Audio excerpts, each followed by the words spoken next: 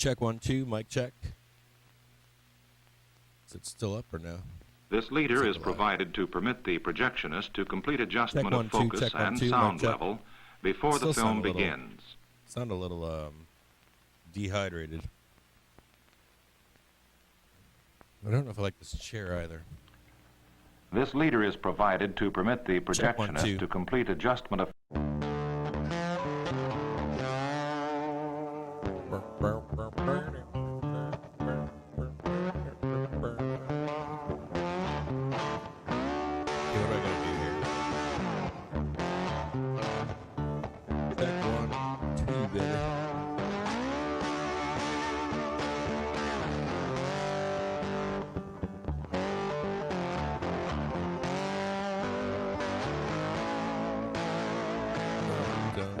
Save that.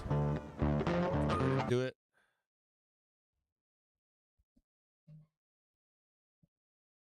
I wonder if people took their profit yesterday or not.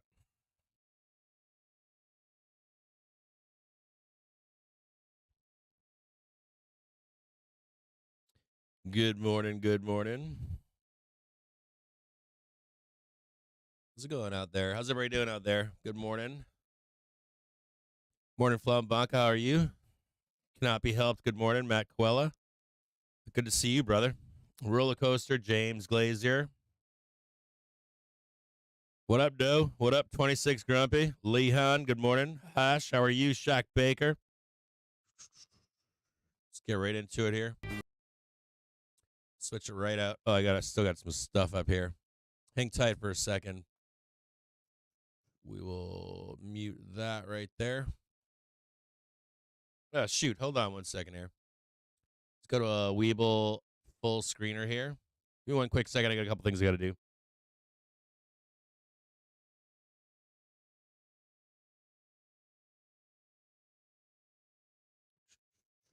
Had to reset my office this morning.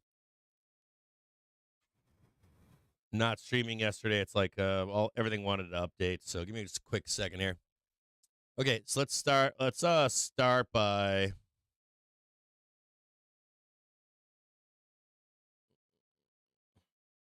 this is not where S1 is, I don't think. I think we're below S1. Let me clear out all this stuff here. Remove 4 drawings. This is the trigger screen. Give me 1 quick second as I get book map spinned up here. Not quite seeing a cross yet on SPY this morning.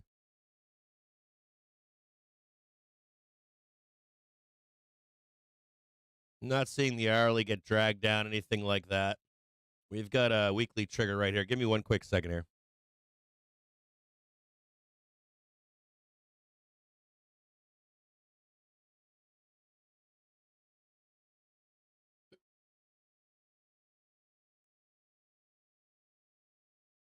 All right. Main screen.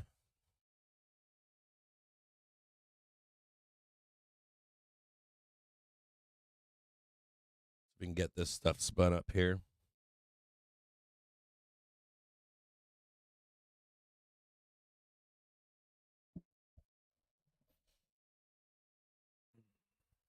I also got a new chair, and I'm not quite sure if I'm happy with it. I think it might be too big. I got a big and tall chair, and I'm not 6'1", so I'm not quite like tall, and I'm not quite big. Like a big guy, but I'm not fat or anything. I thought I liked this chair, and then it went on sale on Sunday, I think. I think I might have liked a different chair. I ordered a second chair, too. So I ordered 2 chairs. One's being delivered and one I could pick up. So we'll see when that other chair comes in and see if it's any better than this one. Hold on a second here.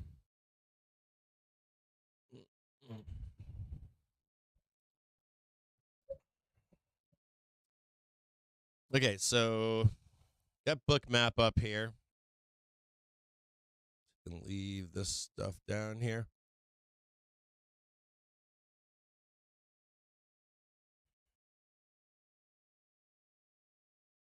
Still don't have a crosshair on the hourly and the half hour to the downside. You got a target down here to check out 431.30, 431.31 on the weekly trigger down below here. And then your S1 this morning is at 431.02. So we'll put that in really quick.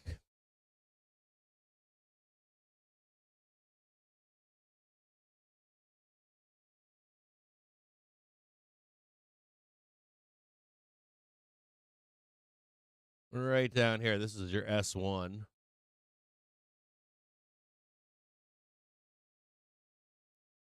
Did any of you guys, I guess whoever stayed with me on Friday, leave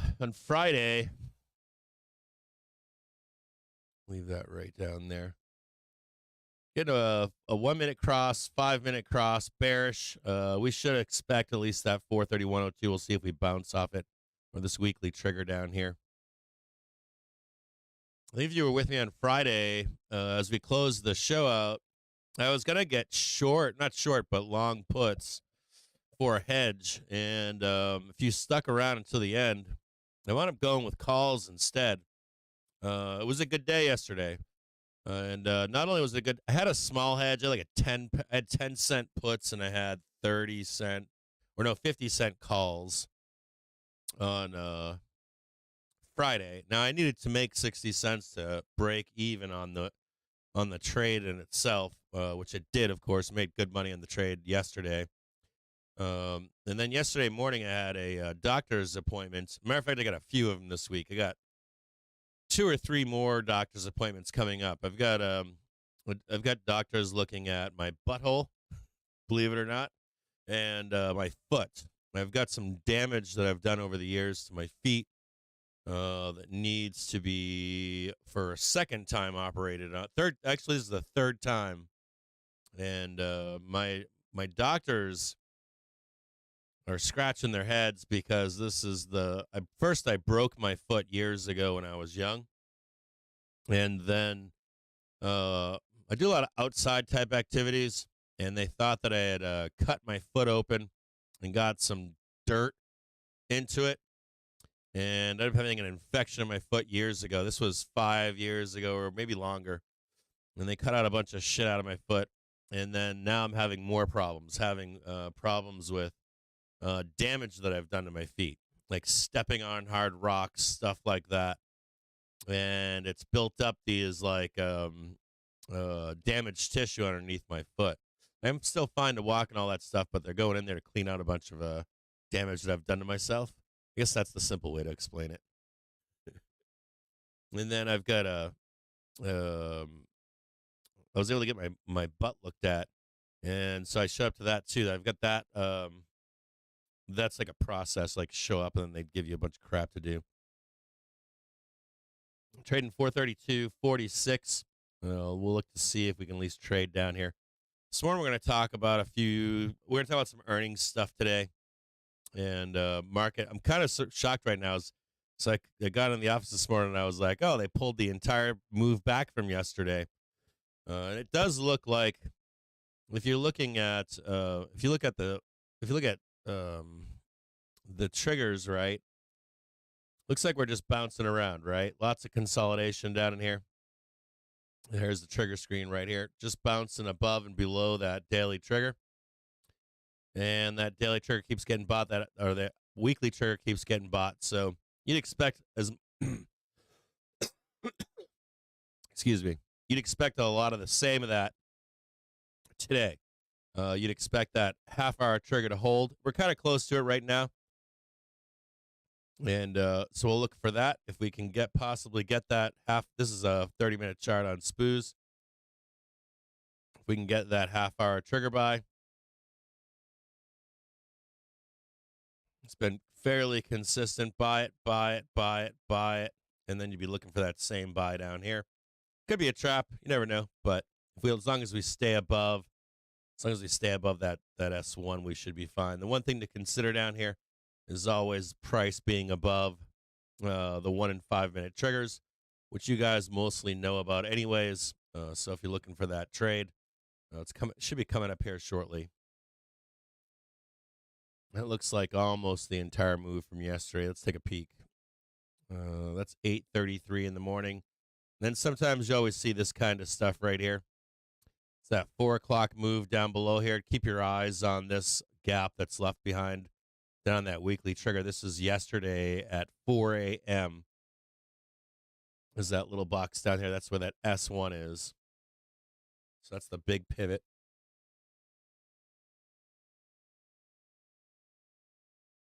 Give me one quick second here.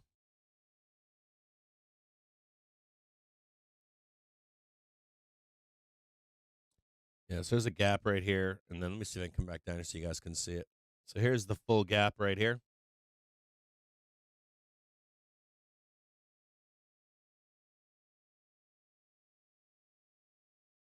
Oh. Hold on a second here.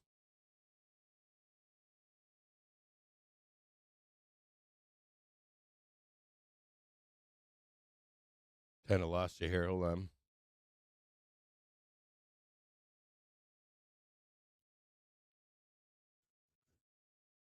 Sorry about that if I lost you on the screen. So down here we've got this gap that was left unfilled. This gap's right down here. This is right before the open at 4 a.m. yesterday. So we'll take a look at that gap down here. Right about there, right down to there. So that gap is right here.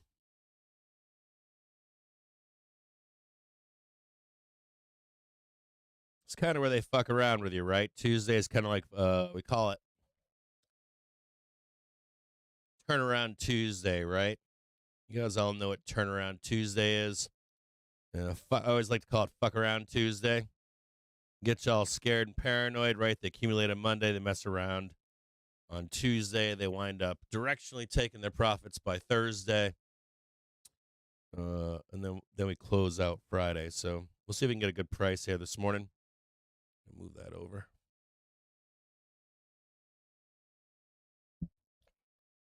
Yeah, they give me a bunch of crap doing my butthole. They want me to like eat a certain way and drink certain things and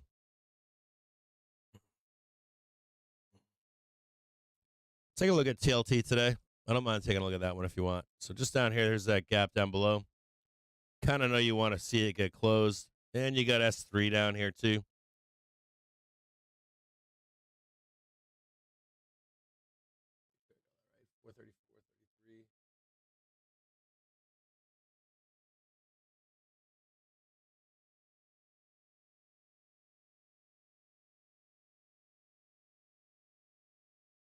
There's your HT right there.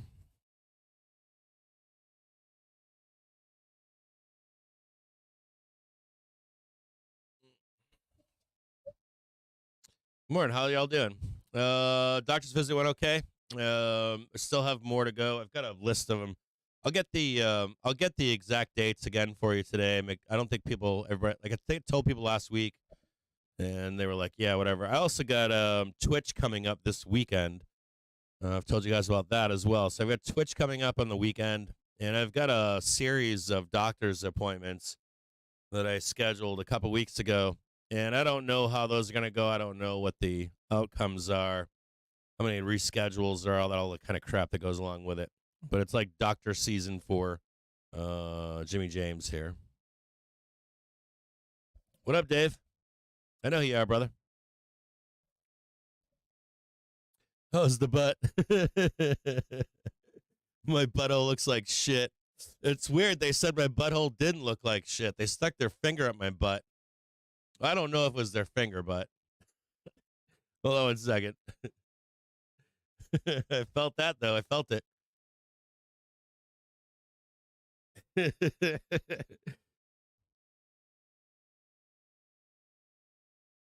How do I pick a doc for a ball cancer? You know what it was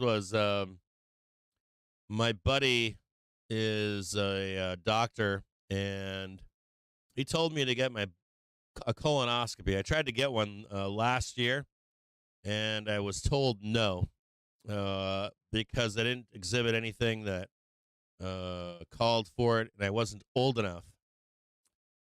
Now, my buddy told me to make shit up to get that done. And so I came back to this checkup, and I complained with the right complaints, and they granted me one. Now, they don't want to give you one until you turn 50. So if you're in your, like, hit 40, mid 40s, anything like that, they're going to usually get denied. And, but he told me to get it done younger because if they find anything up there, it's rather than trying to treat it, like, more, like, let's say I get some cancer, rather than try to manage it over 10 or 20 years, which is oftentimes what doctors prefer to do, believe it or not. It costs a lot of money to get this stuff done. So what they want to do, what they do is it costs a lot of money to get done, right? So if most people come back in their 40s with nothing wrong, it's wasting money for insurance companies, right? That's what it is. So, and then you get stuck into a treatment plan. A lot of well, I shouldn't say a lot, depending on what kind of doctor you are. Some doctors believe in like whole cure, and other doctors believe in treatments, right? And some doctors there's like a not a Hippocratic oath, but when they go to medical school, they have a thesis behind how do you cure people. It's either like the body or medicine. And they take, not that they don't use other forms of treatments, but anyways, trying to like, getting a little weird here, but the idea here would be that insurance companies and, it's like the military industrial complex. You have like a medical industrial complex, and nothing's free anymore, right? They're not going to give you a free, you're not going to get a free anything. It's like diabetes drugs the same way, right? It's supposed to be free. They end up charging $1 billion, right? And they don't want to cure you of anything. They want you on the system, right? They want you to take pills for the rest of your fucking life every morning or afternoon or night or whatever it is. So you're like stuck fighting all of this whilst trying to keep yourself healthy and live a long life. So that's what I did. But I didn't expect it though. I originally went into this doctor's appointment for a checkup, my mental health, and my foot. And so I was in the the original doctor's appointment. This was about a week or two ago, and I was in the original appointment and went in there because my wife said, the last winter here in Michigan for me was brutal. And so I wanted or my wife wanted me to look at seasonal something disorder, something to do with like seasonal depression. So I was like, well, I'll go and tell them about it. So I went in there and I'm getting my checkup, and they were like, here's a drug. They gave me a prescription for Prozac and had me find an appointment for a counselor. First appointment available, December 17th. And a prescription. That's what they did, right? And then, look at that nice squeeze right there. Nice little bounce. And then they wanted me to, so they got that. And then I told them my foot. They looked at it and they were like, yeah, you got to have that looked at. So I got an appointment for my foot for a podiatrist. And they gave me 2 doctors recommended to me. So I called both of them. One called back, and I made an appointment. And then the other doctor, and then told them about the butt, and they finally gave me the colonoscopy. So they checked my butt in the office, and they sent me again yesterday to prep for a colonoscopy, and checked me out, gave me an exam as well. And then, so all those 3 things. Now that's not the norm. This is a new doctor for me because I went from a nice doctor and then tried a new doctor last year, I think. Tried a new doctor, new primary care physician. Never should have done that.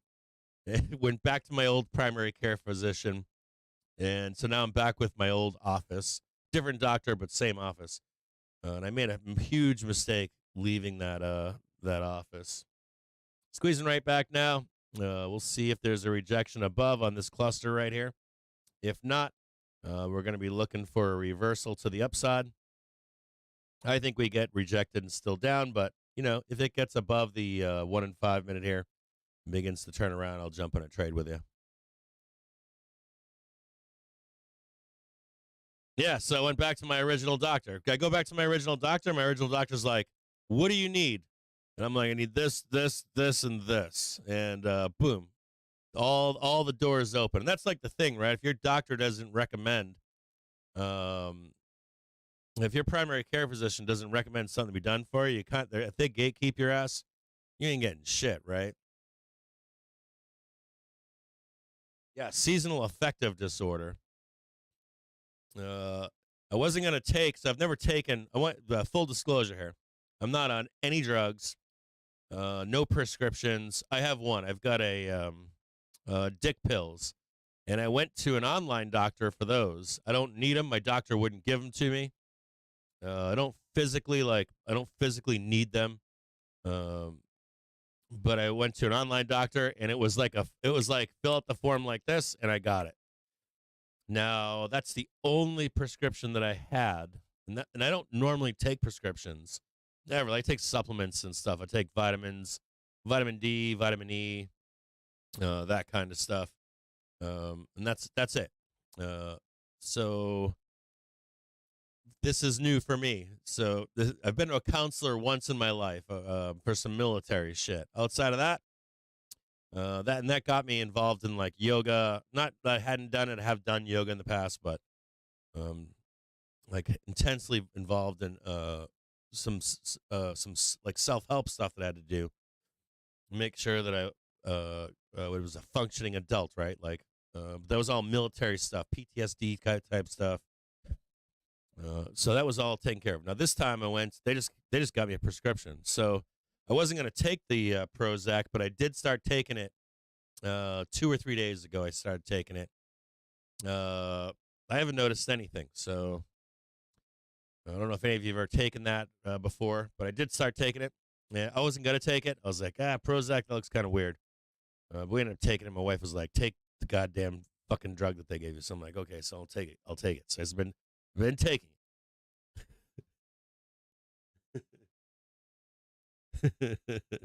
Yeah, D pills and yoga. The D pills have been fun, especially if you don't need them. If you've never had D pills before, they're fucking crazy. It's like you're 14 years old. What? And well, the D pills that they gave me too, they're called Cialis. So you don't have you're like a walking erection or anything, but you take them, and if you need a walking erection, you can just blink, and you've got one. It's like you're like 12 years old or something, 14 years old. It reminds me of when I was like 14. So it's fucking awesome. So I can't say it's not awesome.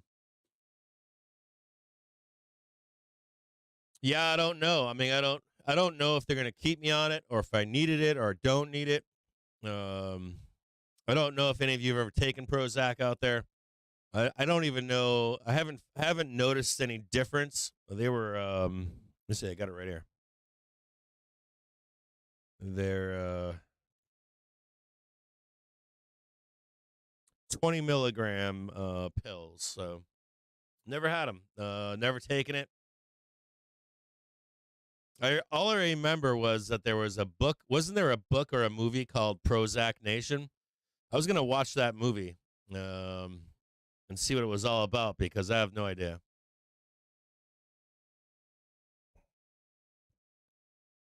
Yeah, Cialis is fucking awesome. It's that ain't that truck stop pill stuff. Oh yeah, squeezing up to the hourly trigger right now. We'll squeeze up here.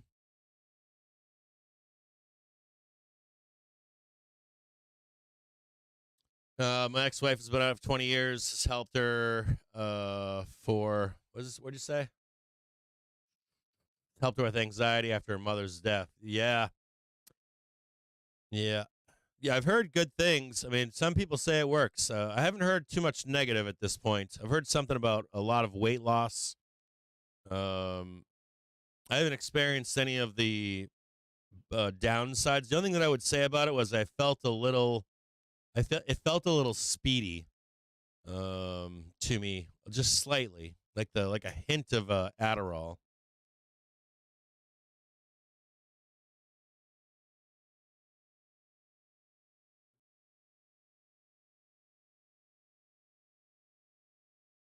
Squeezing up to the hourly trigger right now.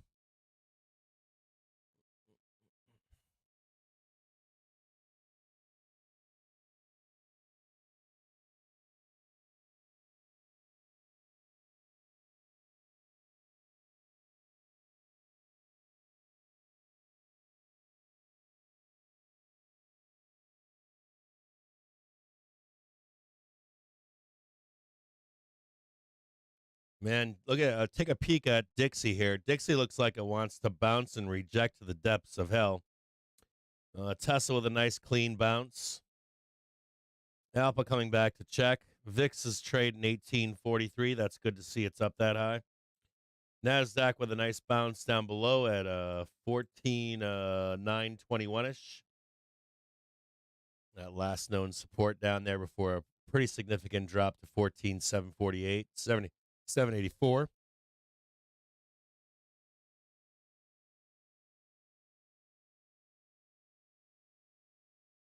The VIX still elevated, just parked up here.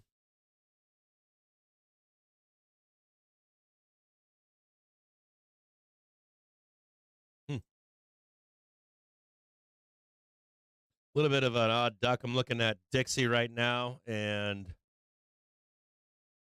it's kind of a weird market right now. I'm looking at, like, as an example, I'm looking at HYG. HYG 1, 2, 3, 4, 5 down days on HYG, right? Forming a nice bull flag here. On the 1 hour, it's selling off that 1 hour 2721 EMA. So that's looking actually bullish, which is kind of weird. A 1 minute chart on VIX, right, looks bullish. But then in a 5 minute chart, it looks like it can roll slightly and then bounce. It actually looks bullish even right here. But VIX looks like it could roll down a little bit and then bounce, though, right? So VIX looks like whatever bounce comes out of HYG will get rejected. NASDAQ parked on its in a pretty significant support zone here. But Dixie looks extremely bearish. Like it wants to get out and clear out that 106 gap down at 106.23. So we'll see. Mixed bag here. It looks like good. Looks like there's a possibility of some kind of a recheck kiss trade and then an upside move, but to be tempered.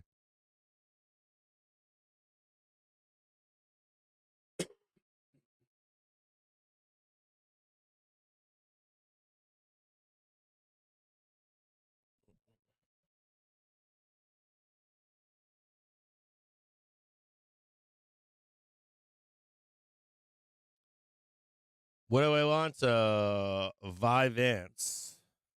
Okay, Vyvanse. I don't know what that is. Let me write that down. Hold on.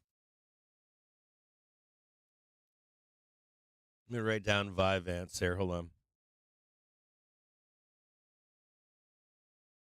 I don't know anything about it.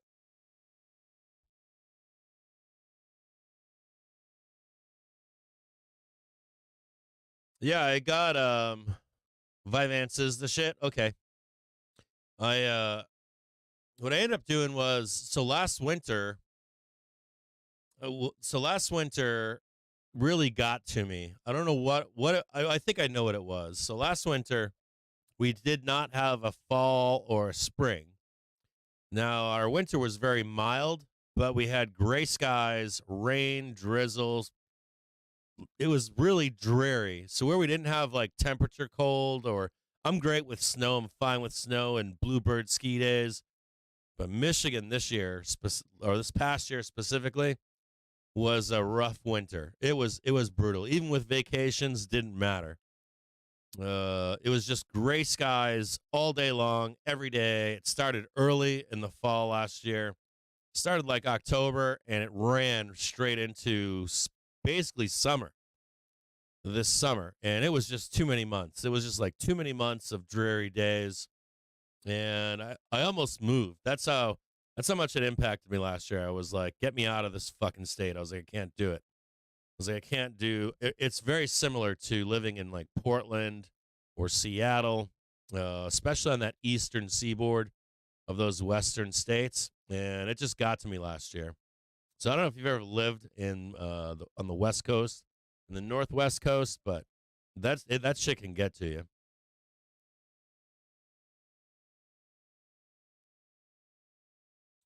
Really want them to close that gap down there. I don't like the idea of them not closing that gap here. Not a fan of it right now. All right, so we're gonna take a look. I'm gonna read something off to you this morning. We're gonna talk about the thumbnail that's on this video, which is Dollar Tree. So Goldman Sachs is saying that it's time to buy Dollar Tree. I took a look at it this morning, and we're going to take a look at, I think it's DLTR, right? So we're going to look at Dollar Tree. I should have said something sooner. I should have said something off the open. This is 4 o'clock this morning, and Dollar Tree is ripping, but I also want to draw your attention to, I'm going to take a peek here at Dollar Tree if possible. It's already blasting up. Right off the open, it's been blasting. So this is Dollar Tree right here. What I want to direct your attention towards is the hourly cross on the daily on DLTR. And if you haven't jumped on it already on Dollar Tree, it's been climbing. As long as it stays, we're getting across right now of the half-hour trigger. It should begin to squeeze higher and start to take out. Right now, price is sitting at 113.47. I'm going to give you guys some targets for it. There's one right there. There's another one right there. There's another one down there, I guess. I guess you could say there's a band right there. This should be a pretty significant rejection point up here. Some volatility above at 121, 124.29. And then a giant gap to close. Giant gaps to close on Dollar Tree. 141.34 is the big one, right? So let's take a look at, there's a lot of sexy up in here. So Dollar Tree, this is kind of what you're looking for, right? You can't really ask for too much more, right? You got consolidating price. You've got earnings season beginning. You got to squeeze up and above.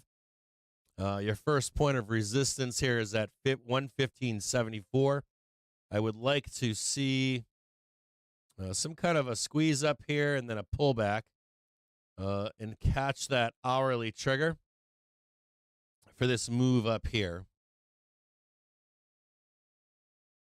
Something like that right there. So we can catch that bounce right there.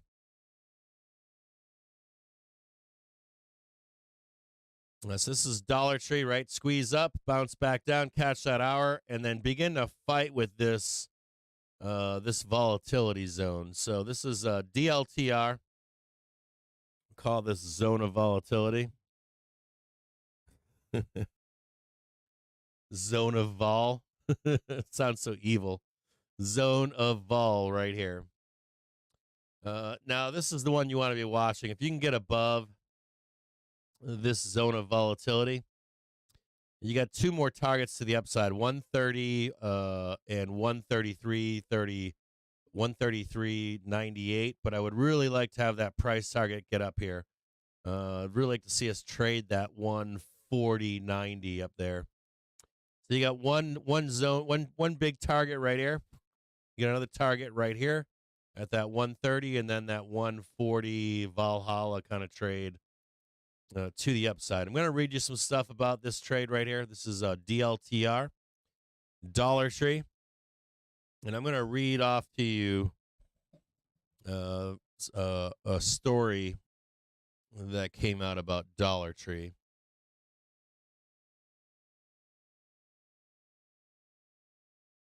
Hold on one second. I'm going to get back to SPY.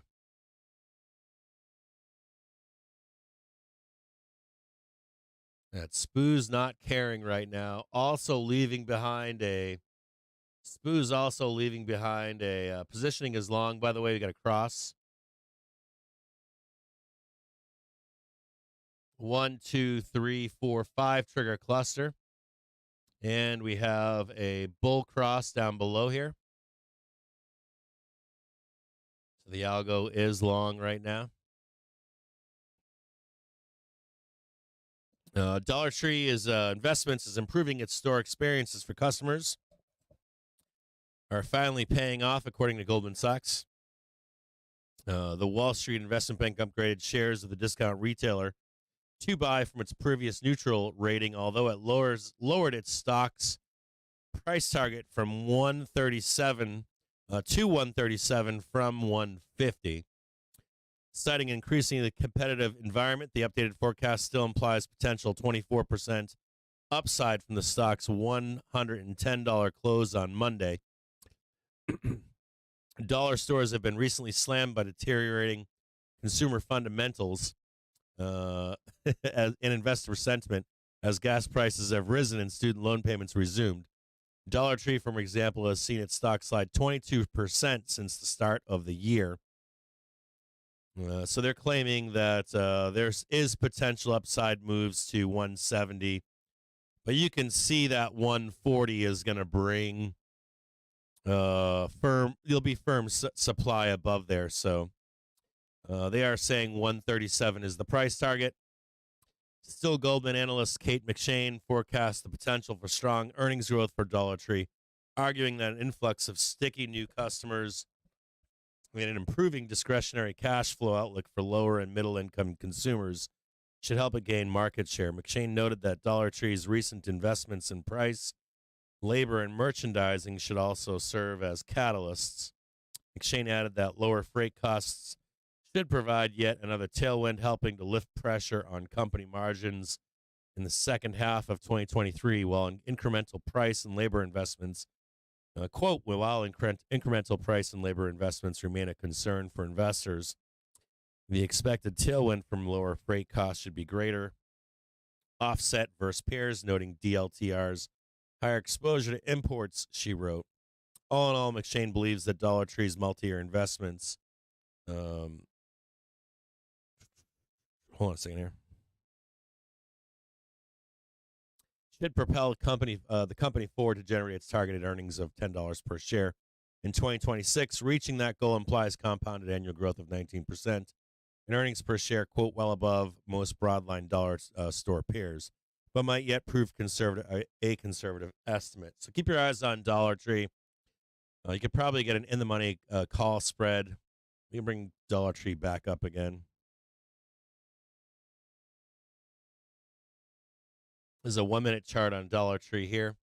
So if you can grab, if you haven't bought Dollar Tree yet, this is a 1-minute chart on it. If you're looking for a dip buy on it, there is a gap back here left behind. You can see it right here. If you get a chance to buy 110, I think it'd be worth it. Set an alert on 110. Targeting now. That report I'm reading to you is from CNBC Pro. And their target to the upside is 137. Just note that volatility, that zone of volatility up here. And also that 137 price target, you see the 133 and the 130. Pay attention to that volatility as well. I'd go with the 137 or 140 being some kind of an extension to the upside. So that's DLTR for you for earnings season.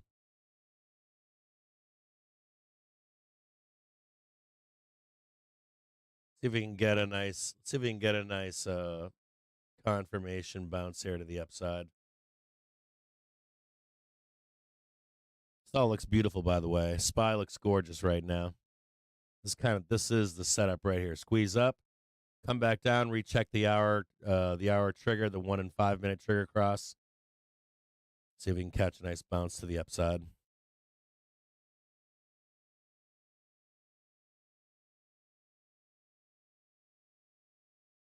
Life on the 8 Mile.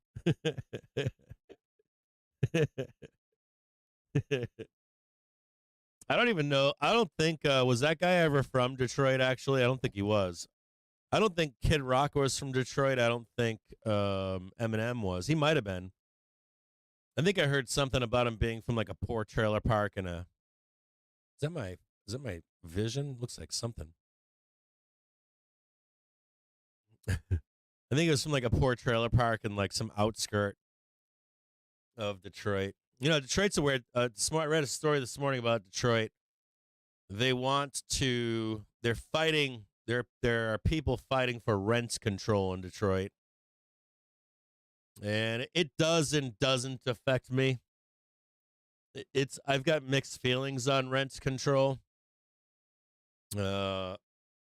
It's hard to. My feelings are mixed. I'm against rent control. I don't mind rent subsidies. Well, I'm against rent control here in Detroit right now. I don't think I'd be against it in general. Well, I don't have mixed feelings on it. Like I used to live in. I lived in New York and I lived in Santa Monica. Both had rent control, and it's a mixed bag. It's a mixed bag. It really is. It's got good benefits, and then it's got some really fucked up benefits. And Detroit, in particular, is like not quite ready for rent control. And some of the major issues with rent control here in Detroit, where I live, one of the major issues right now is Detroit housing stock went unattended for a long time. I mean, a long time, decades. They have a lot of homes here that have not been brought to code, and the code here has been raised significantly, which is good. So I feel like Detroit's at this like one step at a time. One step at a time, right? Like progress one step at a time. And so I was reading this article and I heard about it last week ago, and some friends, and then I heard about it again, and then I finally read an article about it this morning that was front and center. See, hold on a second here.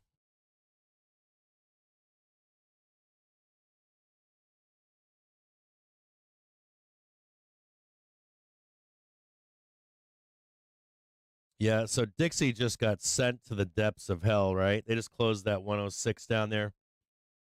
Yeah, Dixie just got smashed.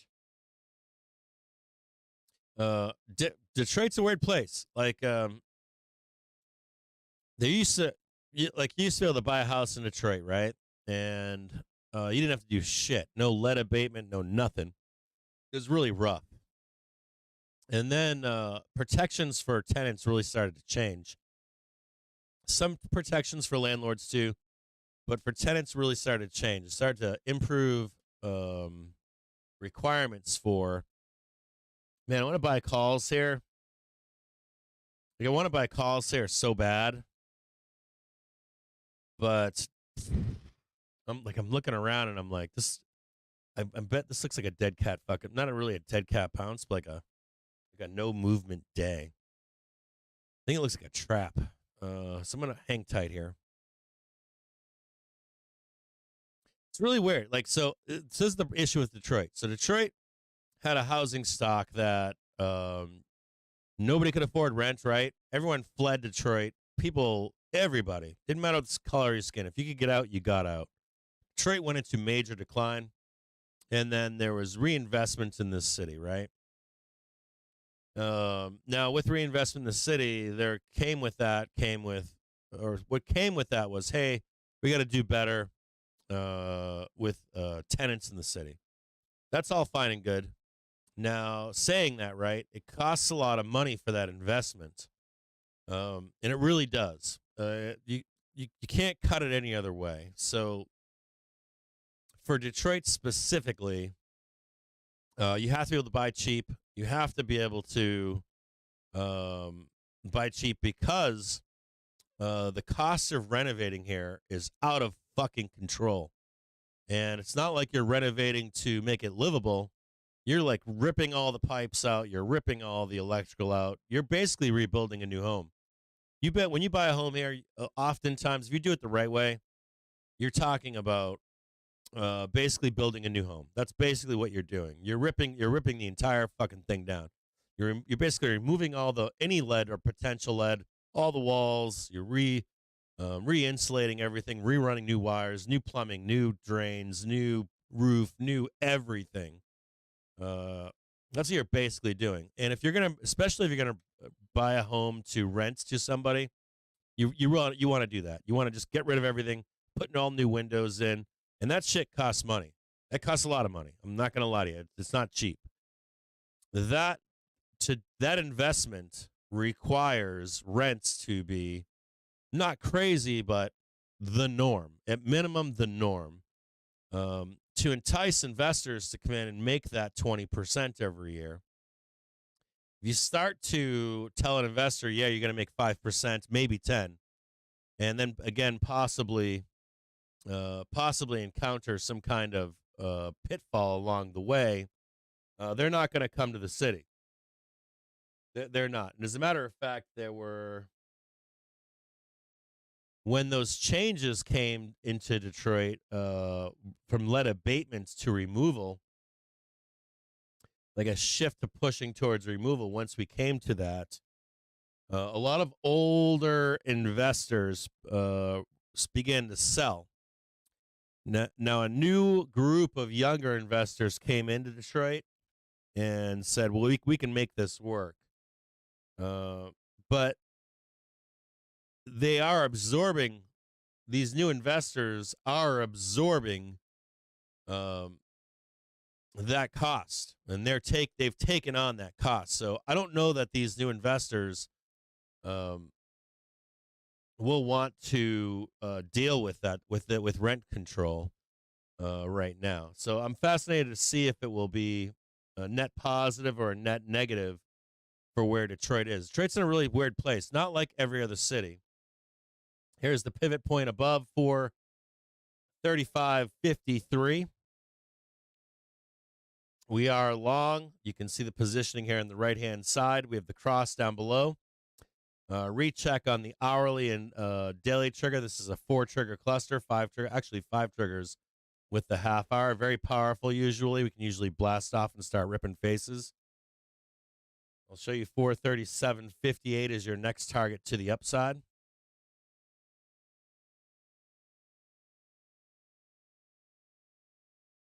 Pop that one up there. And I would say it would depend. I mean, I'm not anti-rent control or rents are out of control. Rents here are though pretty good right now. If you're renting in downtown, you're gonna be paying $3,000 a month, which is good for Detroit. It's never been like that before, so it is getting a little expensive here. But you can still find an apartment or a house here for like $1,000, right around $1,000. It's not completely out of control here, but I guess my one concern with rent control in Detroit would be, it's like it doesn't have what it needs yet. Detroit doesn't have like the great schools yet. They don't have the great transportation options. They haven't attracted a large company yet, like an Amazon that they've been trying to do, like a big tech force. And the city, although it's in a comeback mode, hasn't come back yet. So I don't know that we're ready for rent control. I think we should at some point, but it's not there yet.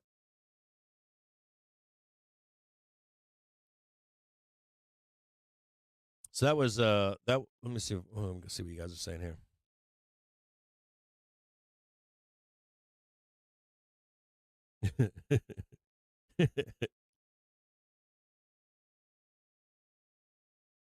A small gap to the upside here at 436 flat, trading 436.49. Keep your eye on that gap that's just above up here too. There's one small gap right here.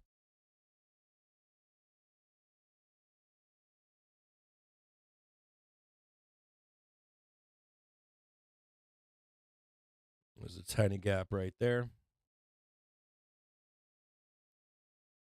We also got to think about yesterday's high.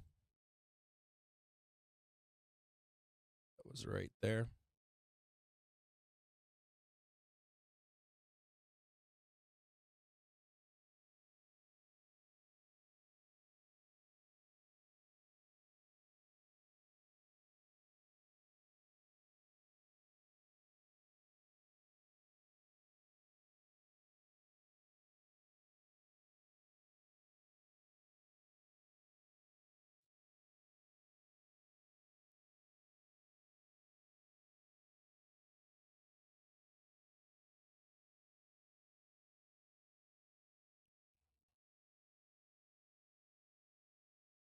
Let's see what else you got. Let me see. Check what YouTube's saying. Oh, so Tampa and St. Pete's trying to do rent control. You know, I lived in rent control in two places, in New York City and in Santa Monica. And you know, what do you want to know about it? It can be like it's a weird thing. It's like it has its place, and it can be very detrimental at the same time. In Santa Monica, I paid. This was a long time ago. I was paying $3,000 a month for rent in Santa Monica. My apartment was a shithole. It was a fucking shithole, and the landlord had no wants to raise or to improve the property. So that was frustrating.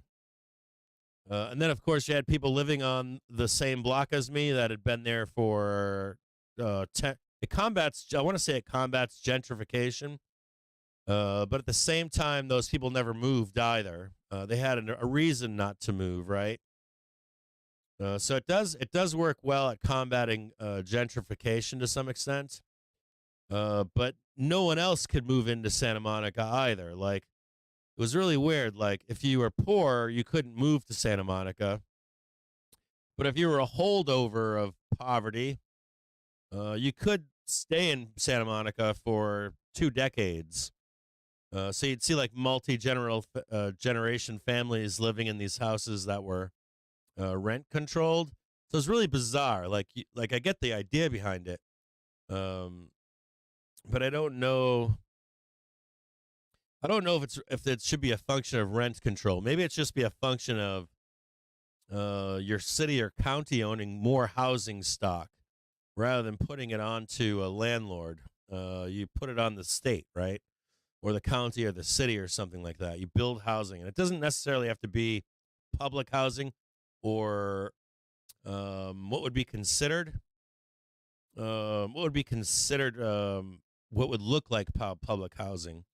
As a matter of fact, I lived in Park City. They didn't quite have rent control, but they did have like a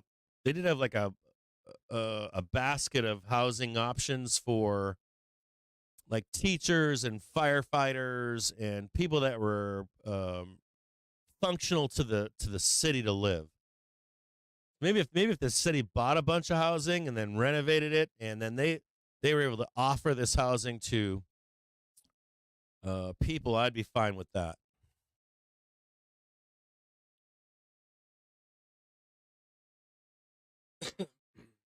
Yeah, and here's the other side of it. So I only do Airbnb, and when I do rent to Section 8, Section 8 in Michigan is outstanding. It's really, really, really outstanding. Especially, it's great for the tenant, and it's great for the landlord here. So the options in Michigan as a landlord, you'd 100%, from in my perspective, is you go the Section 8 route. Especially Detroit, you get a guaranteed pay every month. The pay is outstanding from the state here, and the requirements from a renter is high. So they've had like Section 8 reform of some kind in the state. But I don't rent right now. I do Airbnb, so I don't need to. I'm not concerned with it for myself. I take advantage of there not being a large infrastructure of nice hotels in the city, but I guess it could affect me at some point.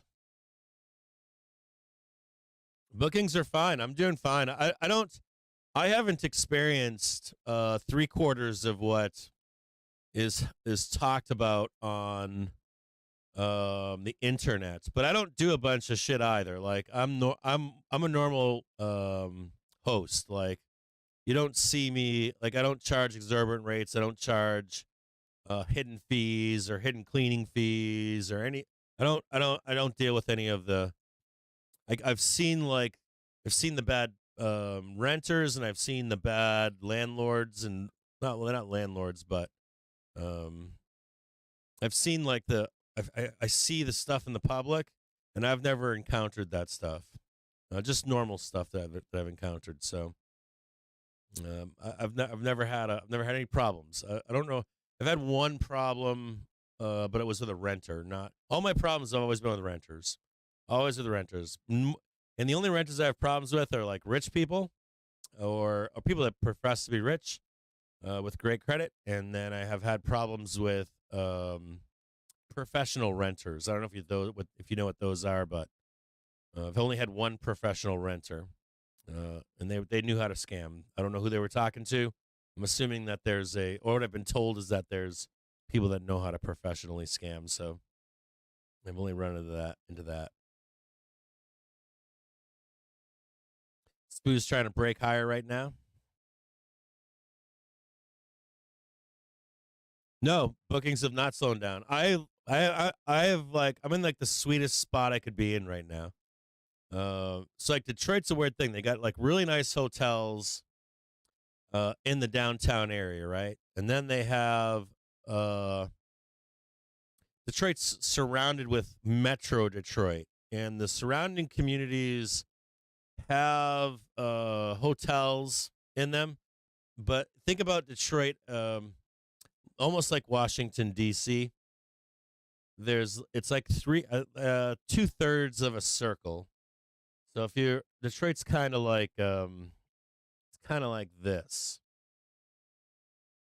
It's like 2/3 of a pie. So this is like all water right here, right? This is like the D. And then there's the Metro Detroit is around the outside of it. So there's hotels out here. There's hotels right here, but there's nothing in here. This whole area right here in the middle, there's no hotels. It's like there's no hotels anywhere in here. And so because there's no hotels in here, there's a demand for Airbnbs, and there's a great flight out of Detroit too. So if you're not, let's say you moved out of Detroit, you take off, right, and you have some family members that never left, and you want to come back for a family reunion.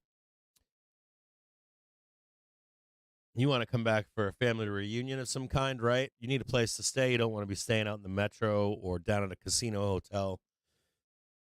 It's a good option for you. Another option is for people that come to town for sick family members, family reunions, and then a lot of engineers. So Detroit still has the big three, of course, right? Still home of American car making. So you get engineers that come to town, and then you get engineers that come to town to fix like gas pumps or stores. Like I'll get a lot of engineers that rent from us. So they'll be on business in the city for some kind. Technicians, stuff like that, traveling technicians, they'll stay at my houses. I get a lot of those people too.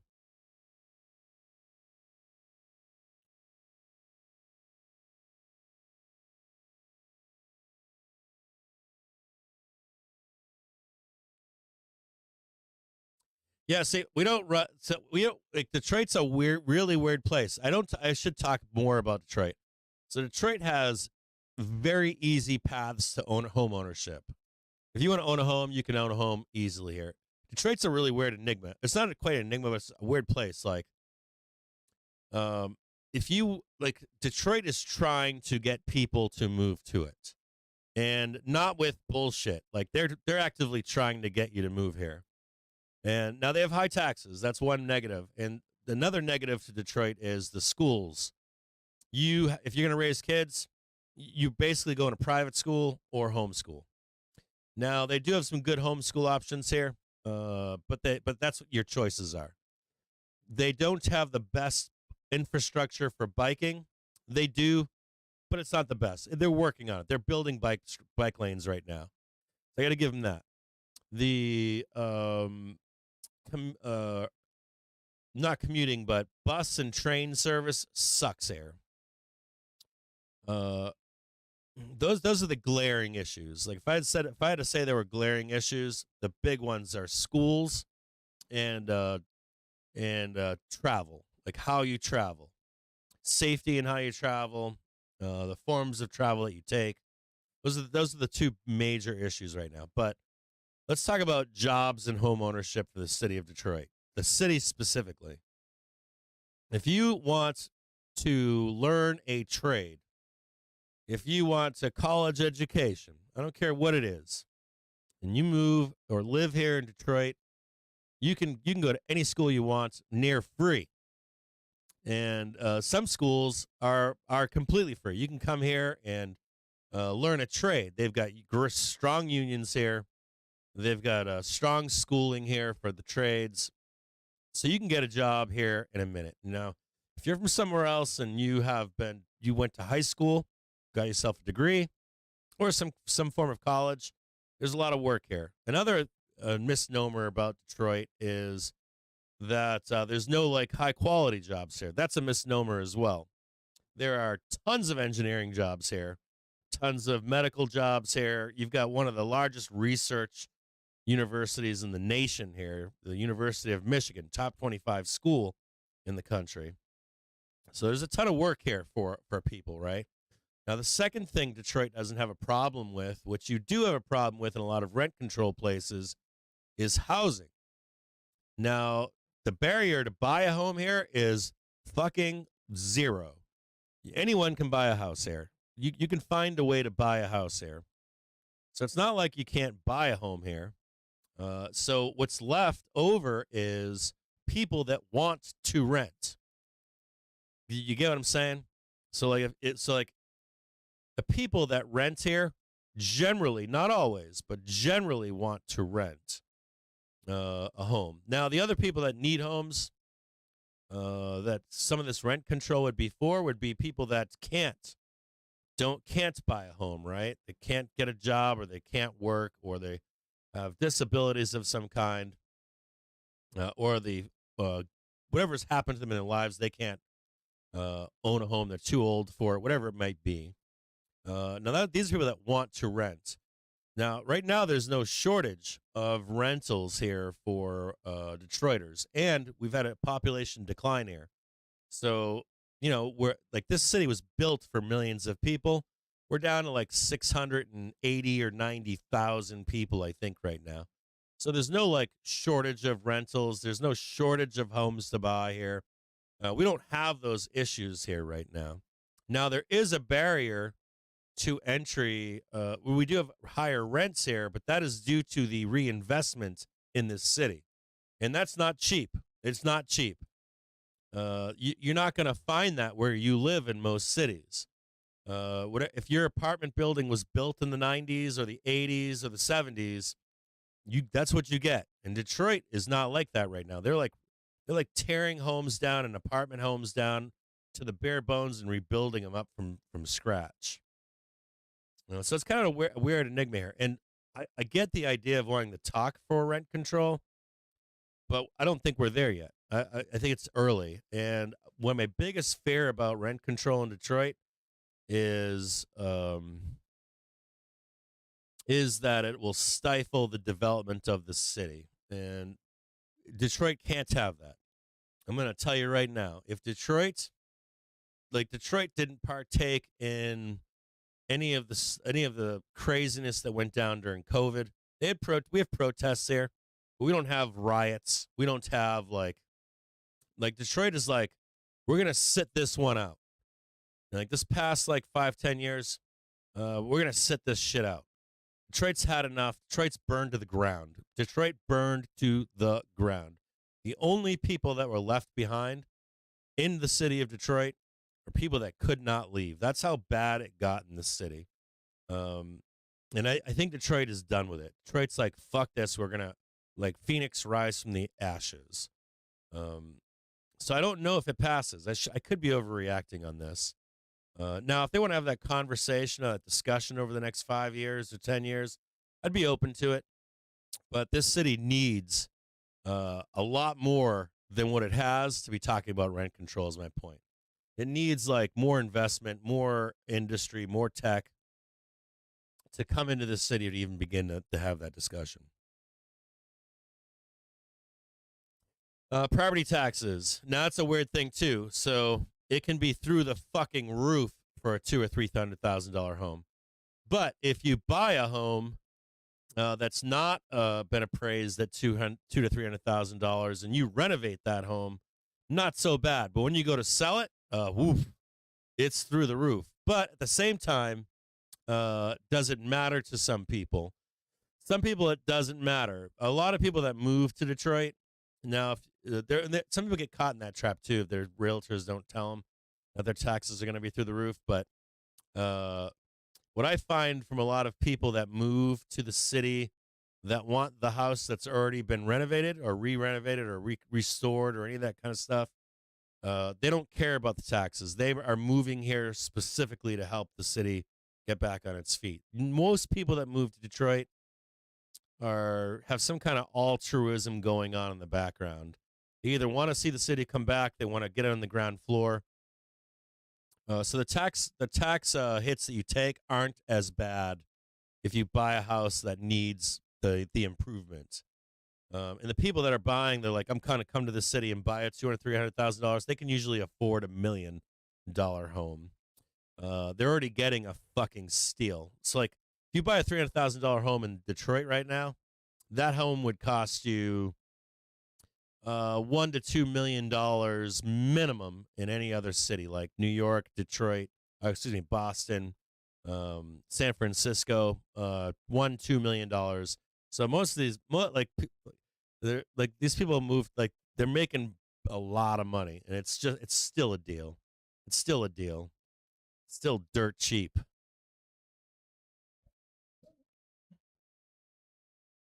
Did I get my message, Jared? No, I did not. Do you want to? What did you send? I haven't. So I was in the doctor's office yesterday. I was drugged out of my mind. Got back yesterday, slept, and slept. So Jared, you did email me, Jared. Hold on here. Let me check right now, brother. Let me look. Did you send me a DM, Jared? Oh, yeah. Here he is. I got you, Jared. Hold on, brother. I got your name here, man. I'm going to look you up right now.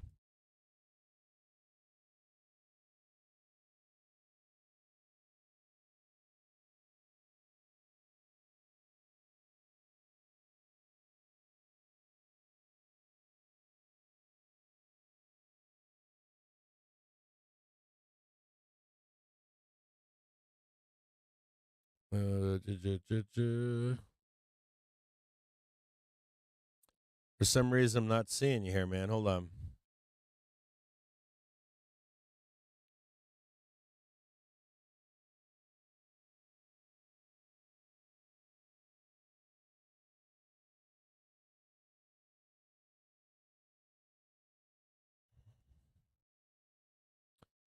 No, Jared. Hey, Jared, go to your Jared, do me a solid. Jared, do me a solid. Go to your YouTube home, right? Whatever your YouTube home is. Go to the website address bar at the top. Highlight the entire address bar, copy it, and send it via DM and Twitter. The @Jared is not the. I need your full like YouTube Like mine is youtube.com/CaptainJimJames. So whatever that whole thing is, copy it and send it to me via DM, brother. And I'll put you in right now.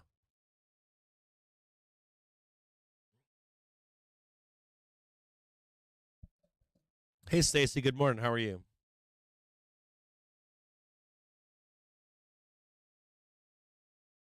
Utah, baby. Utah does rule. I love that state. The only thing that sucks about Utah, the food sucks. The food is stuck in an interdimensional time warp.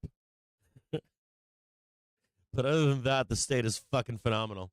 And I don't like the booze situation either. Sorry, that's just shit so like 1950.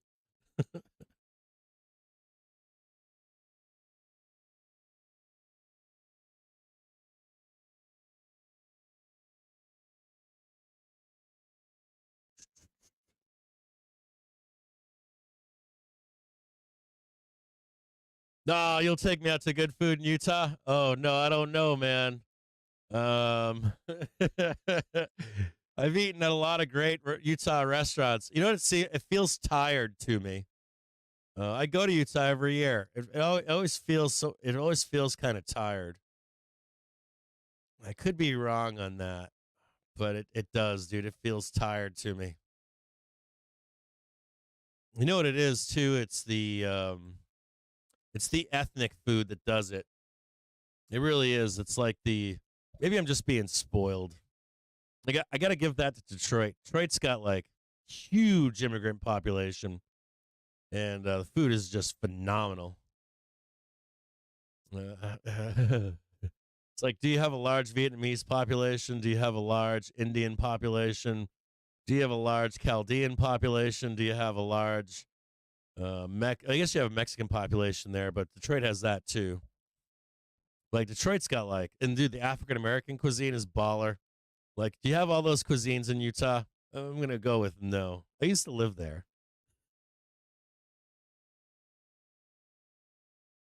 Yeah, yeah. I can't say there's good Mexican food in Utah.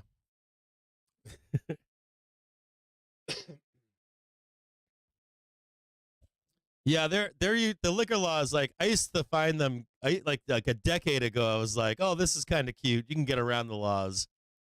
Then it just became kind of tiresome. Like I can go out right now anywhere and put a beer and a shot of whiskey on my table. You can't do that in Utah, can you? Can you have a beer and a shot of liquor on the table in Utah? I don't think you can. A full strength beer. Can you have a full strength beer? And then another thing that always bothered me about Utah, they take the full strength beer. I don't know if they do this anymore, but when I used to live there, they would store the full strength beer warm. So however it got to Utah, if you got a full strength beer, they would stick it out in the warehouses warm. So it was always like skunked beer. Did you guys know that or no? And then they had a rule where you couldn't, like every shot had to be measured. So that was another weird thing. You couldn't have, I got a whole bunch of cool Utah rules. I think I know most of them. You could, if a drink called for certain measures, you couldn't do the exact measures. Now, of course, like, I'm not talking about a Long Island iced tea with 5 liquors in it. But if you tried to measure a classic cocktail of some kind, you couldn't. Right? And you got some high tech measuring stuff you got to do.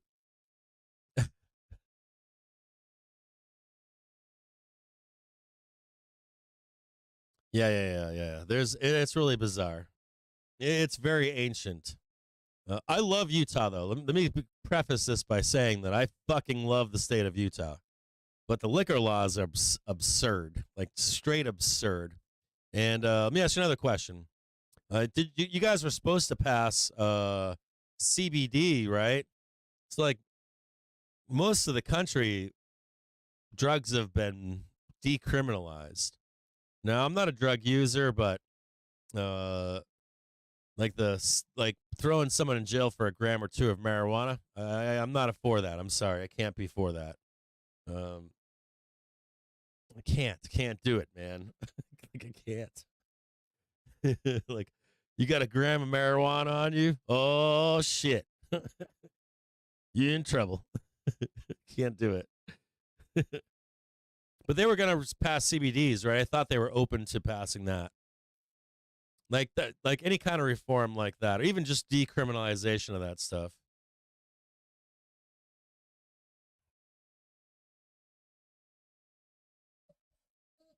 I'm looking again. Hold on, Jared. Let me check right now, brother. I'll check one more time.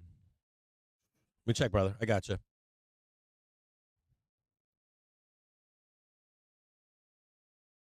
Oh yeah, brother. I got you now, man. Yep. Hold on a second, man. Let me see if this works, bro.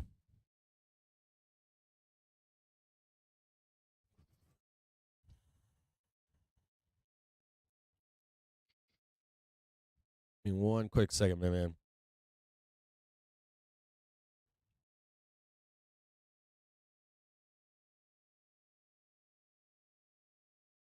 Community. YouTube's been acting really weird, strange, bro.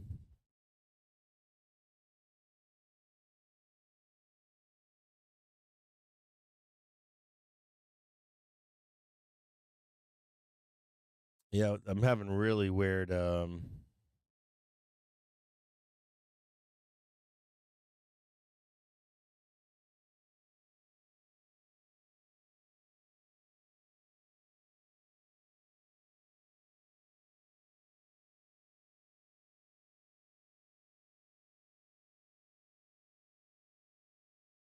on, bro.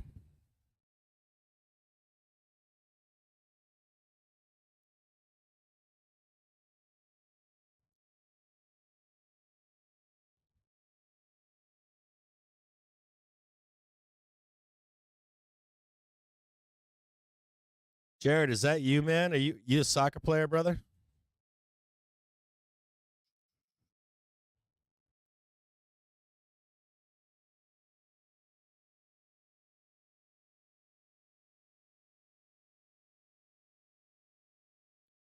No matching users.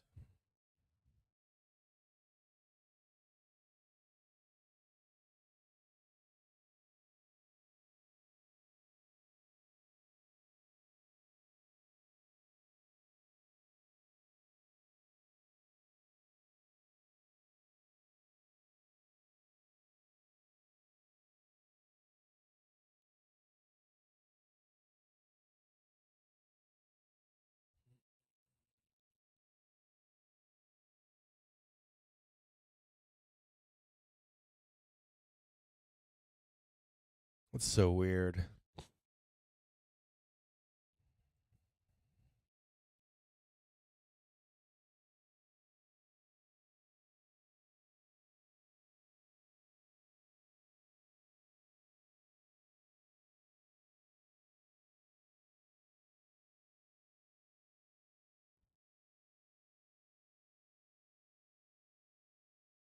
Jared, make a comment on YouTube right now, will you? I want to see if I got you in there or not.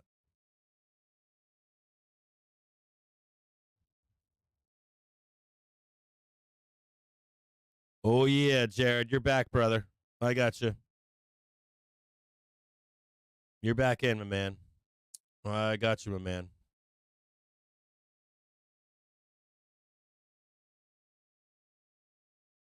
You should be good to go, brother.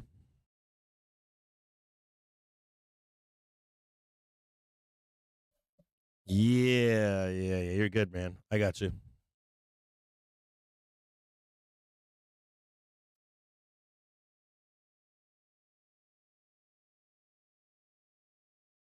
Yeah, they had some changes. Utah used to be like, I think they used to use mini bottles or something years ago. And then, yeah, this looks like a trap, dude. Like, so fucking glad I'm not in calls right now.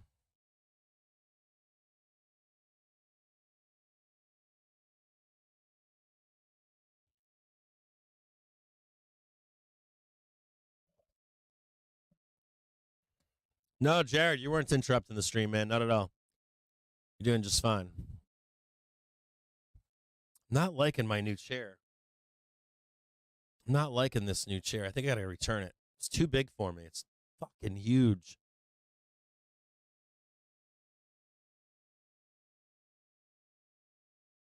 Oh, hey, by the way, Trader Podcast. I've got a meme for you, man, to work on, brother. I'm gonna send it to you via DM.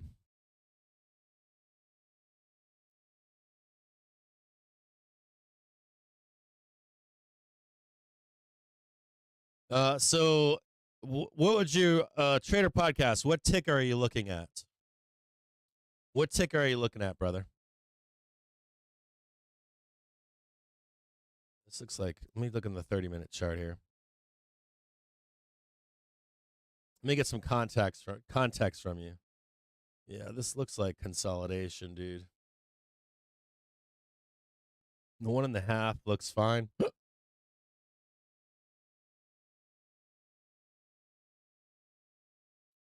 Half minute looks great here. Hourly's, it's okay.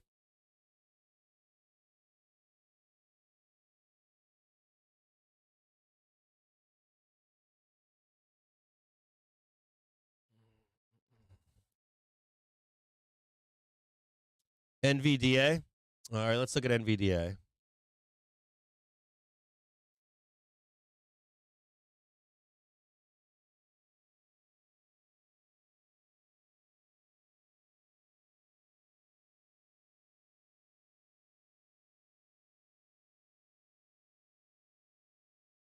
So, Jared, if I was looking at NVDA, right, the first thing that I'm going to look at, let me make this smaller.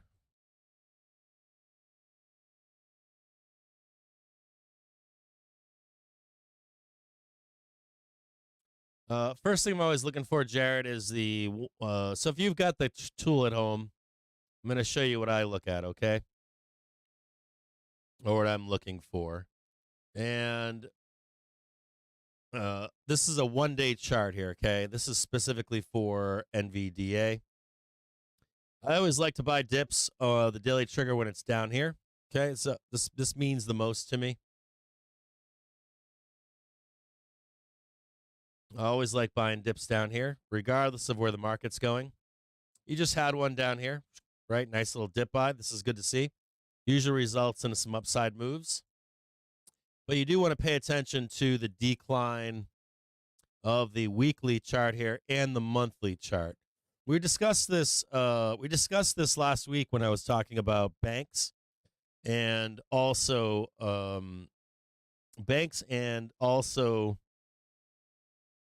Netflix, and we talked about Netflix and another ticker. I forget which one it was, but I was discussing with you that these banks should have a good earnings and then be sold. So just intermittently for earnings season, the run up into their earnings looks bullish on Nvidia. I have real concerns with this over here and this over here, meaning that whatever the good earnings season is, it'll likely get sold off. Now, does this matter right now? Probably not. Probably matters more towards December 1st, January, February. So the idea here would be that whatever upside potential we have for this Q4, I'm going to expect it to get sold off into over here. This is it's being a little bit too dramatic, but here's your December right here. So whatever this move is should be short-lived. Okay, and that's from this weekly and monthly here. We have a series of declining lows. Now, does that mean we can't squeeze up to new highs? No. This daily trigger, you'll always see this daily trigger get bought, even if we're in decline. So that's what I'm looking at on NVDA right now, okay? Now, on the 30-minute chart, if I switch to the 30-minute chart for actually trading this here on NVDA, this is positive here. This daily trigger is a series of higher lows on velocity. This is positive right here, series of higher lows, and we're in negative velocity for the hourly trigger. This is actually bullish. This is bullish on a higher time frame. This is bullish for like 2-3 weeks. Usually, it could be 1 day, depending on price. It could be anywhere from 1 day to 3 weeks, but this is a bullish. You want to be buying this. This is bullish here. This is bullish here, and this is bullish here. So for swing trading, this is what you want to be looking for, is to buy this dip. Now, saying that, right? What I'm looking for here, like, can I buy this dip? Can I buy this bounce here in NVDA? Not necessarily. What I'm always looking for to enter a trade is I've got those 3 requirements, right? So I got right now I got 3 requirements. Is price holding above the 1 in 5 minute trigger? No. Did it squeeze? Well, let's start at the baseline. Did it squeeze up? Yes. That's good. Right? Coming back down now to check its 1 in 5 minute. So not until we get across, right? Am I bullish? But even then, I'm only bullish to 448, maybe 454. What I really want to see, though, here is you can intraday trade this if you wanted. So if you're like, hey, Cap, I want to take this trade here, you can, but I'd be looking for the rip up, come back down, you get the cross. It's all in what your poison is. Like, is it a day trade? Is it just a day trade? So you get the white cross here, right, over the red, right? You come back up. I'd be interested in this trade right here. So here, let me see if I can brush all some of that out. Hold on here. See the initial squeeze here, right?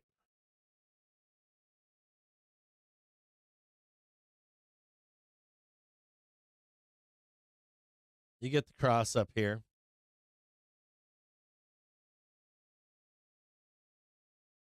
Right? You want this right here. Down here. I'd take that trade right there. But you're only good to 449.01. That's it. Likely it's going to come back down. You're going to need this hourly trigger to come down here to help out and consolidate for a rip. So the bigger move is up here. Now, all of this work that potentially can be done, I'd be like, yeah, if you want to trade that, you can. But in reality, you want that back check here done, and you want to get underneath the hourly trigger, get underneath the daily trigger, get the 1 and the 5 going up there, and then that would be the juicy trade. That's the one that you're looking for. It's like you're waiting for all of this to happen for the big trade to come up. And I'm going to show you another example of this right here, okay? I'm going to show you another example of that right now. So see that hourly? It's above the daily. You want the hourly to come back down and help. You're about to start squeezing up in here. And we just looked at one that had that happen. We just looked at DLTR, right? And DLTR, you can see it right here, right? You can see the hourly trigger helping out right here. So if you can get that hourly trigger to come back down, swoop up, and pick up price on NVDA, it should be a great trade for you. If you want to know my take on NVDA right now, I think it's a dip buy. Fuck yeah, it's a dip buy. And you were given a gift today to buy that weekly trigger down here. So the one thing I would say in this, if you're like, hey, I bought a dip on DLT or on NVDA, one thing I would say to you in this is don't get caught on the downside move over here. So as long as you're holding here at 438, you should be good to go. Stops below 438. Below 438, but if you're bouncing up here, consolidate, and then you get your move up there. And call spread is probably your best trade here. Call spread probably best trade. We got SPX squeezing higher right now. SPX now trading 436.05. They just closed the gap. Back down here. extremely bullish here, looking to trade 437.56. If you look down below, that gap was almost closed. Not quite. There's still a hair. Look over here. Still a tiny bit of gap right here. Tiny bit left. So you get the rest of this gap here at 436.14. Watch the algorithms go in there and take that out.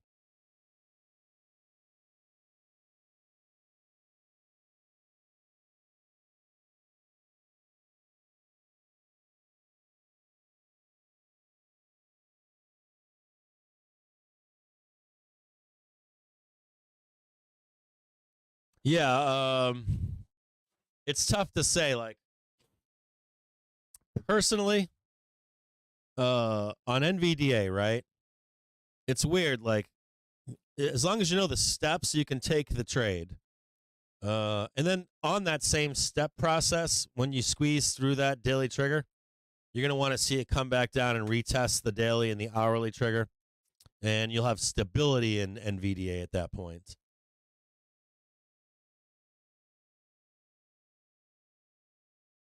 Yeah, I always like, so if you try to jump in on like a swing trade that's 1 day to 30 days, you want to see that hourly velocity at minus 25, minus 50, somewhere in there. Now, it being NVDA, minus 50 is not hard to achieve. And you've got the daily velocity on your side too.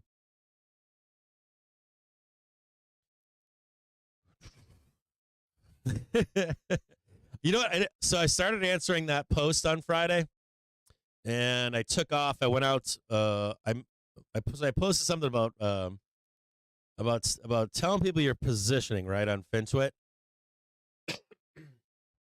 Now, I was answering questions, and I wound up going out again Friday night, and so I took off, but I didn't get back to answer a lot of the questions. I did notice that it got a lot of traction. So I don't even know what was said in that post. I need to go back and check that post and find out exactly what was said in it, because I don't know what happened in that post. I honest to God, I have not gone back and read the entire comments yet. I'm going to, but I haven't yet. So I don't know what was said in that post.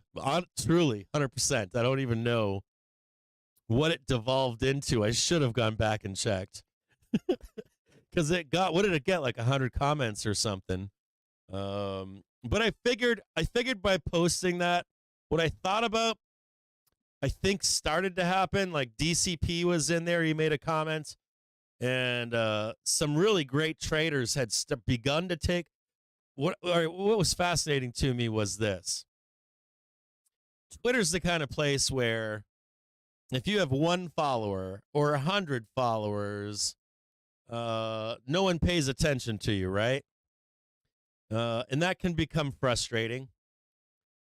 With Twitter, you do a thing where you say, follow these people, right? I trust these people. I give them my seal of approval. And that's all great. I think that has its place. And I think it's a good thing to do. Like, hey, these people I really trust. I value their opinion. Or these people are funny as fuck. Or if you're into cars, follow this person. You're into this, follow that person. I think that's all cool shit.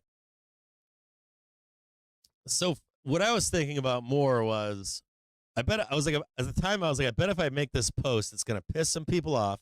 It's going to anger some people, but it's probably going to pull out people that don't care. Like, that'll be like, fuck that. I don't care how many followers I got. I'll tell you how I'm positioned, right? And then it's going to pull out a lot of people that don't have any followers that give up their positioning. And the fascinating part of that post to me was that you would get high follow accounts be honest with you, just honesty. I've got no position, or I've got some position, or I don't care if I'm wrong. And that's kind of cool. You want to know people that don't care if they're wrong, don't care to tell you their positioning, don't care in advance, right? And then the other side of it is you can find people with low follow counts that are great fucking investors and traders. And sure enough, there were people that I trust that posted their bearishness or bullishness or theta-ishness. And then there were people that posted that with low follows and sounded like they knew what they were talking about. So I was like, oh, this guy's got one follower and he's posting like someone with 100,000 followers. And he doesn't care because he doesn't have 100,000 followers, right? So I'm going to follow that guy. I thought if you go back and look at the post, right? If you look back at that post from Friday, it's probably a nice well of good people to follow. That was the point for the post, was to give people the opportunity to read through it and be like, I'm going to follow this one and that one and this one and that one. And I'm betting that some people were pissed off. I'm betting some people didn't realize that if they had high follows, that they probably would have gained a lot of followers by posting in that post. So by commenting, I think if you've got to have 100,000 followers, you should have posted and been like, I'm short, I'm flat, or I was bearish, but I'm flat, whatever. It didn't matter. And you probably would have gained a lot of followers by that forthrightness. So I don't know. I thought it was kind of cool. Hey, Nino, good morning. How are you? Yeah, thanks for saying something, Trader Podcast. And a matter of fact, I spoke to you on it because I was like, hey, Trader Podcast is a great fucking follow. You got what, 3,000-4,000 followers? So I was like, I like following you. I don't know why anyone else wouldn't want to follow you either. What's SPY doing? Grinding. That's all it's doing right now. Just fucking grinding, man. Just grinding right now. Low vol grinding. Oh, Andy, did Andy respond to me? I got to respond to Andy then, because Andy's fucking awesome. I fucking love that guy. I love Andy Constant. Love him. People shit on him all the time, and I think he's fucking great. He's smart. He's great. He has no reason or need to post on Twitter, and I love everything that guy posts.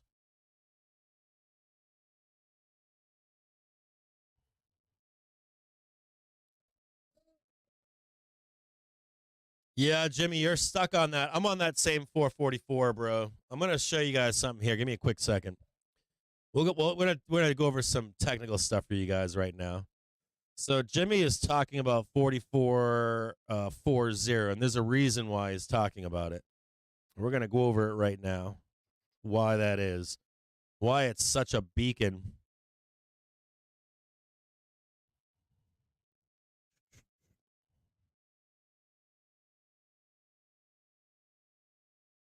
And I'll show you a couple. Let's see if I can show you guys a couple things here. You know, we are coming into end of month here, and see if I can.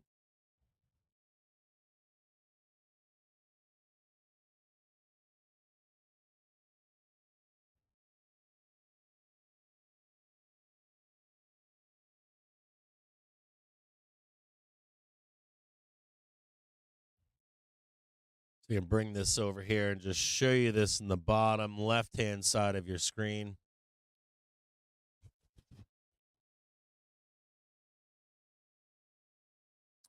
I don't know if you can see this at home, but you get the gist of it if I point it out to you. Whoop, hold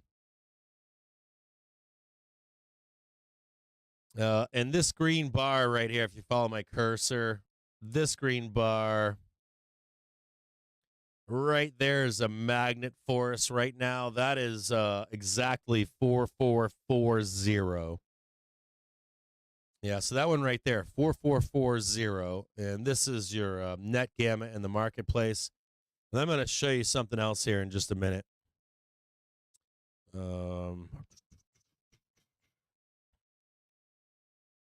Let me give me one quick second. And we're going to go to SP. No, we're going to go to Gamma right now in the marketplace. Let me go to SPX. And just let me change the, let me input the,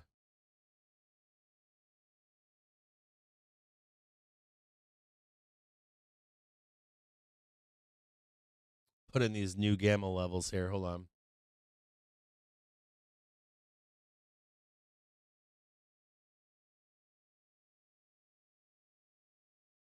So just so this is SPX right now. I've got a gamma chart up.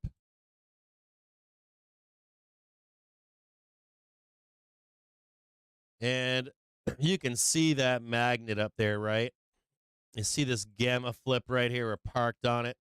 And there's a large node up here at 4,400 on SPX. So keep your eyes on that as the target. And you're seeing all this buying pressure here, trying to push us up into that 44440 right here.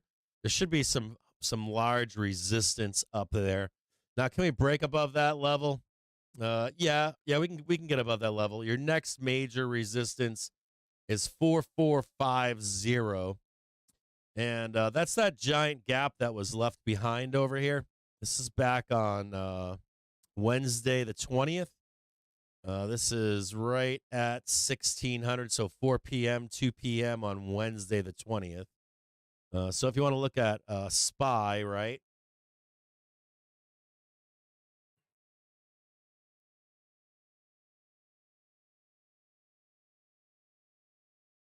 And that's this whole thing right here. This is that whole move down. So that's 444. You can see like all this right here is what everybody's on about. So all racing all of this stuff right here.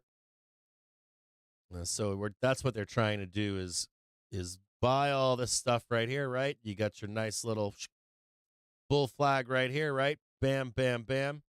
Came down and now looking to launch to this upside. Range of consolidation. Call spread is the way to go.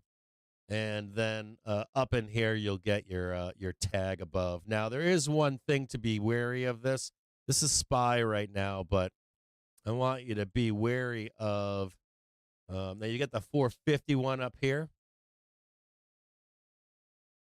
Here's your next one above. Now, we're not looking at the gamma right now in SPX, but the gamma in SPX is saying bloodbath, right? And the reality is that you're looking for this and then the daily trigger to hold it and then pull it back up here to get that second pull at 452. Let's look at SPX really quick.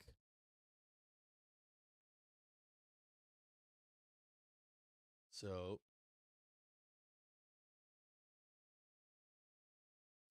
see this gap right back here and then this gap right back here. So you'd have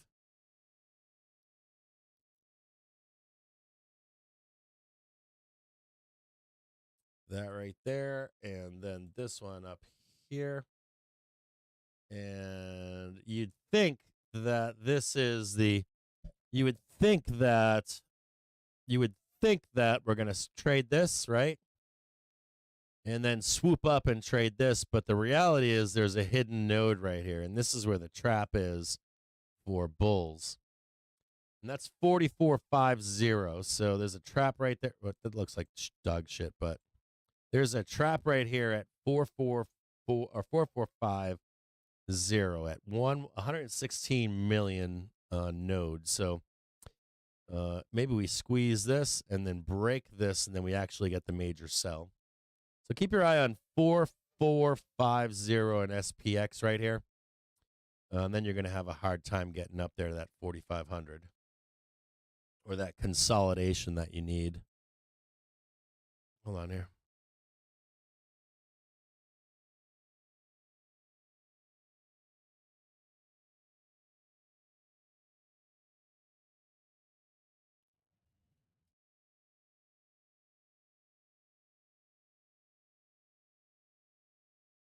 Yeah, so that's right up here. That's at 4440. Now trading 438.47. We have 43.758. Right there, that's R1. And then R2 to the upside, we have 439.16.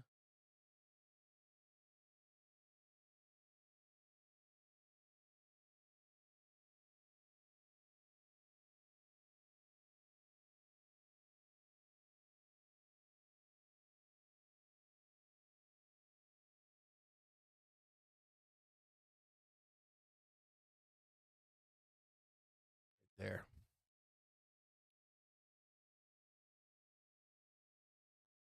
R2.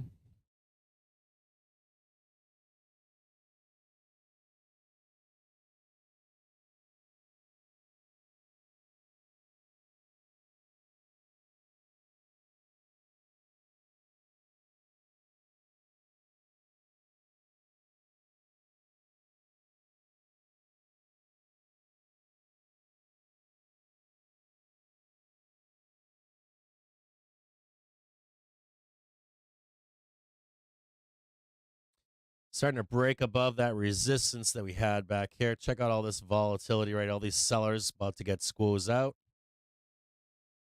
About to get squozing out right now, trying to trade that 437.58.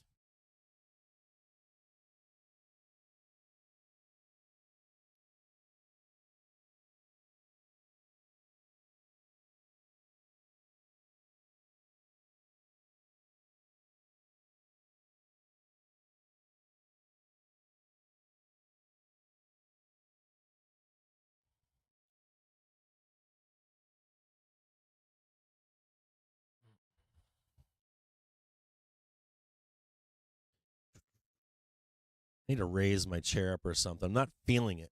Hold on a second here.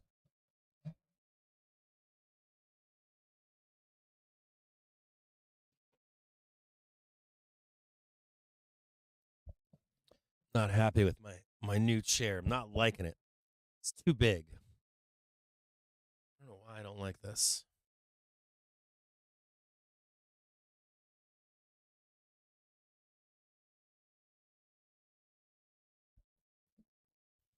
Morning, David. How are you? Good to see you, brother.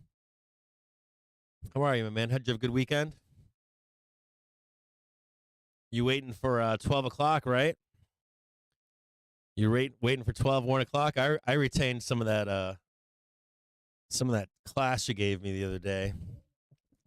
David AMS gave me a class on Friday. So I've been taking classes with him.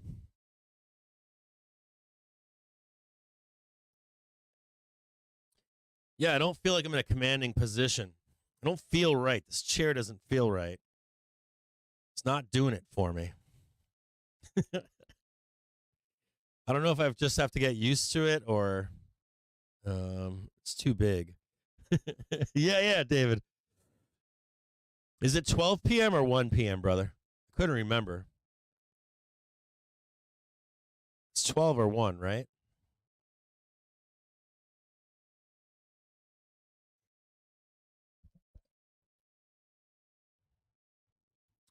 Another thing I want to show you too, or maybe I won't show it to you, but there's we should have 12 as of 2 days ago. We should have 12 up sessions as of Friday. As of Friday, we should have 12 positive sessions. What did you guys think about over the weekend? What did you guys think about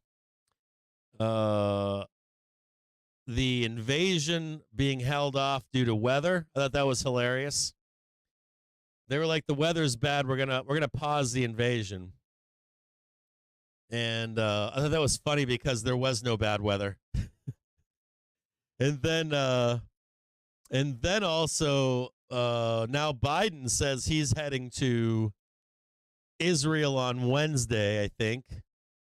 So I'm looking at that like, oh yeah, like they're trying to slow this thing down a ton. And you know, the other thing that's fascinating too is You get like when you call up your reserves, you get that first 2 weeks and you're plugging holes, and then you get another 9 weeks of training up IRR soldiers that need full training to get back into where they need to be. So there's like that first hump of plugging the leaks, and then the second hump of finding out that you're not at full readiness.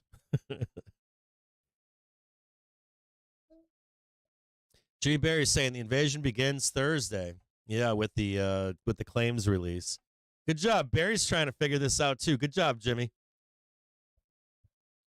Good job, brother. Like lining up the news releases with all this stuff, right? I agree with you, Jimmy. Like it all just matches up, right? Go up there, tag that 440, maybe tag 445, and then boom, roll it.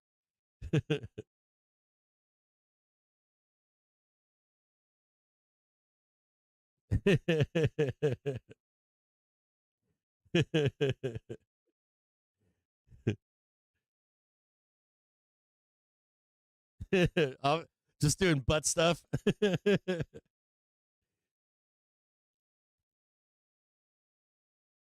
Yeah, let me go through the calendar really quick. So I've got this morning I have the OPEX calendar up right in front of me right now. We've got options stop trading on the 20th, this Friday, and then the options expiry on the 21st. So kind of a quiet OPEX, but we do have to pay attention to it. Like, what do they want? Where do they want price at by monthly OPEX? I'm betting it's that 4440, right, Jimmy? There's a large contingent of banks that want to see that 4440, don't they? And possibly the 4510 too. There's another large node up there too.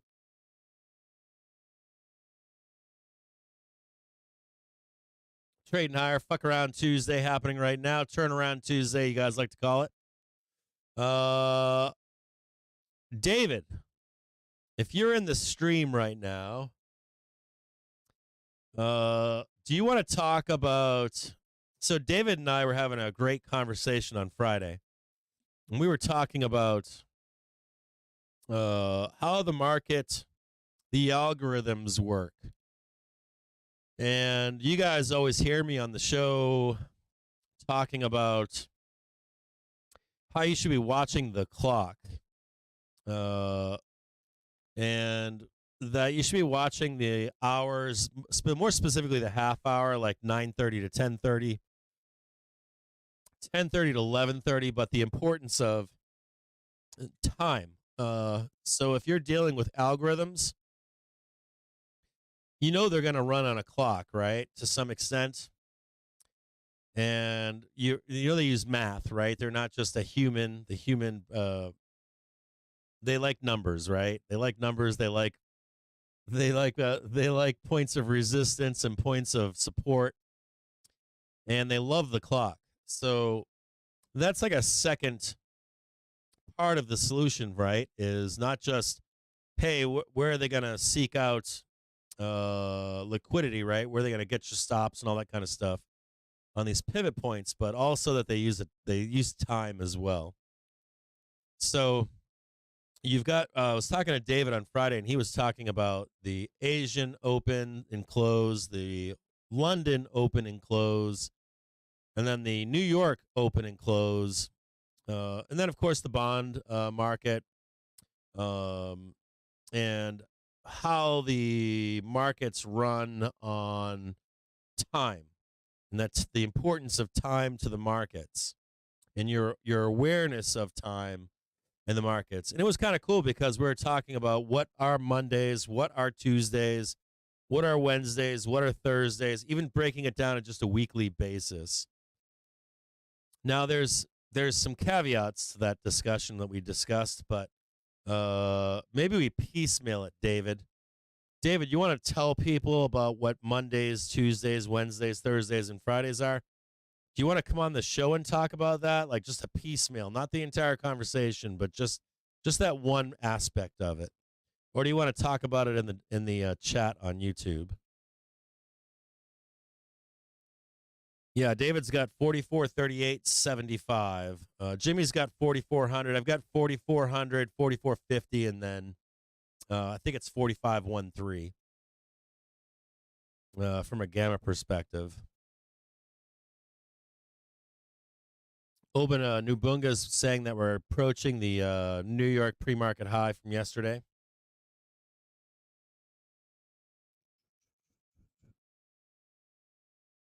Or was it post-market maybe?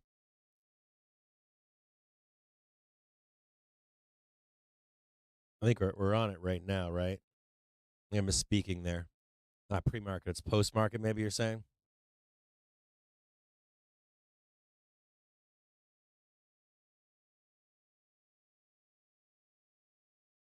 Yeah, post-market.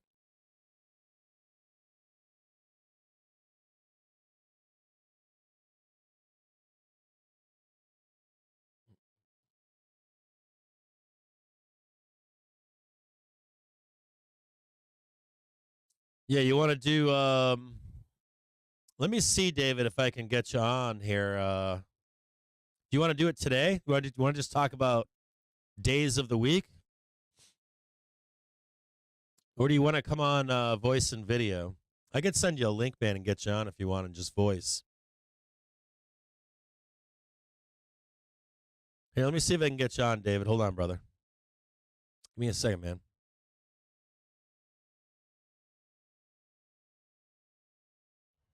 Try to get you on right now, man.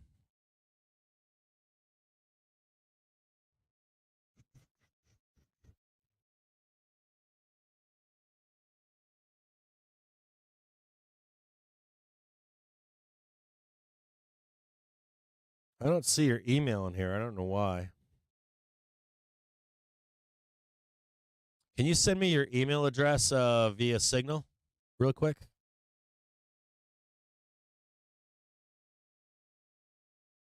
Make sure I got your email address. Thought I did, but I'm not seeing it here. Let me check Signal.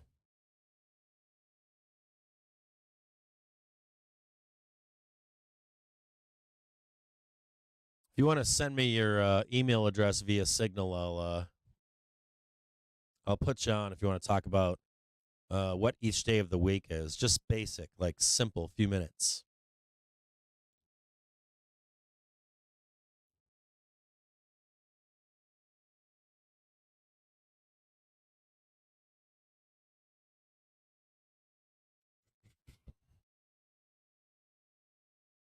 Yeah, and I can put you on video or audio, whatever you prefer. You just tell me what you prefer in the text message. And I can put you on audio, and video. You're a handsome guy. So if I put you on video, people are going to be like, wow, man, he's handsome. David's got like the full setup too. He's got like this like great setup for streaming.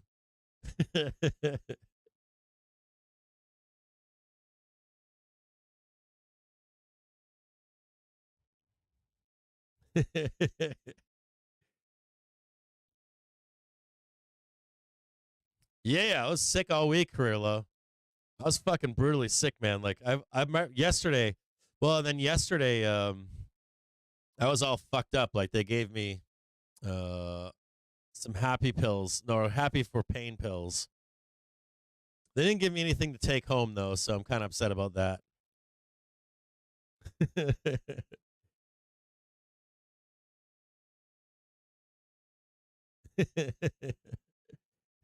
Career low.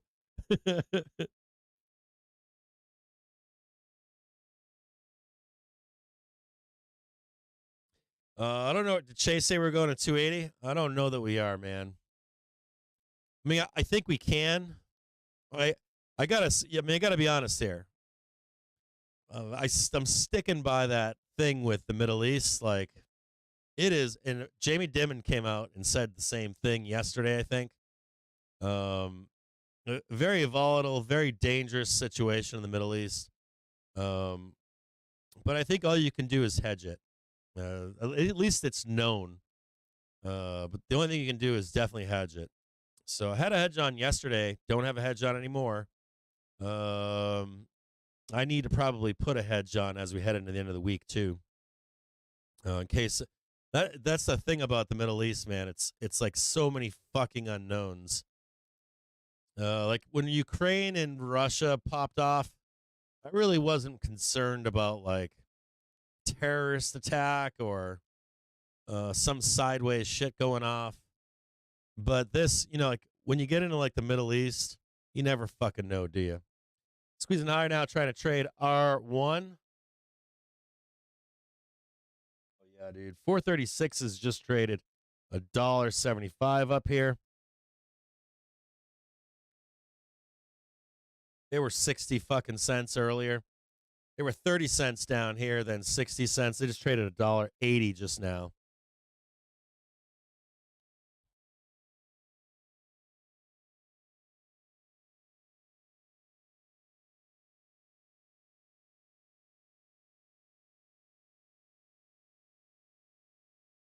Just a note that there are 206,000 calls on that 436C. That's where the majority of calls are. There's still a little bit more down below to get picked up, like 438, 439, 440. But just note that the majority of zero dates are on that 436C. Those are fat as fuck right now.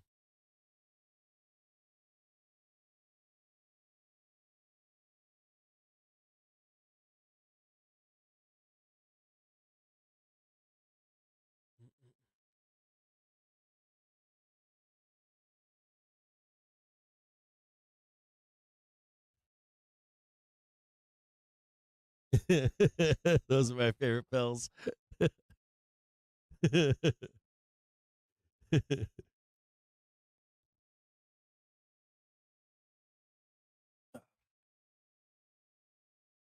Yeah, let's take a look at SPX right now.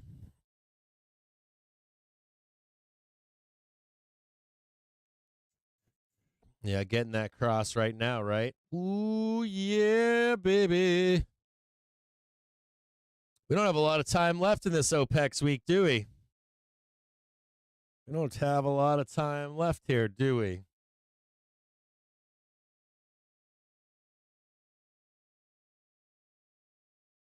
Not a lot of time left here.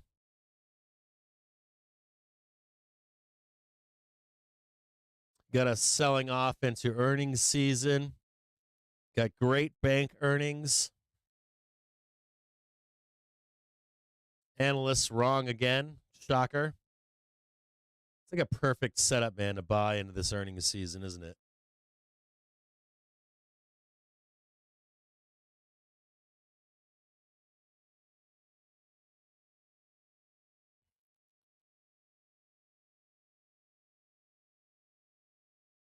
Jimmy's chiming in saying, just so everybody's aware, retail sales were up because of inflation, not people spending more. That's not like retail sales reminds me of this Detroit thing. There's like a part of you that wants to say to, there's like a part of you that, or there's a part of me that wants the federal government to be able to come out and say, stop price gouging, right? And we're going to force you to stop price gouging on some stuff. Because that the part of retail sales is that, right? You got inflation coming down, and then there's a part of digging in the heels of saying, fuck you, I'm not lowering my prices, right?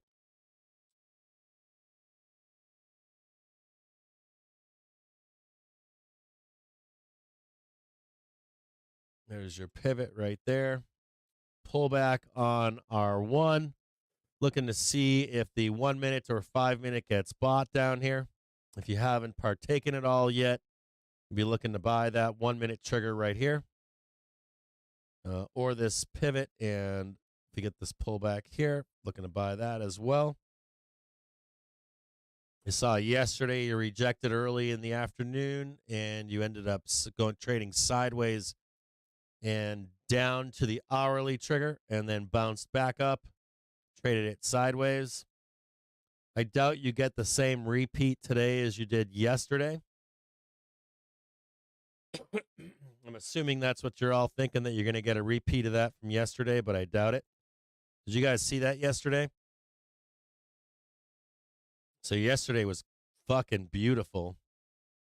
Yesterday had this fucking awesome bounce off the, show you, this is, let me find Monday here. Right here. So here's Monday. You had that beautiful squeeze up, and then we came back down, bounce right on that hourly trigger, right? Weekly trigger, hourly trigger, all down here.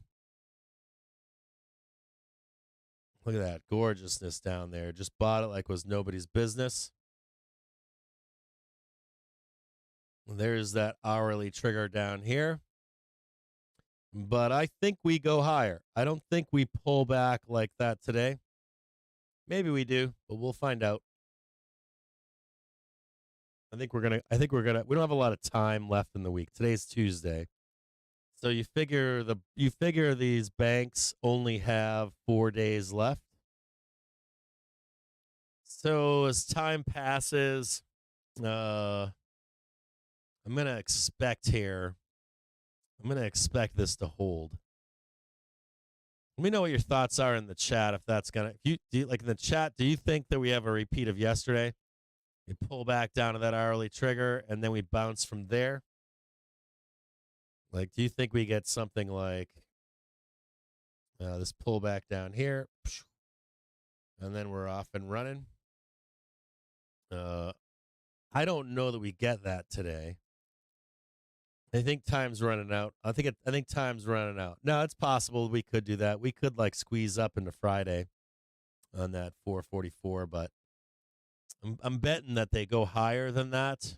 They hit that 451, then come back down into that 444.0 for Friday.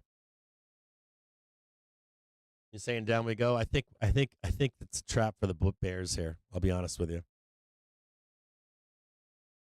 So tomorrow we've got at 8:30 in the morning, we've got housing starts, then building permits. We've got Fed Governor Chris Waller speaking at 12. We also have John Williams speaking at 12:30. At 2 p.m. on Wednesday, we've got the Beige Book. We've got Lisa Cook. So you got Beige Book at 2. You want to know Beige Book's important for GDP. We got Waller speaking, then building permits. As a matter of fact, let me bring it up on. Why am I even doing this here? Well, let's do it. Oh, hold on here.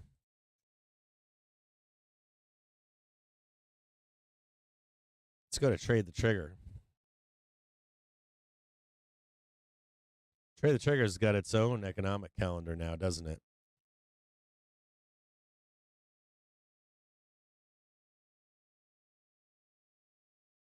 We'll look at that later. And Thursday, that's the big one, right? You got claims at 8:30 in the morning. You got a Philly Fed manufacturing survey at 8:30, two big ones.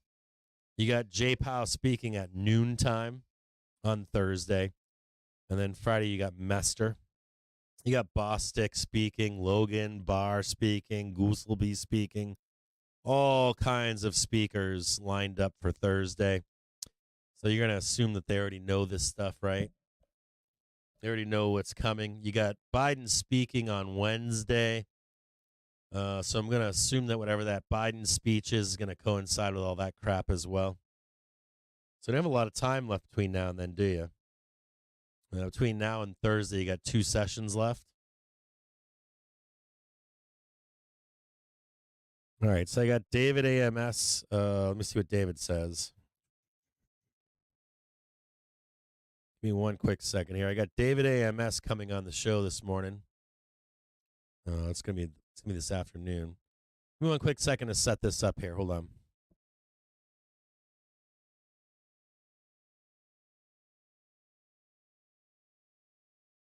Thanks for the heads up on the 20-year bond auction tomorrow, Vasfanes.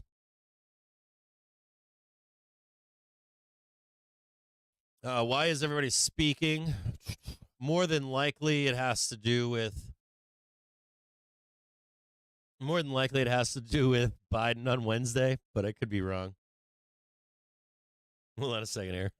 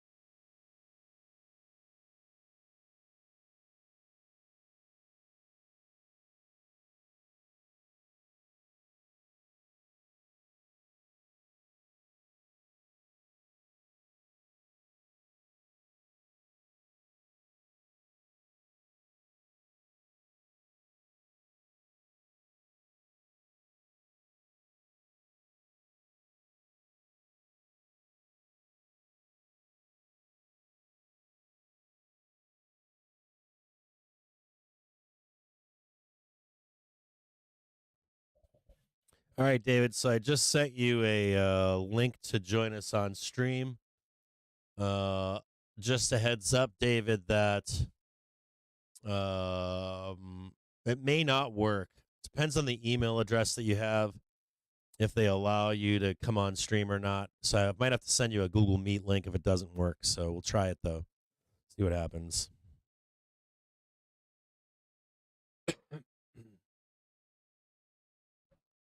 Be very careful here of a squeeze to the upside. HYG finding its footing. HYG wants to rip faces off and trade 72.74. Apple with a major cross to the upside. Dixie getting sold down to the depths of hell. NASDAQ looks very bullish. Tesla very bullish here.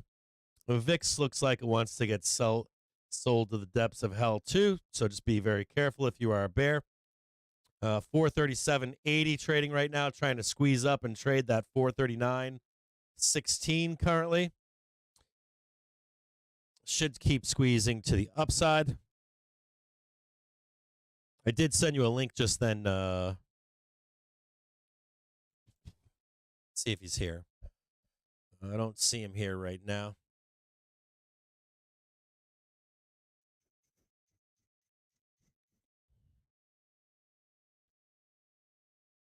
Wait until noon? Yeah.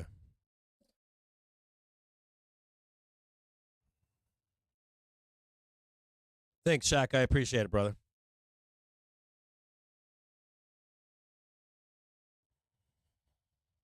Appreciate it, brother.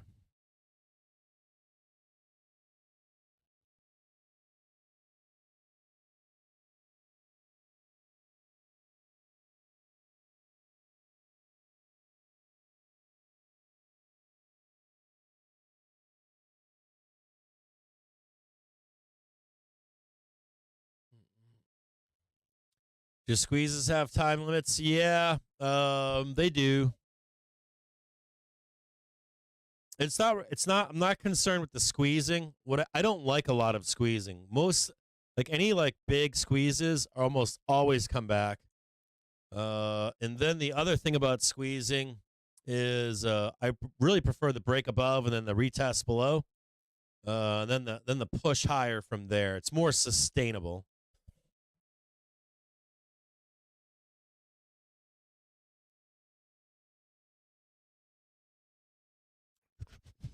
I don't know if David's gotten. So I did have your email address, David. I forgot it was the Rock the Casbah email though.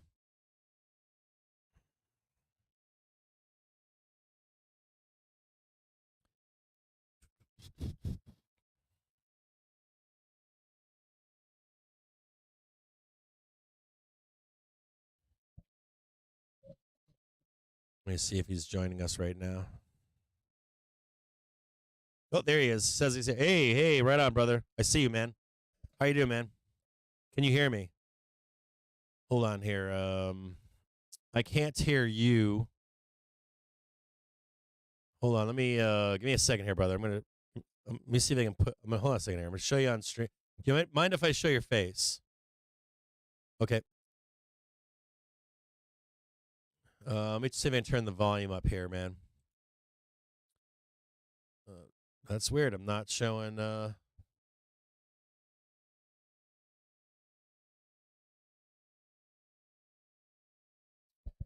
Hold on a second, brother. Collab cam unassigned. Hold on here. That's why. Hold on here. Okay.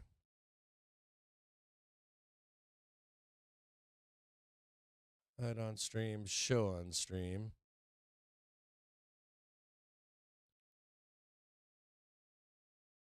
Oh yeah. I got you here with us right now. Say something real quick.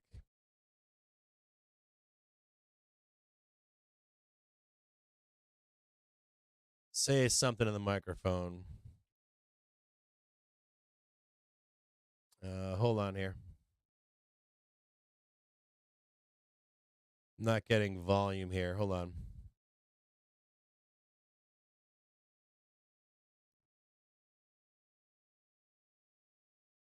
Oh. I just fucked up. Ah, shoot.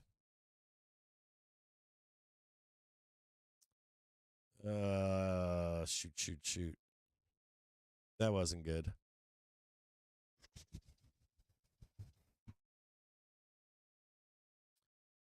Shoot. Hold on.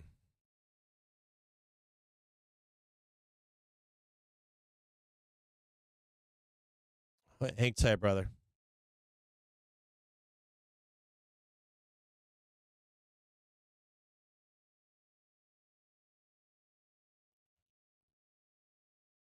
Yeah, I'm not getting any audio off you. I don't know why that is.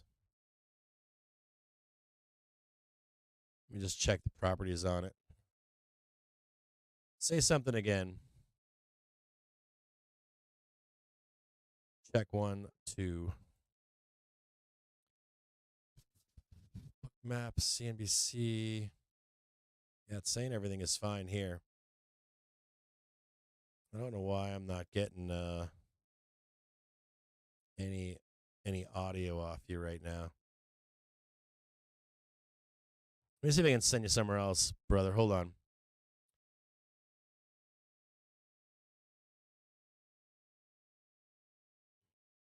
Properties. Check 1, 2. Check 1, 2. I don't know why I'm not getting any volume. Hey, brother, I'm going to send you a different link, okay? I'm going to trash that one. Trash that one.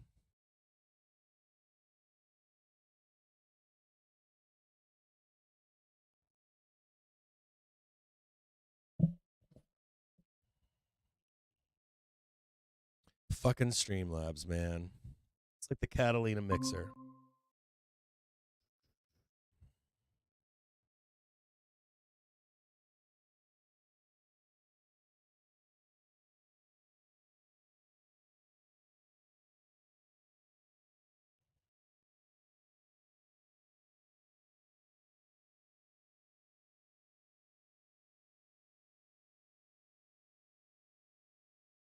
David, if you're listening in right now, I just sent you a link to a different way to join us.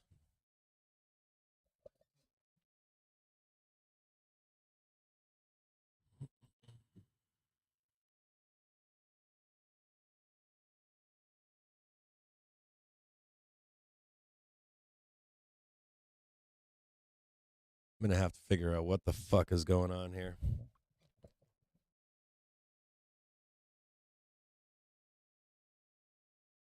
Yeah, we're going to bring David AMS on.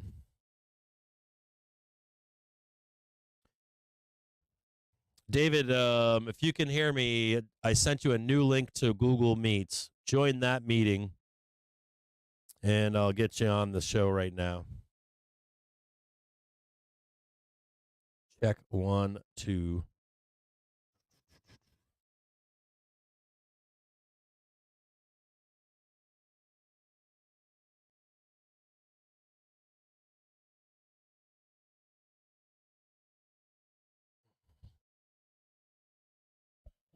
Maybe I need to bring the mic up to my face or something. There we go. Yeah, all right. All right, say something. Yeah, can you hear me? Sweet, I can hear you. Everybody else can hear you Perfect. too. Good. Cool. I think let me give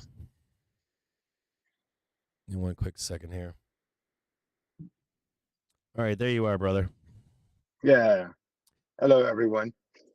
Hey, so this is so if you've never met David in person or via video, or you've just heard of him, this is David AMS. Now he works with Bookmap, and he's a long time, or I don't know how long he's been trading, at least 5 years, maybe longer. But I met David.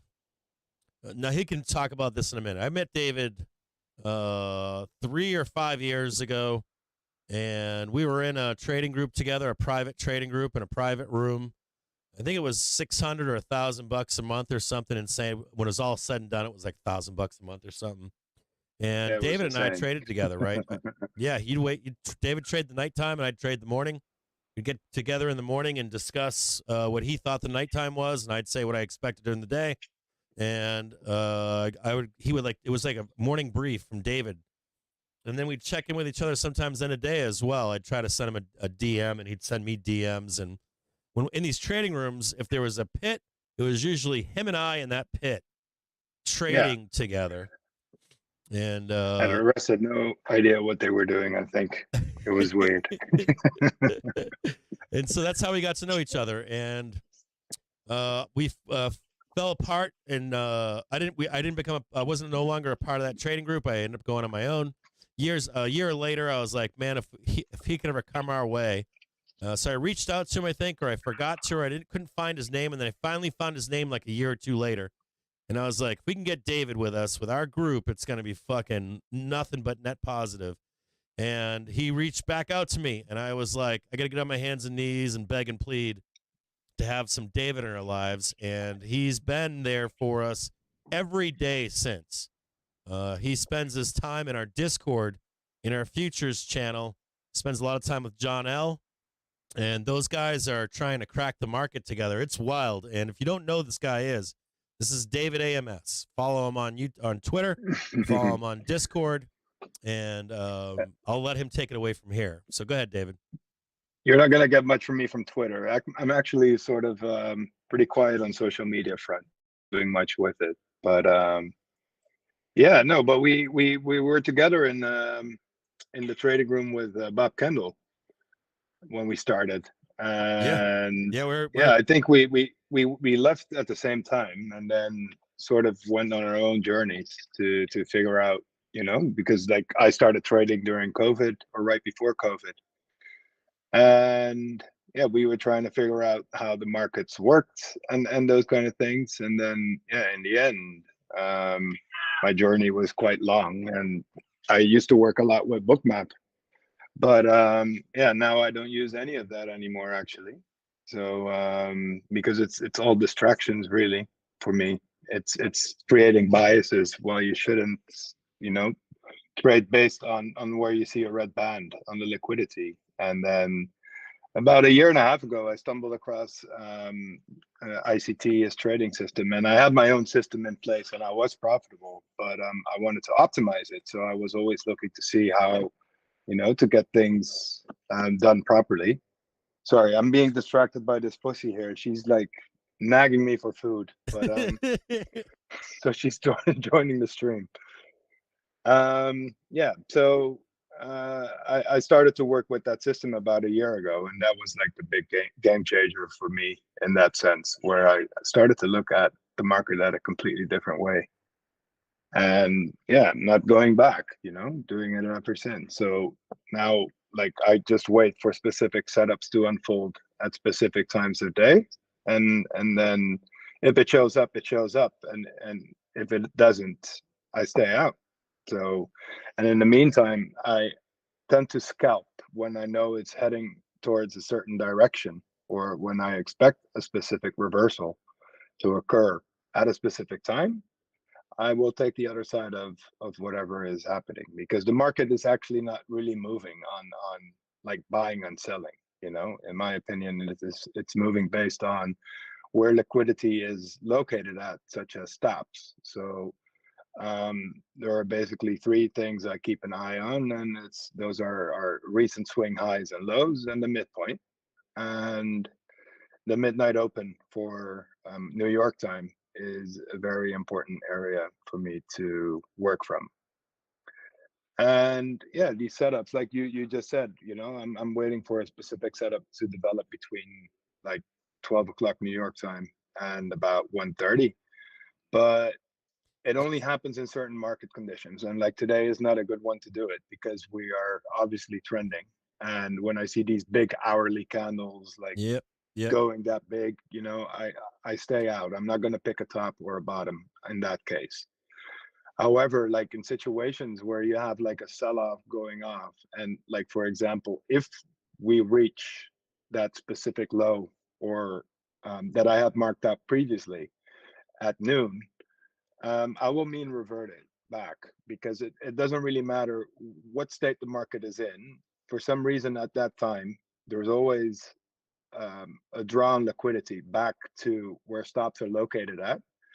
And even if it's if it's going to continue downtrending in a specific direction, they will take out those stops first before they continue to move the market down on exceptional basis, or in like, it doesn't, maybe it happens once a month or something like that. It will continue without like adhering to the rules, but the setup does show up like 3 or 4 times a week at least.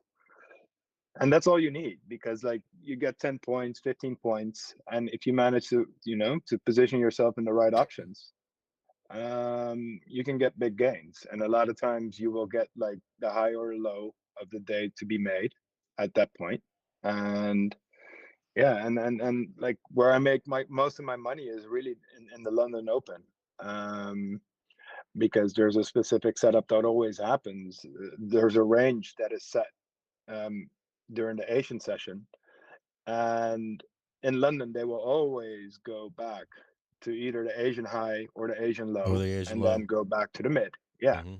So, and I don't care if it goes further or if I'm in it or not. I'm quite nimble in what I get. I can get more out of it, and that's a process that will take years, even, because it's not.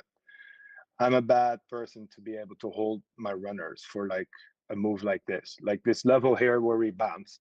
I had this marked out on Monday already, and but like the reason why I stayed out, and I actually shut down the computer and I left the house, because I had some nice weather here, and I thought, I went to the gym, and it was pretty nice outside. And then I thought to myself, well, first of all, there are a few things that are red flags for me, because the problem is that dollar and ES were dropping at the same time this morning, which is something I do not like, because I usually like trading in inverse. So if dollar goes down and the market goes up, that's like something for me to keep an eye on.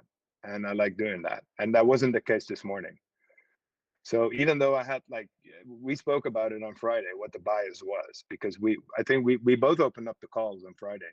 afternoon or after the close, Yeah, we where did. we said, hey, listen, something's up, because like we were watching NASDAQ, and I even posted it in the Discord. I said, guys, watch this level, because that 15,105 is something's happening there. Yeah, they're And selling all those SPX calls, and they're buying all those NQ yeah. calls And I for saw, today or for yesterday. yeah, Excuse me. and I don't use Bookmap anymore. So sometimes I log into YouTube, and then and I don't really care what happens like during the session itself, but I like to watch it the last 30 minutes, because especially when they're dropping things down and you see ICE buying, I know from my experience in the past that will last for at least a few days after. Even though they can drop it below it, in my mind, they are actually accumulating in that area. And it doesn't mean that that's going to be the low that day or anything, because Explain they can that accumulating manipulate it part back too, because I don't Yeah. know if that everybody here understands, like taking the emphasis off bearish and bullish, and more that it's accumulating at these rock bottom prices and then distributing. Well, it doesn't really matter where price is. It's the game that they're playing. It's like it's divided into 4 quarters. So you have an accumulation phase is the first phase, which is usually on a Monday, and then on Tuesday you have this manipulation phase, and on Wednesday you have the distribution, and then on Thursday you either have a continuation or a reversal or of whatever they were doing. So Monday is always like a laid back day for me in that sense. And like yesterday, everyone was complaining that the market was like shit. But like for me, it's my bread and butter, because it's stable, so it's predictable for me. Let's say that one more time. So Monday is accumulation day. Yeah. Tuesday is manipulation day. Yeah. Oftentimes retailers will call that turnaround Tuesday, right? Correct. Yeah. Yeah. And of course, it doesn't work out every time, but no. Today But is a perfect example how it was. It's like it's I guess you could call it the Judas swing in a sense, because like the point is that they're dropping it down, trapping everyone into shorts at the lower end, and then they rip your face off. Rip your face off. Yeah. So and like I had my like I thought something like that was going to happen, but like yesterday I had a really good day, and I said to myself, fuck it, there's no need for me to be trading this crap. I'll just wait for a setup to unfold that I recognize, because dollar was acting up a little bit that I didn't like, even though I was bearish on it, saying it was going to go lower from now on, and everyone was so bullish on it, and I said, no, well, I just don't see it. And they were whipsawing it both ways. And so I traded 6E is like the euro version of DXY. Yeah. So I traded that this morning mostly, and I took some calls on SPX, but there were a few warning signs for me that I didn't like, because like the bid ask was really wide, and I was getting really bad fills, even though I was picking bottoms and tops in that sense with my entries, which was good, but that gives me the room to be able to handle that. But like taking the profit off of it is really tough, because let's say the premiums, for example, on SPX, you would think they would run it up to, let's say you got in at 17 or something like that, and they run it up to 23 or 24 dollars. You don't get filled at that price. So I pulled the plug like a dollar or two before that, because I'd rather secure the profit than trying to like get out at the extreme high, for example. And what the setups are that I basically start to look for is like the way I'm saying it, how it's divided into quarters in a week. It's also like that fractionally during the day. So those accumulation, manipulation, distribution, and those reversal phases, they also occur during the day itself. And so it's fractal, and you can even pull it out on the year. There's this guy called Day, and he came up with this theory because based on the kill zones that ICT teaches us to trade, for example, he was sort of like trying to figure out and fine tune them a little bit more. And so it's like this. It's like looking at the February low and then the April lows, the accumulation, the manipulation, the distribution phases, or even on the higher time frames over the course of a year. You can apply them to the month or to the quarter, to the day, and because then with the go ahead. Yeah, because like the month really, everyone thinks the first of the month is when the month opens, but it actually doesn't. It isn't, and then the week doesn't open until on a Tuesday, which is a bit weird because you would see them use that level to accumulate either above or below. So like for today, like and on NASDAQ, the true week open for this week, we're actually on it right now, because that is where, let's say, this week starts. But what did they do? They dropped it down and they started accumulating below it, and now they're back at it. So and for the month, they actually were above it. So it's really tough because like everyone's being so bearish on the market while I look at seasonalities and and can they be wrong? Yeah, of course. But even though it can be wrong, they will still follow it in a sense, I've noticed. So I try to stick my guns and keep to that plan at least. And I noticed like on Monday, because like remember on Friday we discussed that we were going to keep those calls out, right? And I said I'm going to hold them. Well, guess what? On Monday I woke up and I was in profit, and I think I got like $5 out of it or something like that in premiums, and I sold them. And the reason why I did that was because I was opening up Twitter again, and then seeing what videos people were posting and their biases of these people that I look highly up to, and even my mentor, he said, stay out of the markets, it's a mess. And so I chickened out and I sold them. While those premiums, I bought them for $8 on Friday, and they ran them up yesterday to 60. Yeah, they got ran up. Yeah. So, and that's why I'm saying, my weakness still is holding my runners and sticking to my plan and not letting outside factors influence me, because like that's where I have my stop for, anyway. I'm having a hard time right now with finding a balance in what I consume from Twitter, FinTwit, and CNBC and Bloomberg, and I'm not struggling per se, but you kind of need to be aware of everything going on, but I don't want to get influenced by the churn. No, but I mean, of like, the story that's sold.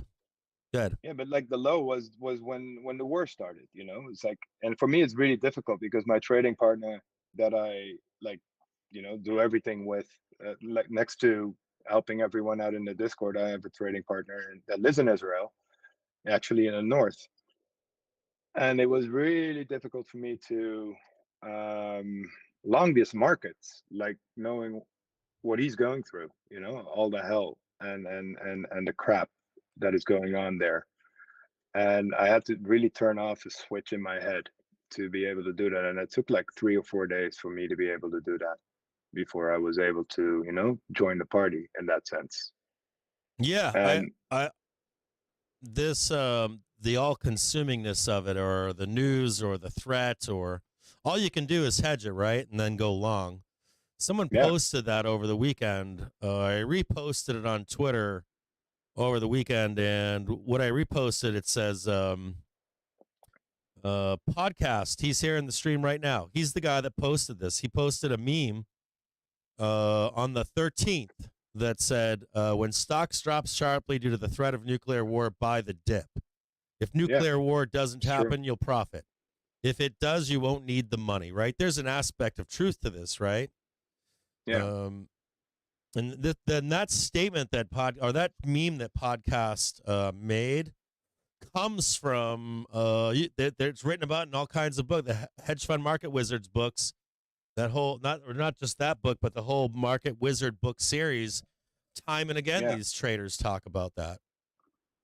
Yeah, it's and the psychological part is so no one talks about it. Yeah, you do on stream, but that's something that I never got in the beginning when I started trading. It was always a struggle in trying, because like my bias was always clouding my judgment in that sense. While I was pretty good in saying, hey, we're going to go up or down, but executing it the way you think it will and managing it is something different that will take time to be able to do that. And that took me years. It's weird too, because I always hear people publicly saying, I always see people saying, like I'm in total. It's like the stock market macho thing to say is, I have no emotions when I trade, and I never argue with my own mind. And my other favorite one, I think that small group of statements is, I can trade this market up or down. I don't care, right? And it's not that you can't trade the market up or down. It's not that you can't be emotionless or keep your head out of your trading. I always say the dumber you are, like I think I've become a better investor and trader. The more you don't dumb it down. It's like it's not quite dumbing it down, but overthinking it, right? Or hey, I've got my tools, and my tools tell me to do this, and then I'm overthinking, and that's the overcomplicating part. Is usually the emotions or the mind overthinking a position. But it's there. It's there. Yeah. Even if people don't want to admit it, it's usually there for most people. Do you think that or no? Or it seems like you're describing it to some extent. Yeah, it is, because like I still have it sometimes. It's like sometimes I think to myself, "Oh fuck, man." You see these people sometimes. Well, if it's true or not, I don't know. I'll leave that in the middle. But where they're just like emotionless going into it, and I am in a lot of ways, but only when it's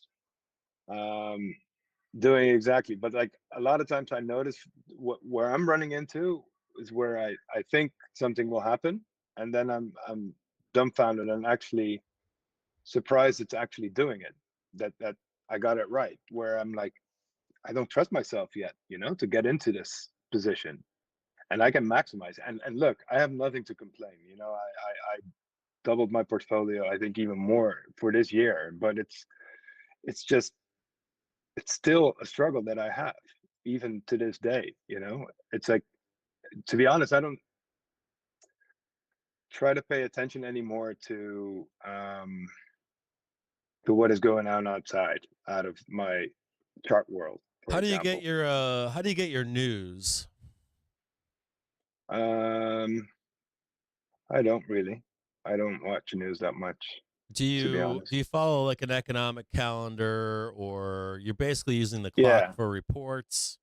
Well, I listen to the news when you put it on, and some I have the stream on the background a lot of times, so I get that news clock, and I do watch to see if there are let's say economic releases. But I just have this window in Interactive Brokers that comes up, and that just shows me everything, and I'll just double check that with Financial Juice also.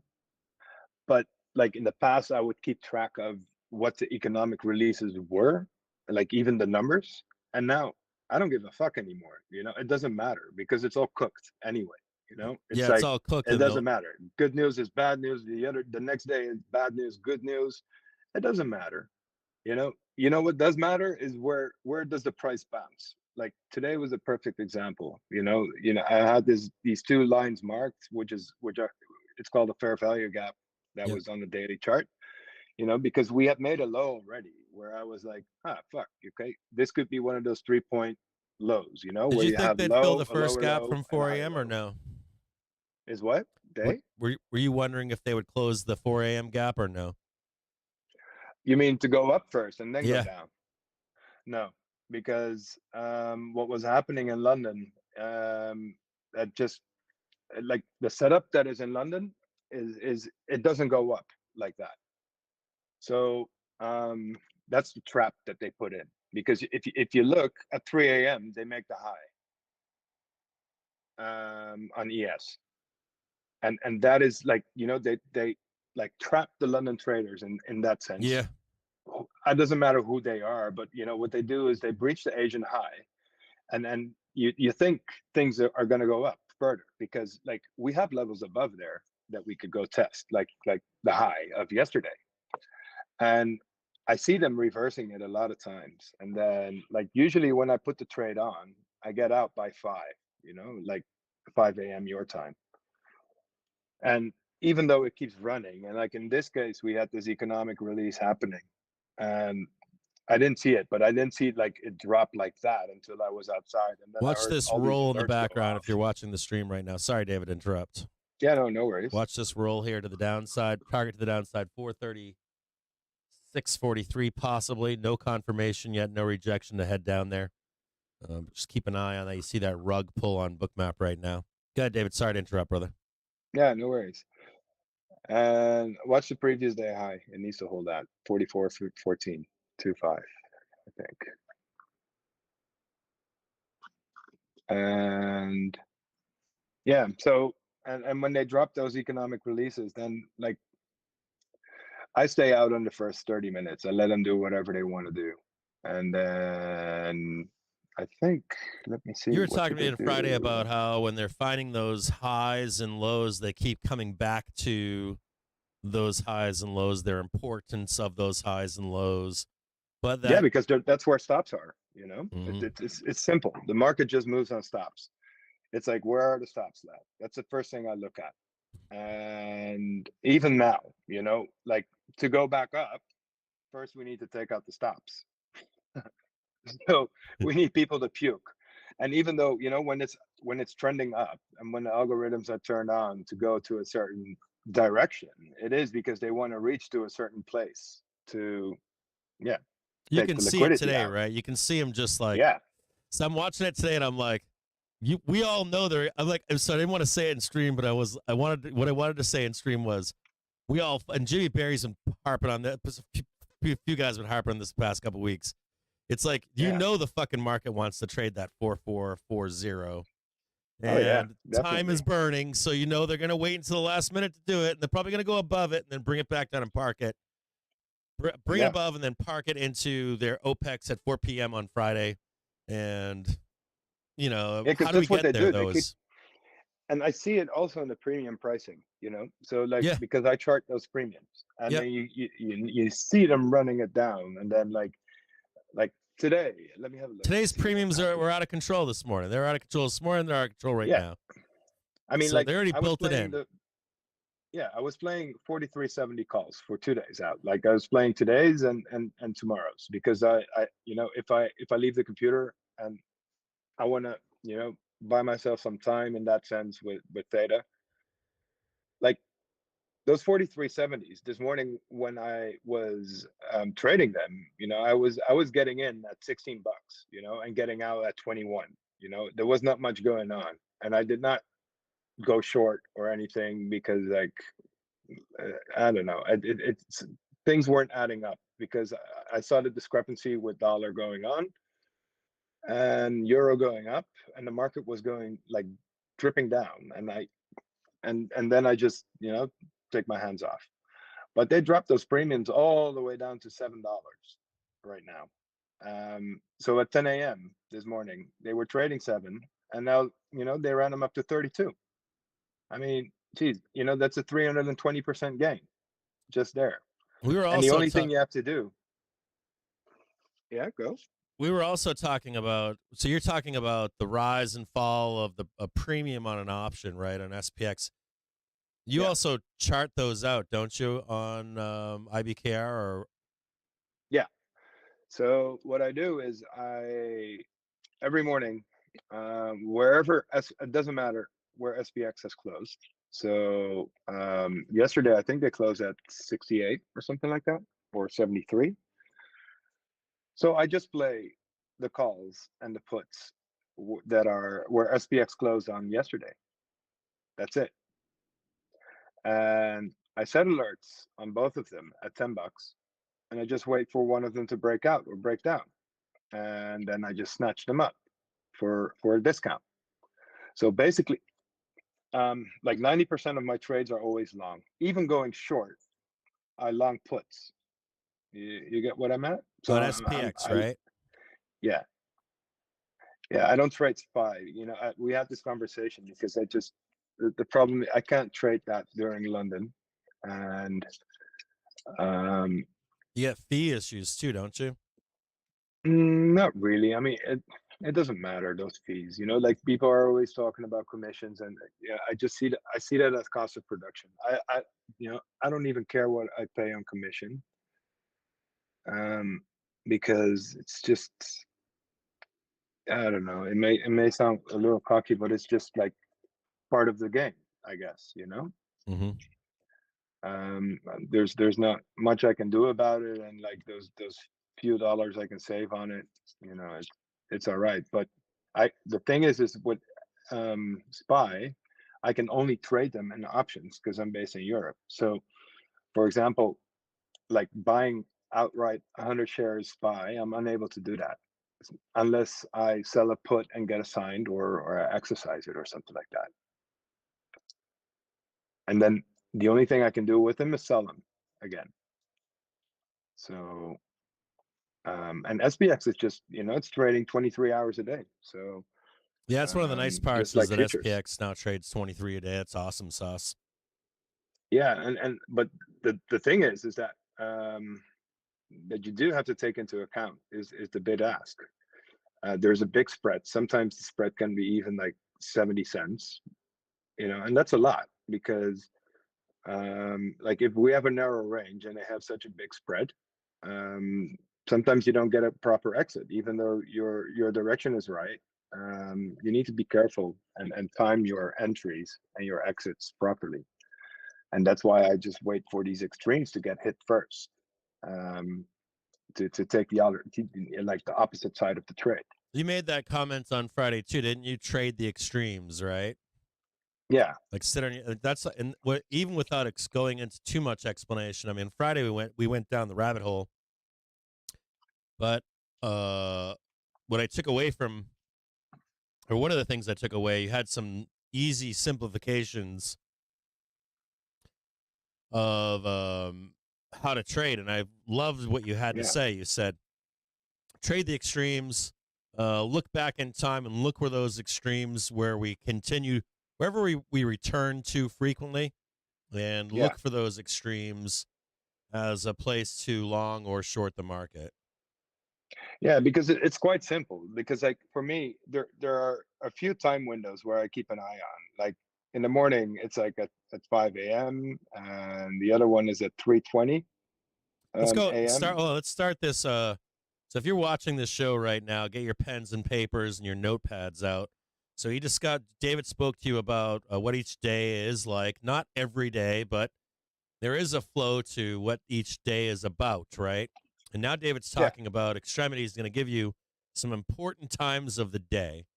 So go ahead, David. Sorry to interrupt. Say one more time. Well, it's quite simple because like you know, the only thing is I post it in the Discord because like you have the day is divided into 4 quarters. You have the accumulation, manipulation, distribution, and then expansion or continuation or reversal, for example. And they always happen in a specific order. So it's always like that, or the other one is that it expands in Q1 and then the accumulation is happening in Q2 and then in Q3 it's manipulation. So you have this timetable, for example, that I'll post it into the Discord where you can see what I mean with it. And you're gonna post it right now in the Discord? Yeah, I could do that. You want to post it in the general chat? Yeah. Or you know what? Don't post in the general chat. Post in the futures room, man. Let them go to the futures room and find it there. Yeah, because like it's quite simple. Like the first phase always dictates, like let's say the second, the third, and the fourth phase, right? And if the first phase is consolidation, then the second will expand, and the third will consolidate, and the fourth will expand again. So if the first phase expands, then the second will consolidate, and the third will expand, and the fourth will consolidate. And it comes down to what I was telling you, you know. So if Asia consolidates, then I trade London, and then I skip New York, and then I trade the PM session again. Like if Asia is expanding, I skip London, and then I trade New York in the AM, and I do not do anything in the PM session. So it's like every morning I wake up, I look and see what Asia does, and then I plan my day, you know, and then I decide for myself what I'm going to do. So your first part of the day is finding out what is Asia doing, right? Yeah, because if they're expanding, then I got the morning off. You know, I don't need to touch it anymore, because then London chops around, unless if there's like a lot of range happening, you know, which is rare in that sense when Asia has already expanded. But there are like some key times where I do like to keep an eye on it, because like at 6 a.m. something turns on also, you know. So I also know that at that point, like I know what it does at your let's see, 12 p.m. New York time, which is like my noon. It's the same behavior that occurs. It's like these algorithms turn on, and then you know, they mean revert it. Yeah. So and the cycle just repeats every single day. You know, So you don't even need to have anything on your chart. You know, just mark out the high and the low, and then it will seek it on whatever 90 minutes, you know, it's been doing. So how many of you out there are watching the highs and lows of the Asian session, the opening of the London session, and then marking the highs, or excuse me, where we are in the U.S. session, the New York session in the morning? Is everybody out there tracking those sessions, or no? Find out from in the chat. Anybody in the chat, do you do that or not?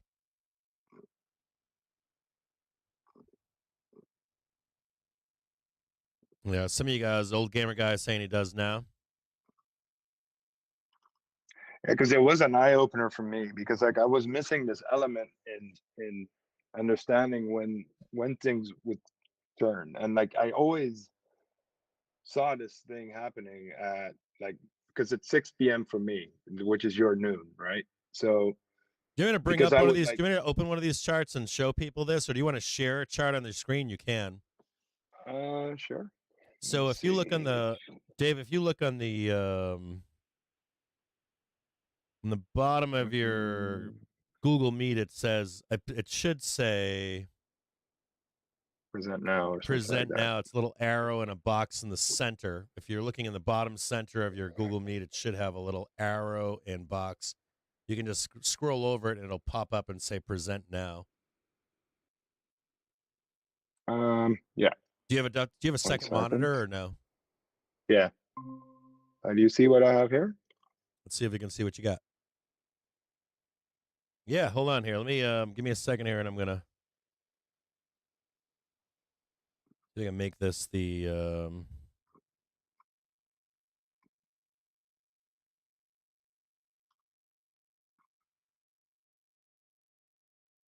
Nope. Hold on a second here. See if I can bring this up for everybody. Hold on. Let me go to the let me go to a full page here, brother. All right. Let me get rid of my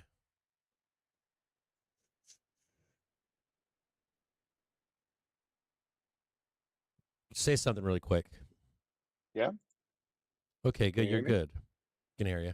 Okay. I see that I'm sharing my trading view at the moment. Is that what you want to share or no? Yeah. Cool. Start talking. Do your thing. All right. Okay. Let me see. Okay, so this is a perfect example. Like I told you, you know, I'm always waiting for a setup to form from noon, right? Your time. And you see how this one here, you have Q1 that starts exactly at noon. Look, the thing is, I'm always looking for a high and a low to form in Q2. So you see how it's fractal? Like today, the entire day is, for example, a manipulation day. Let me have a look real quick.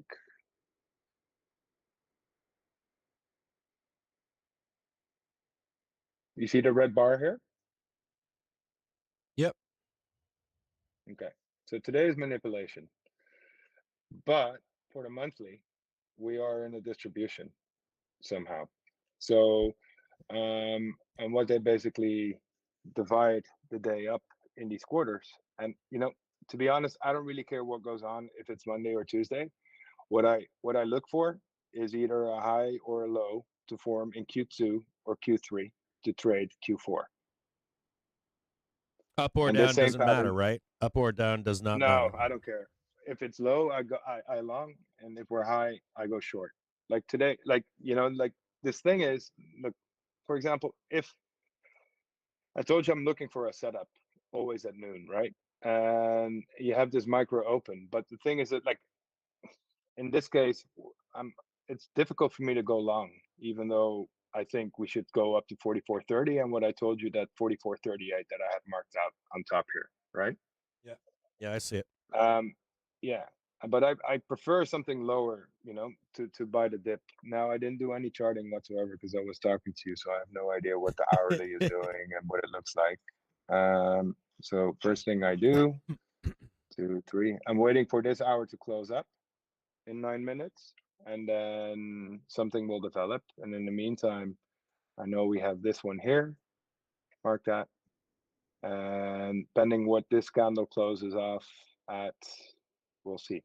Because if we remain above here, this is a place where I would look for longs to go to my target. This one here. Yeah, I'm always looking on those half-hour candles for that same setup there. Yeah, well, you could use a 30-minute one as well, but I look for inefficiencies that here. But these are all clean at the moment, so I don't really see something happening in here. And however, the 30-minute one, for example, let's see where they'll stop it. You see the midpoint of it? Yeah, that's what I'm always looking for, is that 30-minute candle. I'm looking for to make sure that it just doesn't start breaking below that halfway point of that previous candle. Yeah, Or which is fine, closing but candle below that yeah. previous half-hour bar. And but the thing is like, usually when a high is formed in Q2, a low is formed in Q3, and then they will continue on and do a continuation in Q4. So yeah, in this case, I would think we go down a little bit and then we go retest the highs. And if you can go short, this is the place where you need to go short from. Up and then go down. Yeah, But and you that's draw them out the same way I do. So I'm open to both scenarios, but once, the thing is one, we're not in an area that I want to participate in that I have marked out beforehand, even though we did take out the stops, and it's a 3-drive pattern, they call it, and then you can take a short from here if you're aggressive.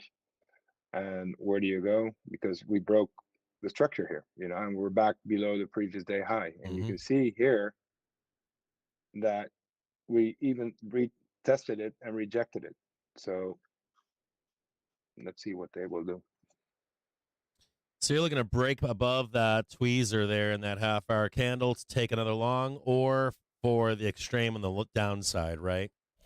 The extremity of the downside first being. of all, the thing is that I don't like to chase at all, and like when we're already like this up high, and unless I have a real strong conviction that we're going to go up, I will take it. But the risk reward is just not there for me at the moment.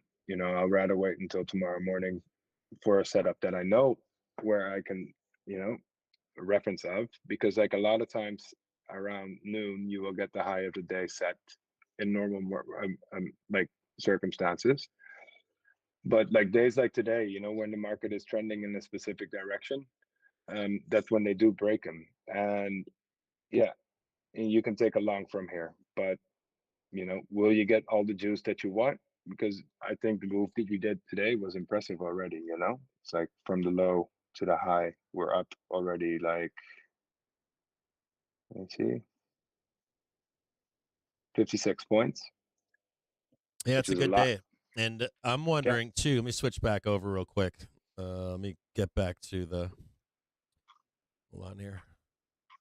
back to the main screen here. And I'm going to just switch back to just your view of your face. Hold on here. Can you stop presenting? Yeah.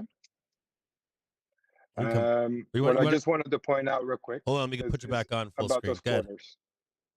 Yeah, what I wanted to point out real quick regarding the quarters is that you can see that there's this tool. It's called its name, I think.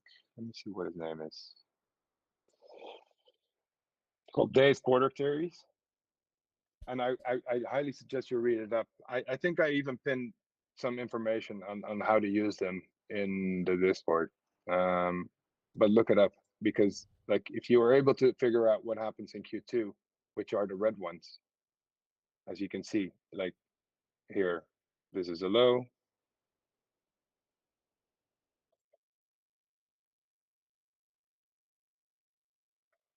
From this area, see? And regarding the Asian sessions, just point you out real quick what they did this morning. Yeah. Show them the Asian session and then the London Open and the cash market open. Yeah. So this is the Asian session. It's quite simple. I have this box that gets drawn, which ends at midnight, New York side. The only thing I wait for, because you can take both sides of the trade, right? So what do I keep track of? The midpoint of it, the high, and the low. And you can see here, when these stops get taken out, which happens at 3 a.m., you see? Or Yeah, right I see it before. over there. Yeah. So they dip it down, take out the stops, and then they make a double bottom, and then you get a nice trade. Like, be realistic with your expectations, because you don't it's like need the only it thing all. I target for. No, not at all. I target the mid and either the high. And in this case, we didn't even reach the high, and that was suspicious of me, because that's where I pulled the plug, because I exited my calls here. And when it started to consolidate like that, And that's where your pivots come in, right? So you're so as you're using these rules, you're still using pivots on the trade, whether it goes up to that pivot and then reverses back to the downside, gets underneath. Exactly, because I thought we were going to go retest the high of yesterday already. Yeah. Well, which we did, but we went, I don't know how deep. But so in the end, at the end of the day, your thesis is right. But how do you make it tradable? Because yeah, and you got that level down there too. That same they didn't touch that second level down below there. That's what I was wondering, if they would close that last little level down there, but they didn't. This they one left here. It. No, the one below because it. you know where this one. Let me see. 4, 3, 5, 8, 5, 0. The yellow one. So the second yellow one down, not the top one. Yeah. Well, if it's bullish, you want it to hold here. Yeah, exactly here. And Yep. I'll show you why, because it's quite simple where that level comes from. On a daily chart, you have this inefficiency happening here. See here? Yep. You have the high of Friday. Yep. And the low of last Tuesday. We dropped below it, and because like the gap that we had here also. Yeah, they closed all that gap right there, but not this one. Yeah, no, exactly. So I wanted to keep that level on there, because I was expecting it to be bearish to trade through it, and then maybe go here at some point. It's like I'm open to both scenarios always, because if this, then that. Because like if we break below here, then I'll short it from here, Yeah. to go back down here. But they my alerts went off, and they just, well, you see where we are now. Yeah, exactly. Like, they held it. And is it worth taking the long? Yeah, it is, because like if you take the long here, you have an entry here. Because yeah, that's that sweet sexy down there. That's what I want, is that. Yeah, and this is the pattern I look for, basically. So I do not care, if it touches one of these areas that I already had marked out. I mean, seeing this happening here, like making this low and then breaking this high here that I have here, like that. Yeah. tapping that It needs to break it, even if it's by one tick. one tick, dude. One fucking tick. I don't care. And then, it's go time for me, because then I'm like, I can't wait till it comes back here. But, you also have to have the patience, because it takes like 20 minutes for it to get down here. But then, like, this is your long officially. Yes.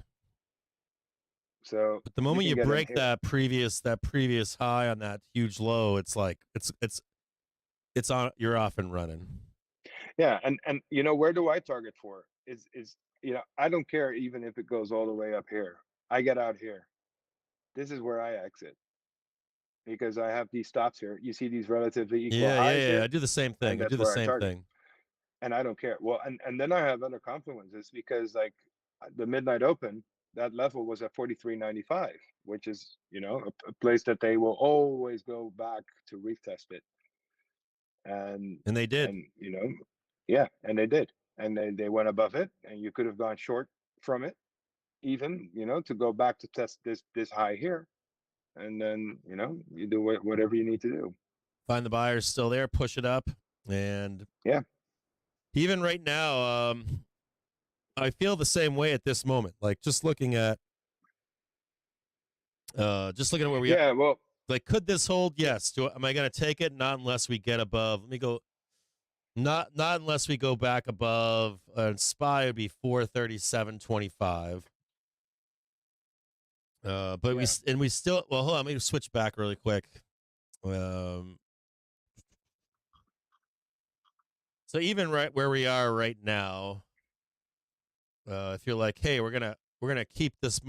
Like Jimmy and I are all talking about this OPEX and these like targets upside targets for end of month, right? Of that 4,400, that 45.31. Even so, David's basically saying, like, even if you can see this previous high right here, right? Dave's basically saying you need to be above this to take that continuation trade to get up there. But otherwise, you're going to be looking for that. And it's 12 o'clock in the afternoon right here, right? So they came in to sell. It's 12:28 right here. But this 12 o'clock, we got a failure. Oh, let's look right here. This is 12 because that's what I was trying to say. That 12 p.m., right? Exactly at that failure from buyers means they push it back down and try to find where that support is, right? And are those buyers still down here or not? So what is David saying? Sit on your hands here. Or if I'm wrong about this, David, let me know. But so here's your 12 o'clock, right? There's your failure to find buyers, right? And then we're coming back down to find if the support is actually here. We're either going to come down here and trade this 434, 433, or whatever, this 434.93. So you don't have a long trade here unless you get back above this 437. So right now, that's the weird thing about it. Like the weird thing is, I was long this right where we are right now. Right here, you'd be long in it. Yeah, but I'd be very, I'd be scalping it, like getting in and getting out, and like not having much expectation. Let me see what the range is at the moment, 4408. Like I would target again the previous day high, and then leave a runner, because we have a micro open, like knowing that in Q2, which runs between 1223 and 1245 is where a high gets made, and that we also have another quarter here where a low gets made, and then we either get a continuation or a reversal. However, this half-hour chart, man, this half-hour bar right here, they're still here. These buyers are still sitting here in this half hour. They have not given it up yet. And that's the thing. Like, even though you can, like, I scalp these quick things, getting in and out. It's not much. I grab 5 points and I'm happy with that. I'm not, and that's why chart, it might by the way, if you're watching at home. Let me have a look. See what the 30-minute looks like. So like for now, like we have an hourly close that we had, and I marked this fair value gap that we have there, and I keep an eye on the mid of it. But like, first of all, it's a time of day that like I do not like taking longs in a premium. I wait. I rather wait for a discount, and for me, I'll stay hands off in this case, because it met the criteria to me where it's making a high at noon and then pulling back a bit, but I'm still in conflict that I think we should go back to those levels that I mentioned earlier in the stream. So here is But the it's not a one. place for me to enter. So here's the 1 hour low right here. Hey, well, you know, and what always helps is like whatever high or low that you have, if it's a 90-minute one or a 1 hour one, just wait for one of them to breach, because it will breach one of them no matter what. It will always do it to take out stops, to take the other side. So even if you're bullish, Even if you're bullish, they're going to come over and liquidity break you, right? Yeah, down here, exactly. even if they're going to come back up. And so if you are They bearish, keep trapping everyone. So if you are bearish here, the idea here would be, let's say blast down through here. You're still looking for the rejection on that 1 hour low if you're going to put on the short. So you need to pay close attention to, you're going to need to pay close attention to this stop hunt. So there's a stop hunt going on right now, right? And yeah, and like to be bullish, like you can even drop all the way back down to 4,400, and then still go up, you know. Still go up. It depends, yeah. But like for me, the more like the first thing I do, I set my alert in. Like in this case, 4407, I have an alert set, 4403, and at 43.98. Above that, I'm still bullish. In that case, looking for longs. But yeah, like the thing is like I want to see it trade through 4430 to go short. And as long as it doesn't do that, I'm not taking a short. Yeah, that 4430, even the gamma profile's got some really wonky stuff going on. It's got that 440, that 444.0, and then you know, and the mess part, I mean, there are setups there to go short, because like there was a fair value gap, like let's say from Thursday still that we got into, but even there, you know, we breached the halfway point, went above it, and I'm like, nah, okay, it's just not my setup. yeah, I'm not recognizing it as a short. And this is the and gamma. I'm sure there are people that trade those models, but it's just not mine, you know. It's and that's okay. It seems like they're stepping in a little early here to sell that 4,400. I got the SPX gamma chart up. Looks like they're stepping in early, but then we've got no stops here, and then this 4450 is a big point. This one right here, and then this one, of course, is the other big node. This one's kind of like not as big, as important as I thought, but seems like they want it up there for both of these. Do you ever notice that if they want to tag these, that will push up past both and then bounce on top of that 4450? Or do you think it's do they like tick strike it? Well, there's no market. What I love to see them do is like create a displacement above those levels. So like trade above it, through it, and then like then you get to pull back, like this right? gap. Yeah, and then it falls back, and then it creates a pullback. And sometimes it takes time, especially on the higher time frame. You need to be patient because it doesn't show up until a specific time of day, for example. You know. So a lot of what good. Yeah, so I just wait, because like in this case, I'm just going to wait between 8 o'clock my time, which is I think 2 your time. Yeah, and I'm 6 hours. I'm gonna wait for a silver bullet to show up, and then I'll trade off that,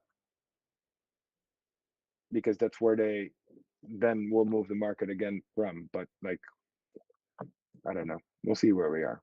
So one of the points that where they are. One of the points David is bringing up is taking out stops here, right, on this 1 hour low. It's not necessarily bearish, but you as a trader, if you're a trader and you're trying to trade this right here, right, the thesis here is don't get trapped in. Hold on a second here. You don't want to get, or not. I shouldn't say trap, but here. Don't get too bearish yet. Yeah, you don't want to get too bearish yet. If you want to get bearish, you can. But what you're looking for here as a bear is if you have the bloodbath down, right? You grab people's stops here, right? The big fat red candle down, and it looks super bearish. What you're really looking for is from that capitulation, whatever this green candle is. Does this green candle fail on that 1 hour low? If that does fail, you can begin to get bearish. You can set up the short trade or the long put trade to then take these candles down. But if this candle on this stop hunt here, if this green candle recovers to the upside, then that puts you into the finger trap, right? Into diddling in the middle. And you can see this failure candle right here was bought right back up, and demand is pushing us higher, right? You still don't buy this. You wait, because this green candle is positive, right? But you don't want to get caught in this shit either. So this is actually more bullish or neutral. But if you do get the break above, and that's the high you're looking for, you'd trade that right there. And then you get the reversal on the white and red here. That white would turn, and you'd get the red back to the upside. You'd have the bear trap right there. So you're just kind of sitting on your hands in here, bullish or bearish. This price action you don't fuck with. You just kind of sit here and let it play out. Is that right or wrong, David? Did I get that wrong, or if you want to ask or say anything, or better way to describe it? It depends on what you're anticipating from it. Like I am. Is there a trade here for you, long or short, right now, where price is? Yeah, I just went into some 4370 calls. You dirty dog. I couldn't resist. I'm already starting to scale You're like out. me, you're early like I am. I'm always early too. Hold on, I'll join you. Hold on a second here. Oh, wait. Be careful. Well, I'm skilled, I had so like 50. I wait for this bottom to hit, and then I had 50 set. I'm only going to do 10. Hold on a second.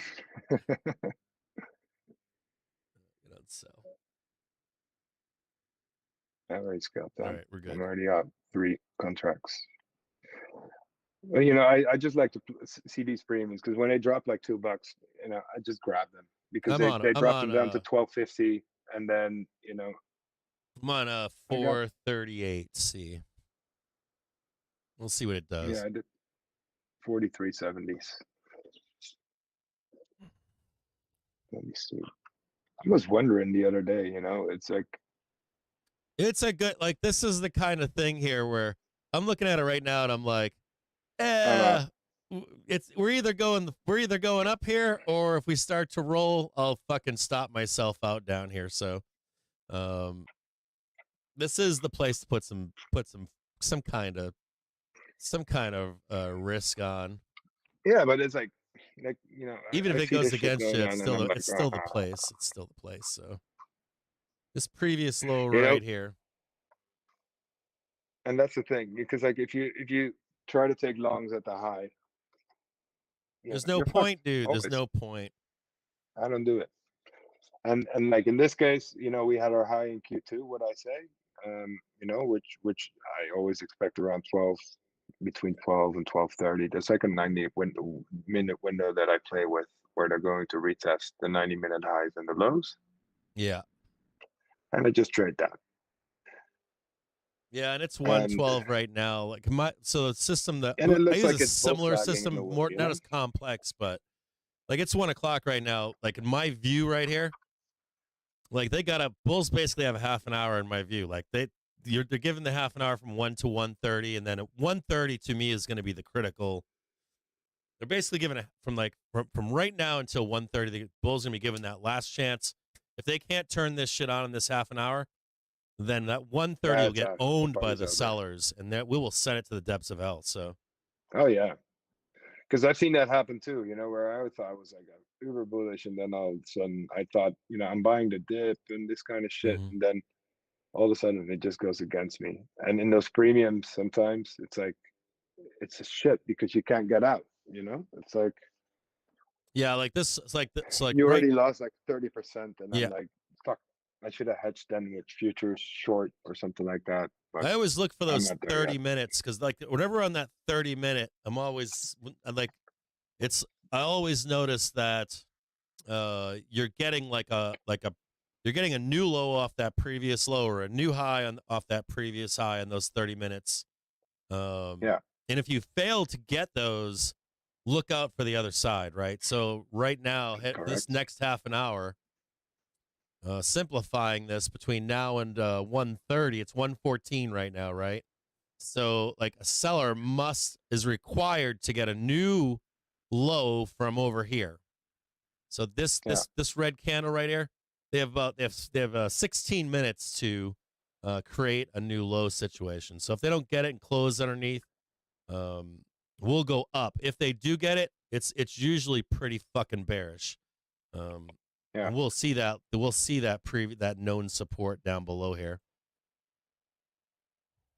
All this stuff here, 434, 434, 93, 33. And they're trying right now. They're trying to sell us out right now. I'm still long here, by the way. I need to see Yeah, that I went up. failure of that green candle. So Let me have a look. I'm still long here. I need to see that fucking failure. Let me have a look. It's it. You know, the thing is that it's I I don't know. I'm not supposed to trade patterns and stuff like that, but then I see it flagging like this, and you just have to wait and till it reaches a specific level. Because like for me, it's quite simple. You know, I tried a true week open, which was 44.06, where I tried to long it. It jumped up. I got out. You know, I'm skilled, so it doesn't matter if it goes against me. I already bought my stop. You know, so and that's the thing, because if you it doesn't matter where you get in, but if you already have your levels planned where you could where you're able to scale, Mm-hmm. then you can have that buffer if it goes against you to get out, Mm-hmm. even if it goes further than what your stop was. And that is what really changed everything that I did, is the scaling part. You know, in the first 2-3 points, as soon as I get it, I take about a third off or whatever I do. It doesn't matter if you're trading micros, and if you can't do the big ones, do it with the micros. Learn it on there. If you're not willing to take the $50 risk on it, then you shouldn't be trading at all. And you know, I think that is, once you see the dynamic on what scaling does to you and your theoretical average, for example, to your position, it gives you breathing room to have a little tolerance to give it more room to do specific things. Yeah, we're parked right here right now. There's a little bit more down there. Not much market down there, so VIX bouncing really quick. Let me just give you a quick market update to people. You got a large reversal on HYG to the downside off their 6 EMA on the 1 hour trigger. HYG going back down to retest those previous lows from this morning. VIX parking itself up on the 27 EMA in a 5-minute chart, trying to hold that 27 EMA to go up. That's looking pretty bearish right now on SPX with that VIX count. Dixie is extremely bullish right now. Apple reversing on a 1-minute chart below the 27 EMA. Tesla testing its 27 EMA. NASDAQ testing its 27 EMA right now. So mixed bag right here. VIX and Dixie telling you to expect a roll. And right now you see this pull up right here, this green candle right here, and this failure. This is probably going to result in a down move. So I'm going to end up taking I should have actually taken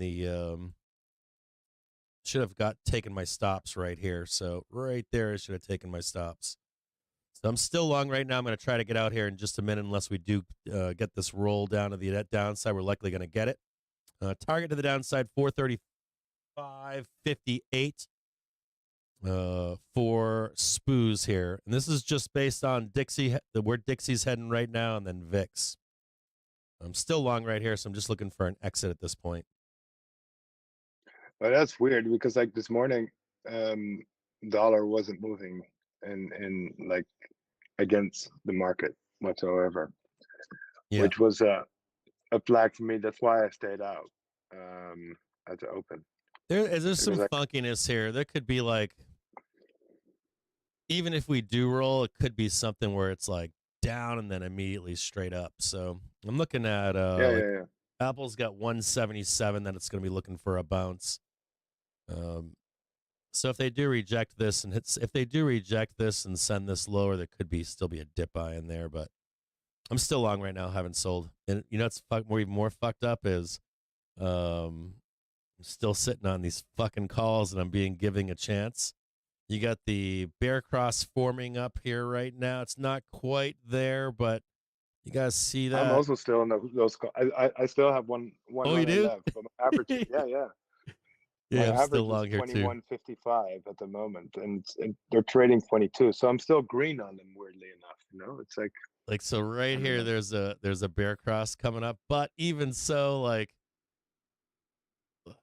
timing of closing when you're wrong. I'm like, just give me that one bar right there before they reverse it. Just give me that one squeeze. Let me see. I think I can get out at 23. I think I got a buck out of it. Yeah, I think I got a chance to get out here.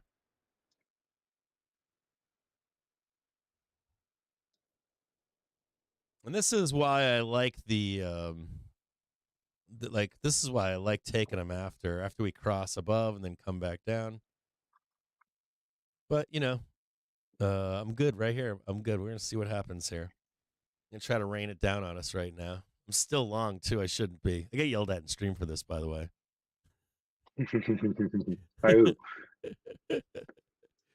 Let me ask you guys in the chat right now. Let me ask you in the chat if you have any questions for David. Do you want to ask him any questions in the chat, or if you already have asked David any questions, if you could repeat them? I don't have a producer reading the questions in the background right now, but if you could ask, hey, buddy.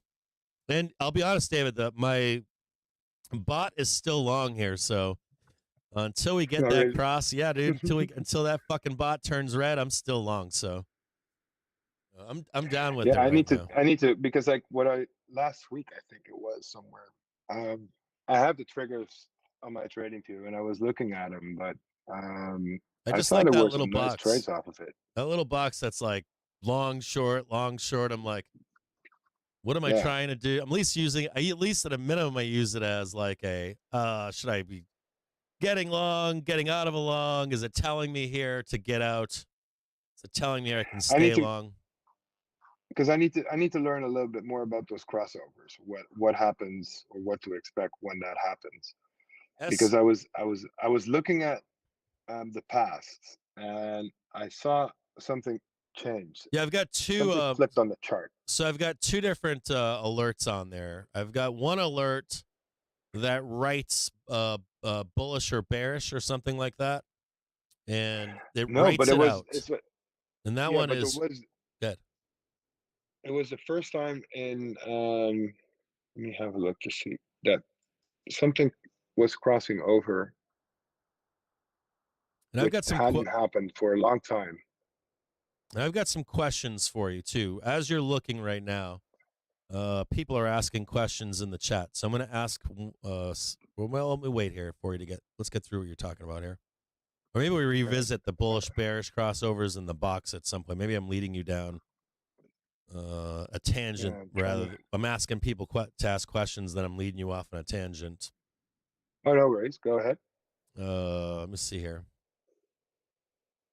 SYWECG said, David, what are you trading? ES, MES, or SPX?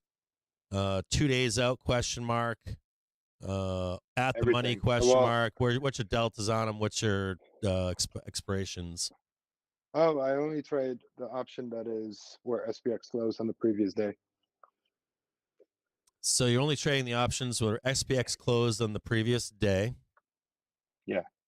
What else we got for questions? I don't look at deltas whatsoever. You don't wait for the premiums to get cheap. No.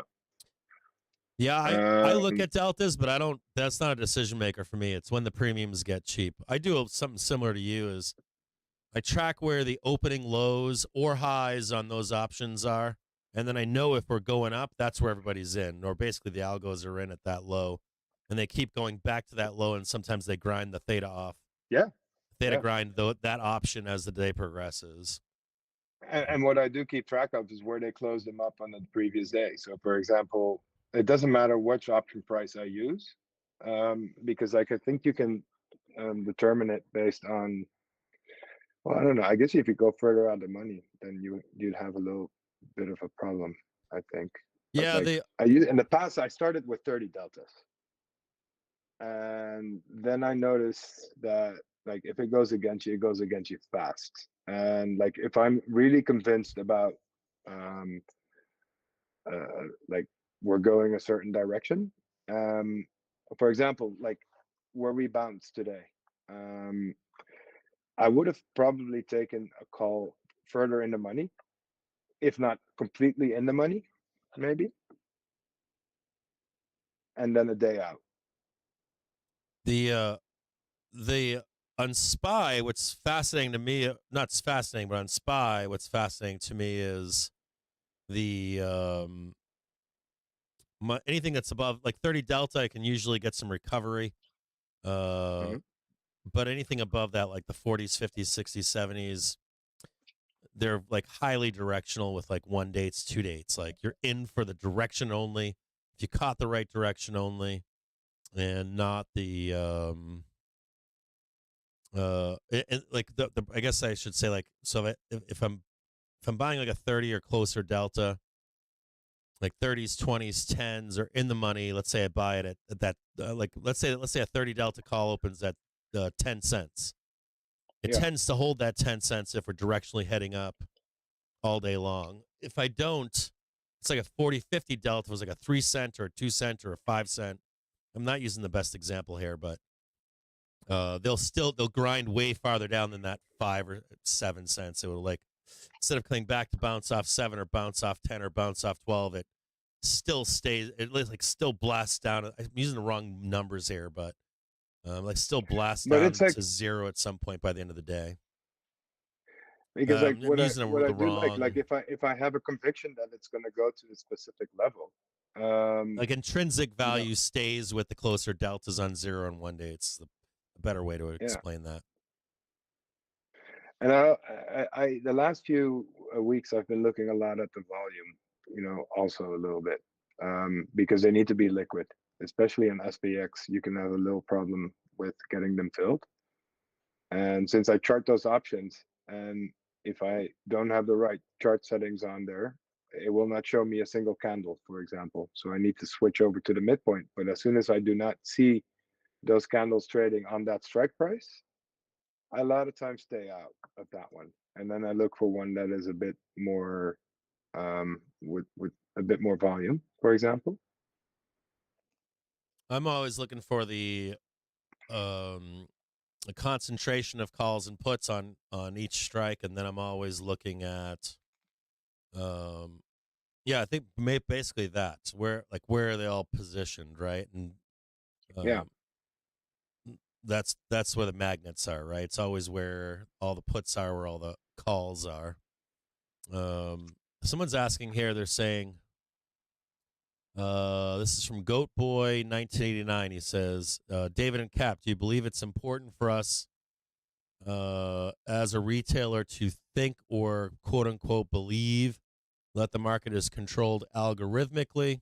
We've just been sold that it's a buying and selling dynamic. I don't believe this. Goat Boy saying he doesn't believe that it's buying and selling. You and I talked about this Friday, right? That we don't believe the real pricing in the market is real. Oh no, fuck no. I think the classic TA books and like have sold this idea to manipulate the masses. Like how like the market loses $1 trillion in a day or $55 billion in 15 minutes. Like, no man, liquidity gets put in by the central bank every day. Every day, it's all programmed. Every day, liquidity gets injected between 2 p.m. and 8 p.m. I came a bit late, so I didn't catch being. So I didn't tell your story. Here's trade. How long you traded? Yeah, we've already told that story. I'll put together this. So Beartown Sheriff, we're gonna put together a. I'll put together a montage, or we'll cut the interview down to where I'm like, I don't know what I'm talking about here, making a bad example, but I really mean this. like intrinsic value Well, is you what I'm know trying what to I say. suggest? What we could do is We'll put the interview up. maybe tomorrow or on Thursday. I can get on stream, and then when the golden nugget setup unfolds, and just walk everyone through if the ingredients are there that we would take it. Like in this case, it was a short also, but yeah, I don't like it when it's being done in a way of where we already where we are made right an now doesn't extreme mean low, anything. and then yeah. So, and even though it works, because every single day it works, it shows up in what kind of form, it doesn't matter, because sometimes you will get 5 points, sometimes you get 10 points. I mean, even in this case, I think, how many points did they give you? Went from 23 down to 07. So, well, Yeah, David and I it's talked good. about Friday about I'm going to spend some time with him. He's going to spend some time with me, put me through the combine, and then we're going to try to get him on the air. Maybe just stop in, or maybe even make some videos. So I think that'll be like that whole follow up there. What else do we have? We got Yeah. another. Let me see what else we have. David, how are your liquidity zones identified? The recent swing high and low. Do you want to show an example of it if you share your screener again? Yeah. Yeah. Okay. Cool. Let's see if I can go to it. See. We got full screen of you, handsome guy. Horrible. Did you hit the gym today or Let me what? turn up. Yeah. I went to the gym, and then I came home and I saw that discrepancy in DXY happening still. And then I went for a walk because we had some nice weather here. And I had to go to the vet with my cat because she's like has been in diarrhea for like 3 months now. Oh no. 3 years, by the way. Yeah. Sucks. She just shits over the floor everywhere. So my entire fucking house smells like shit sometimes. Our Oh well. our animals I noticed that like animals are expensive. Like Yeah. they are And not here in cheap. Europe, it's crazy. It's like you go to the vet for like 15 minutes to get one shot, and it costs like $80. But I get more pleasure from it, so I don't care. So it's fine. Let me know when you want She to should have. share your screen, and I'll put you on full screen here. Okay, cool. Allowed to share the window. Hold on one second. Let me start off with a clean chart. Okay. All right, I got you. I like the white and green candles too. By the way, I used to use red and white. I like them. You can use my template if you want. I'll share it to you, and then you can just save it, and then because you SPY use pushing down TradingView right also, now right? into the pivot. Yeah, look. You see, So bulls for example, lost in a half ES, an hour on 130. We immediately started selling down. Now trading 435.64 here. 132 in the afternoon.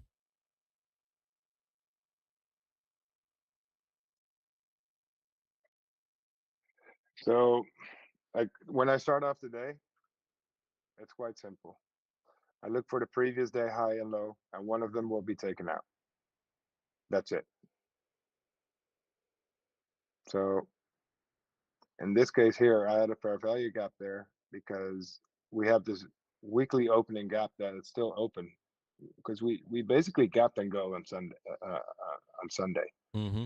We never touched it, and that zone, I don't know. We might revisit it later in the week, or maybe sell off this week. I don't know. I hoped we would revisit Between it this morning, but they left it and went up and took out the other side of it. yeah, because what they basically tested was the low from last Tuesday. Did that answer your? Who asked that question here? So that's why I had that 43.66 marked on there. And do you mark But the there's previous another week's thing. highs and lows as well, or no? Yeah, As areas of always. interest as well? Yeah, me too. Yeah, definitely. And because like there's a setup, they call it like an order block that could be in development, but it's going to take a day or two for it to pan out or not. And it did break through it. where I had my levels that I wanted to take it. But yeah, we'll see what we'll get. But I look at the previous day high and low, and one of them will always get taken out unless it's an inside day, but those are rare. So, and that's where I take the short or the long from always. Now, when you're finding those liquidity zones, the up and down side, are you trying to trade off those? If it bounces on the bottom side of that liquidity zone, you're trying to trade off those, and then trying to sell Yeah, the top of that definitely. liquidity zone, and then if we break above and below, you'll take your stops and trade that Yeah, next like the zone setup down. that I showed you on the 1 minute chart, like this. What you see happening here, this pattern in this area, Yep, I'm looking. I like that. And even if it's a short or a low, I'm just inversing the chart. But you know, look, the thing is like, what do you see up here? It's the same thing, you know. Here, let me see if I can go back here. It almost looks like the low that we had this morning. See? Now they bounced off the So pivot just then at that moment here. And you said that this was manipulation day, right? So you're seeing the manipulation today, the grind. yeah, I'm not gonna distribute until tomorrow. Yeah, that's what we were talking about. We got Biden tomorrow, ostensibly having an interview in Israel, and then Thursday we've got all kinds of speakers and some important news coming out. But I always find Tuesdays as the most fascinating day of the week, right? With the Well, yeah, a lot of times it will form a high or a low of the week, yeah, on It's either Tuesdays, on Tuesday or absolutely. Wednesday. Yeah. So, and then on Thursday you could have the reversal, but Friday, for example, in the quarters theory, it doesn't take that into account. However, the micros you can trade because it's basically you discount whatever happens on Friday.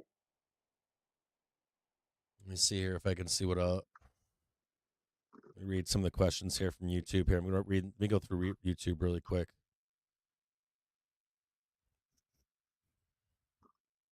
I'm curious. Here was your entry short. David, what did you do before you became a trader, and what made you decide to become a trader? At what point did you decide to join Bob Kendall's group for education? I guess, what did you do for work? You don't have to give like your exact job, but what were you involved? Like, what was your profession? Oh, I was working in the airline industry. I'm originally a pilot, and I was working in the operations departments You want to of show a big airline here. You want to show your Uh, face again? oh, sure. So you worked as a pilot, and what made what like? I guess let me ask you more pointed questions. What drew you to the stock Well, market, and what was your reasoning for getting involved in the stock market? um, well, I was interested in it since I was a teenager, really, and I was always like tracking stocks and those kind of things when I was at school. Weirdly enough, and I made some money on Bitcoin and those kind of things, and which I really like, which kind of set it off for me to do a little bit more. But I also lost a lot of money with trading cryptos. I blew up tons of accounts because a friend of mine, he would tell me, you have to buy Ripple. Well, I call it rip off because basically it's like a deflating asset or whatever it is. And he rips, they short. And I got a friend that trades that so right now. I got a friend that's trading it. Like this is yeah, fucking I'm not touching. Ponzi I scheme. lost all my cryptos. I had everything at FTX. I didn't have it in cold storage because I was short on Bitcoin and I needed to have my Bitcoins as leverage. So I still have that claim running. But I never traded it with money that I couldn't lose or anything. So you know, it's not like it affects my life in any way or form. Were you trying to escape having to work for someone else? Were you trying to have a future, or was it Yeah, getting out of the grind? What was the motivation?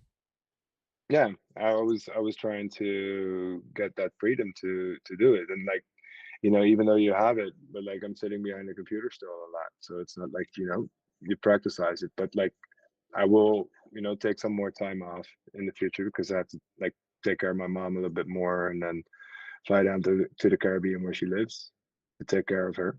You had to do that recently So too, didn't you? yeah, I went there for I think about 2 months in the summer, and yeah, I will need to go. I think I'm gonna go sometime next month again for a few months. And And what about but that's what I was talking to you about, you know, is like, you know, trying to change my strategies a bit also in that sense, where I would be able to do like collect more premiums, you know, be a bit more passive in it, because like I'm I'm a sniper when it comes to like trading futures and these options and scalping them. And I pull the plug quite hard, and you know, it's like if I get stopped, I don't care, you know, because like the next trade I will win my stop more than 3 times back, for example. But I do want to be a bit more passive where I'm not spending that much screen time on it. And I'm learning it now a little bit more by just like dividing my day up into specific setups and then just waiting for them to develop, are you which helps a lot. did you how long when you started investing or trading, were you still working in the airline industry, or did you say, fuck it, I got a bucket of No, money, I'm going to slam myself into this yeah, and start a new career? yeah, How many that's how I years did it did it right take for before you to COVID. leave what you were doing and become a full-time trader once you started? Before I became profitable, I think it took like 2.5 years or 3 years. Yeah. Did you have any Yeah, success immediately out the gate, and then some losses and then success, or? I had a lot of success, but it wasn't really that hard because like when I started paper trading and it wasn't doing that well, and then I really started to buy the dips during COVID and when everything was locked up, you know. So but that wasn't that hard because like I mean we had these I'm wild still swings, buying the but dip here. I I had just no added a bunch, by the way. I had no fucking clue what I was doing. Like, you know, I was just longing the market every single day, you know. It's like Yeah. and it just didn't stop. So Hmm. and then like sometimes you would get these huge dips and then like I would freak out, but I would also have like heavy losses, like, you know, I would also like I think my biggest loss was like $38,000 or something like that in one day.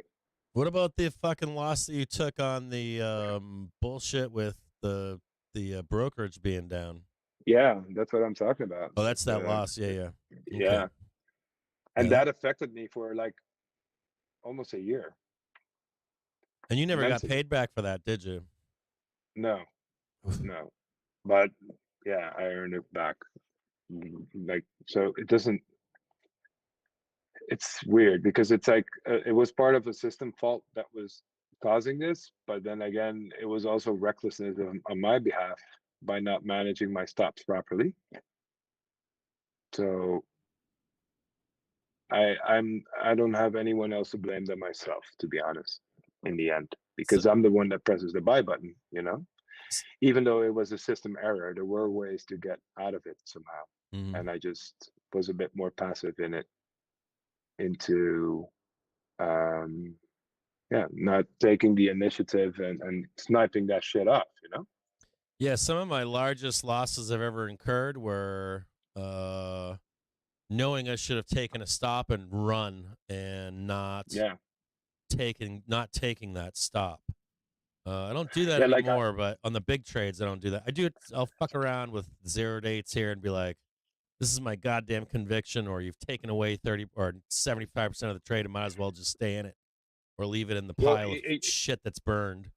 But but those like the large zero trades, dates, man, like can't do I it. see them as stops. Like basically it's like I'm buying them, but I Hmm. don't care if they go to zero because like like in my mind, whenever I enter an option trade, that amount that I had put in, even though I am planning to put in a stop on it to limit the loss, but I basically count that option as like something I could lose all from, because like for example, let's say a bomb goes off or something like that, right? Yeah. There's no way your stop is going to get hit, and you're never going to get that premium back. Yeah.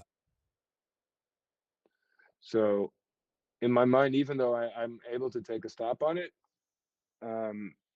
there's always in the back of my mind knowing that like something could go against me in that trade where I lose that entire premium. So that's why I never risk a specific percentage of my portfolio on any trade to limit that. So I do. So I do play significantly sized trades against my account, but it's like 5 to 10 times a year. If I was like say 5 to 10 times a year, I do put risk on. yeah.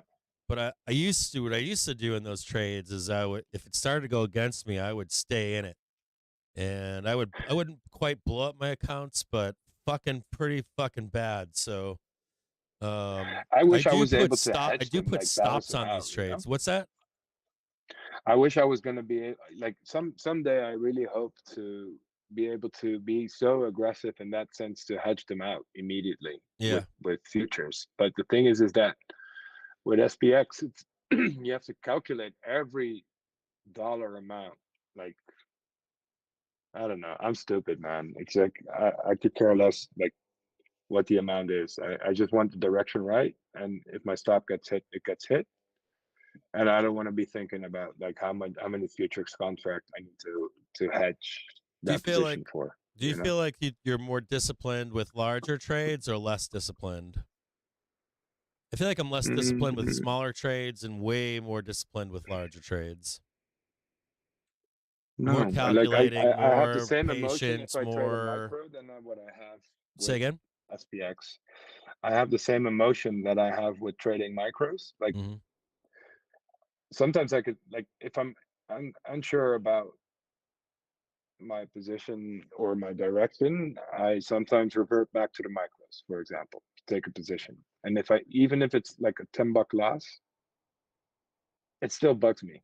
Like I can't stand seeing the red on my P&L, and I know it's part of the game, and but Yeah, then that's I a just part of what you do too, shut it right? down. Yeah. Like I feel like you can't be doing this if you're not going to be like raging pissed at any loss. Like every loss I take Yeah. is like a fucking nail. If it's just for the day, if it's for the week, if it's for the month, if it's for the quarter, it like to me it And I catch myself revenge trading sometimes as well, but I it's not like I'm revenge trading but to recover the loss, but it's more of I'll wait like for the fucking entire day for a setup to unfold where I know it will do whatever I think it will do, and I will recover that loss. And I know it will come a few watch out hours down later. below here. Have some more supply or some demand, some stink bids down even lower from here. And that's down to that yellow layer, this one right down here. So you can see the 3 of these targets down below right here.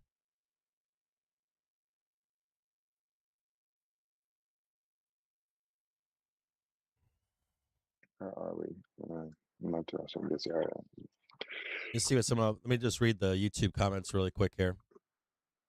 Thank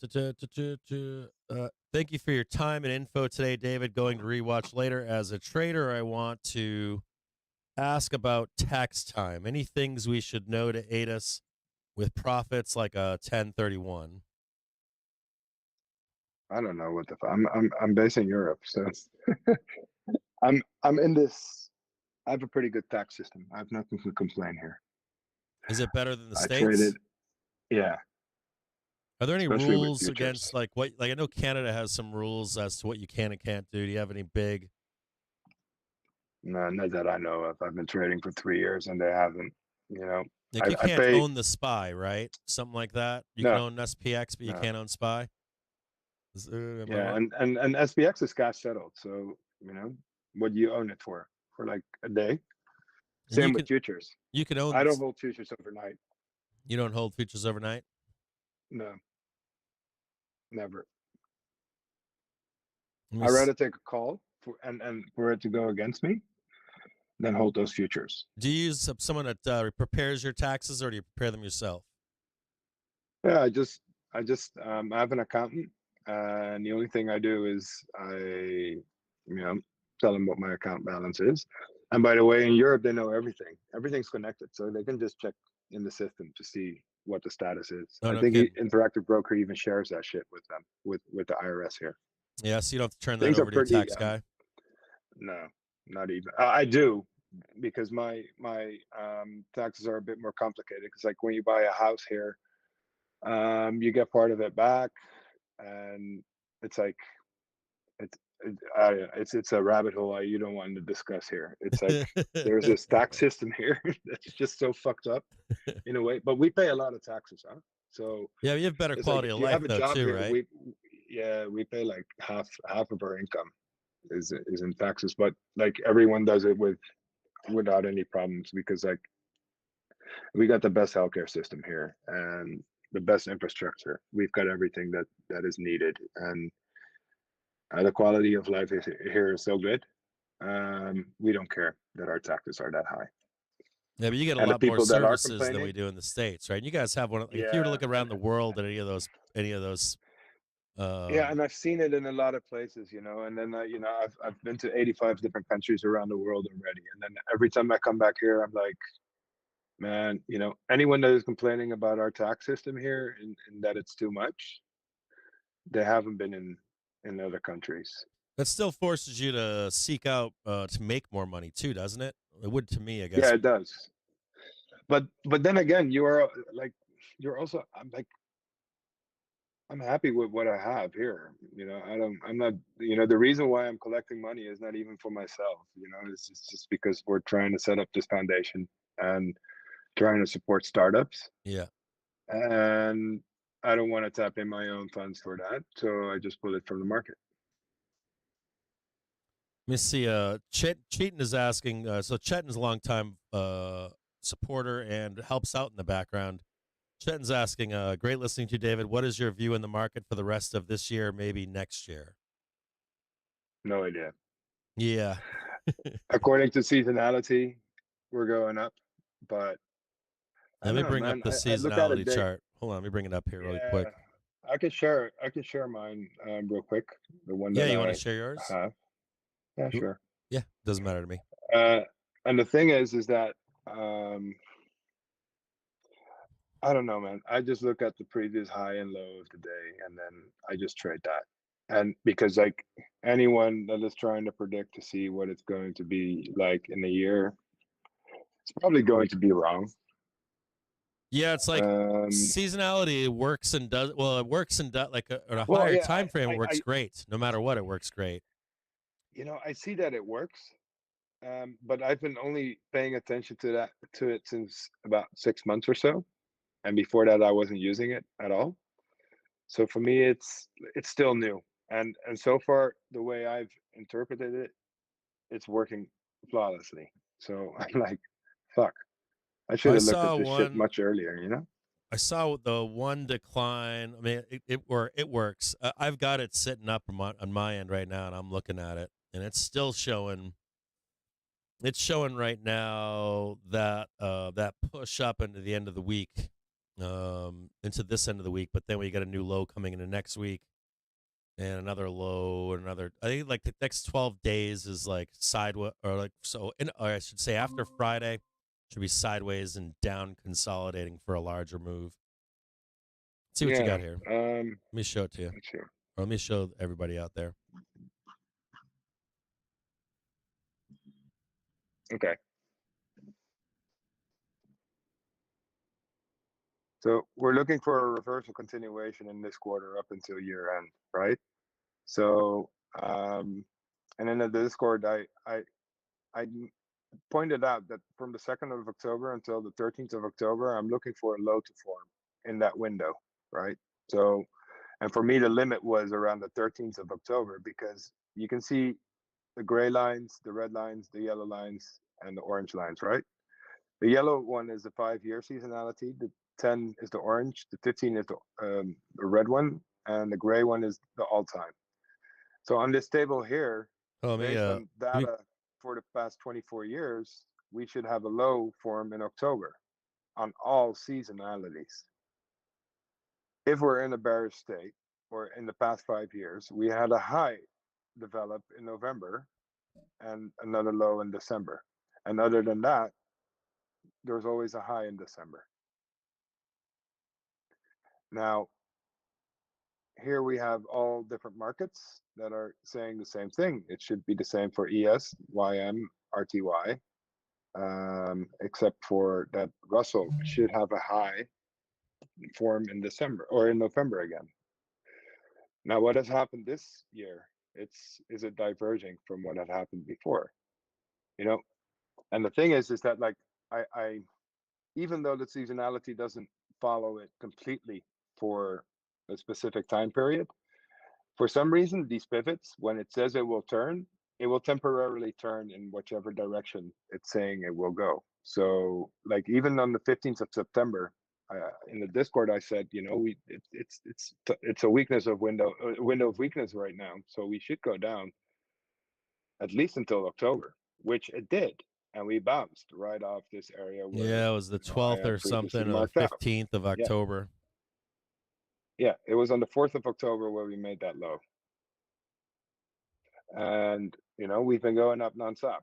And then, okay, yeah, we had 2 days going back, and now 1 day up yesterday, and now 1 day of a pullback again. But, you know, it could be that we are chopping, consolidating.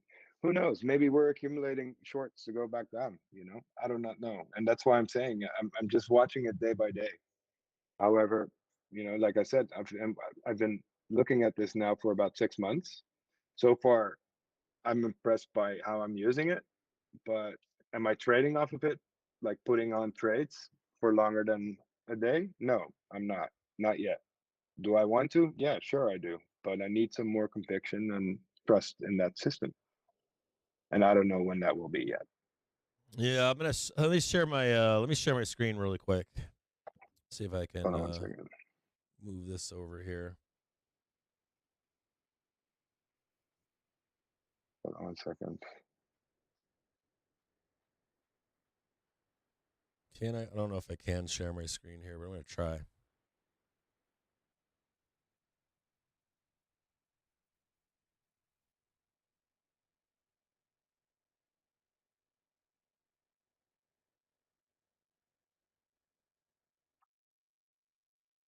Let me turn my screen off. So yeah, just here on this seasonality chart, and one thing I want to show you here is, in terms of seasonality, you can just see here. You know, you should keep grinding up into like right here, right? And of course, he just ripped faces off and then had that pullback. It still looks kind of the same direction here. And then, of course, if you're looking right here, this whole week here should mark some kind of a high and then a pullback the next 2 weeks, and then a pull up into end of year. But just like that's the way I'm seeing it also. Yeah, I see the same thing. But still, even with seasonality, like if you get those extremes on highs or even lows, it kind of is I guess if we were to look at this on a higher time frame, it would all kind of blend together. But the idea here would be, if we stay with seasonality, that you get that last little push up right there into Friday, and then we start that consolidation move down, and then you get that move up and possibly even up to test all that stuff up there. But that doesn't put us really where we want to be, right? I think that's what some of the banks have said, that that 4,500 would be the end of the year at max. And I think Jamie Dimon came out and said he's expecting 3,900 by end of year. Hold on here. Let's go back to the main screen so they can see it. Breakdown below the pivot. Now trading the hourly trigger and the daily trigger on SPUs. So this full pullback happening later in the afternoon. This is not quite similar to yesterday, and not quite. We didn't get the full bloodbath and the squeeze higher. Just that straight pullback into the hourly and daily trigger here. So the entire squeeze move from this morning at 9:30, 10:30, the entire move erased. Big squeeze higher, straight back down into the hourly and daily candle here. We'll find out what happens next. Nice. Now I'm wondering about that with this whole gap down here that we left from this morning, that 4 a.m. gap down here. We never closed. All right, I'm showing it back here, but it's that 4 a.m. gap. Let me see if I can hold on a minute there, Dave. I'm going to switch over here. So just right down here, this is the gap that we were talking about this morning. See that gap down here? They never closed this. They closed this gap right here, but never closed this gap down here. So question becomes, do we go down there, close that gap, and then you get your next rip? Let me go back to the main screen here. Do they actually get down there and just put that pain trade on, that manipulation trade? Oh, that one you meant. Okay, yeah, I see what you mean. Yeah, it's hard. Let me see if I can show it on this one. Hold on here. Well, that gap. I had it on my Weeble chart this morning, but there's a gap sneaky. There's a sneaky little gap right down in here. This all needs filled. It's well, the thing is where I 431.81. Good. What I suggest anyone to do on Friday, mark the last tick, and then on Sunday the first tick. And that's the Monday and, the Friday Sunday ticks. Tell them about that right now. Yeah, like they're called the new week opening gaps from what I've learned from ICT, but like they dance around them all the time, and like you keep the past 5 or 6 of them, and that's the only thing really. That's a different model. That's a model in itself, even because the market just ping pongs between them all the time. So once it gets rejected in the other one, it goes back to the other one, and that's how it keeps going, back and forth, back and forth. So you're marking you're marking the close on Fridays and the openings on Sundays, right? Yeah, and you're tracking those every week. Yeah, and that's what I was telling you. The one that runs from 43.51.25 to 43.56.50, I think. I'm not saying it's going to go there because I don't know. They left it naked. We barely touch it. We only touch it in the London session on Monday, and that was the low of the week so far. So, and technically we're making higher lows and higher highs still. So don't get too bearish yet. I'm not bearish. I'm actually I loaded a bunch more calls. I'm still long here. Long calls for the close. So I'm long into the close here today. I feel like it's a Mexican standoff. One way or another, they're going to go up there or my view is one way or another today, tomorrow, they're going up there. Oh yeah, definitely. I'm long. No doubt. Yeah, no doubt about that. Well, they can manipulate away all they want. They can say whatever they want to me. I don't care. Well, I'm not trading fucking 100 grand on this. So that I still have difficulty with is that, like, with all this war shit going on, I don't know. It's really hard for me to hold a position longer than an hour still. I get in and I get out. I like to see myself as like a purse snatcher. It just keeps getting these little bits and pieces, and I don't even care where we end the day, for example. But what I do care about is, like, what is the setup that shows up at like what I said, like at noon your time, and is the Asian high or low going to be taken out at 3 a.m. in the morning? Because like I wake up every morning my time around 5:30, 6 o'clock. So that is your midnight. That's when when I'm already awake, and I just wait for these three moments of the day, and that's it. Are you so you said that you're not no conviction into end of year or next year. Let me ask you another question. Do you think that, do you have anything to weigh in on whether the U.S. continues to raise rates or hold rates, or do you think they Um, continue to raise 25 BPS, 50 BPS? Are they done with their rate hike cycle? How about in Amsterdam? Have you I don't guys, care. you don't care personally or even with the market if they do or don't, do you? You just follow No, price? yeah, And I what could care about, less. do you I think, could care less. You know, the only thing where I notice it is now is like, um, because like my car, it's like when I bought it like 3 years ago. Like the first Tesla I bought, it was on a tax credit where you got half of it from the government, uh-huh. and then you had to lease it, and the rates were like really low. And I think it, and I went to look at a new car um, a few months back, and then I noticed, I said, "Fuck, man, you know, it's getting more expensive." But the only reason why I was thinking that is compared to what I had before that, and it was because the rates were that low. You know. How much, what are rates right now in Amsterdam on a new car? Mm, Can you get 3 to I think 6% or is it higher? it's a little bit higher. I think it's 4, something like that Yeah. I think with good at credit the right moment. now, you can get, there's some like lease deals out there and there's some new car deals where the rates are actually pretty fucking good. And you can actually, Well, I'm not selling my car because like I have a 2018 Model X, but I still have free supercharging. So even with all this energy shit, I'm not paying jack shit to load up the car. And as long as I keep this car, um, I don't have to pay for supercharging. The minute I get rid of it, I lose that option. yeah. So, and the car is still brand new.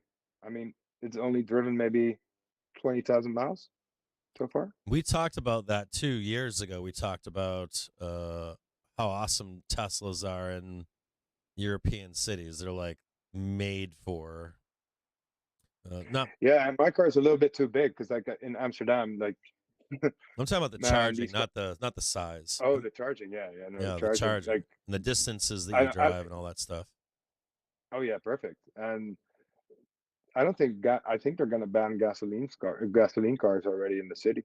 Like if your car is already older than 15 years old, it's not allowed to enter the city anymore. No, no shit. Yeah, Yeah, I did not know that. they already banned that. Like we're way ahead than what you guys, have been getting, and like this process has been going on already here for like 10 years. Like I'm already on my second Tesla. It's like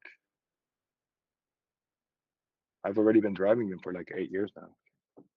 We sold one for, we've sold one because we were going to make a lot of money to sell it. We kept the other one. My wife drives it and she fucking loves it. She loves her Tesla. And I drive the Yeah, ski I've never wagon had a around. single problem with it. Not, it hasn't been to the garage once, and I think like one of those Rangers came by once to replace a tail light. That's it.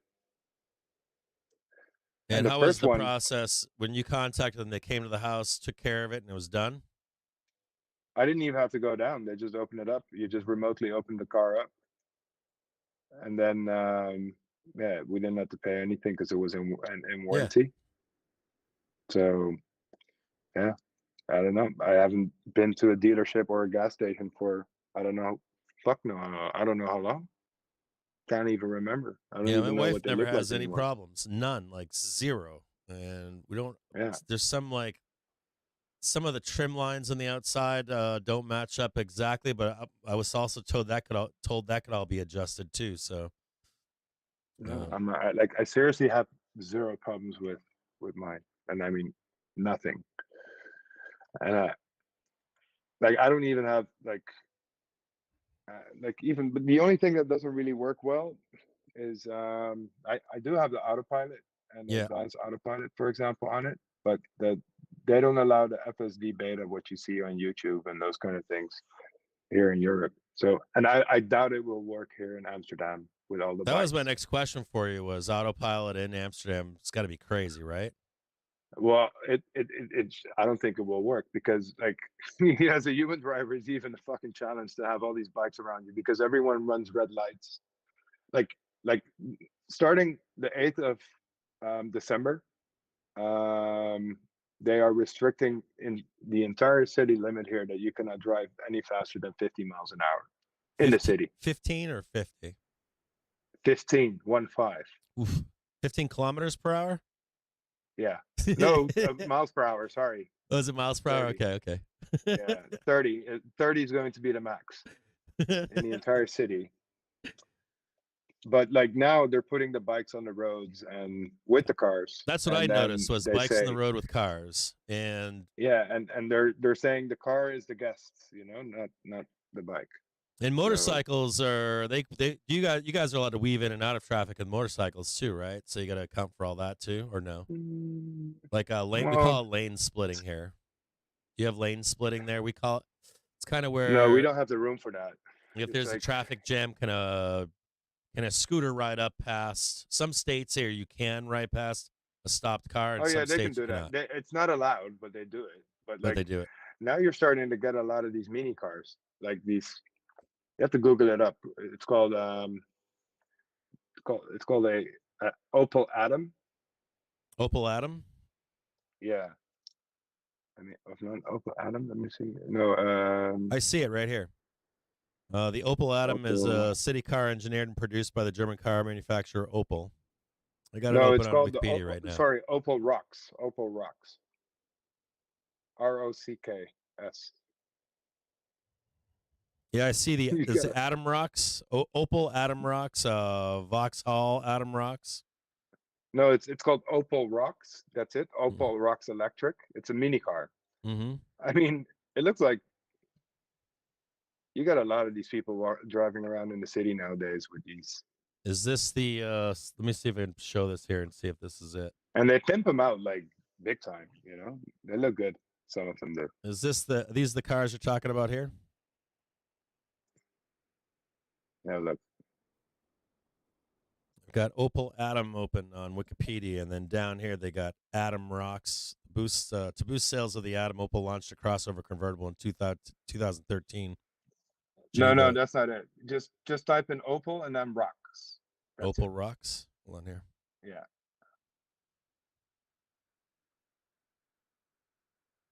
In the search bar of Google.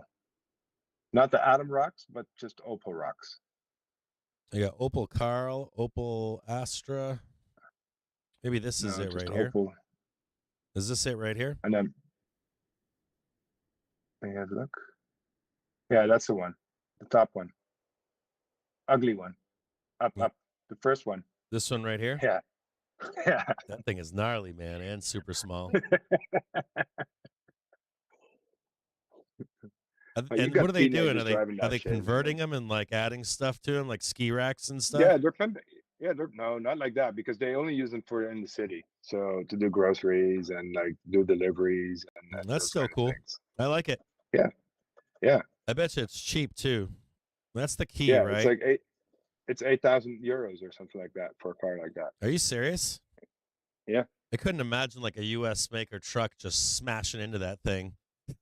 Oh no, but that's the thing. I mean, who the fuck is gonna kill you if you can only drive 30 kilometers an hour? Yeah, I get it now. Like I'm getting it. You can only drive 5 miles an hour, 15 miles an hour because of cars like this. Well, you know what? Like Detroit would do great with some. Well, like not do great, but if Detroit, I don't. New York is closing off some of their main thoroughfares right now, and they're making them pedestrian.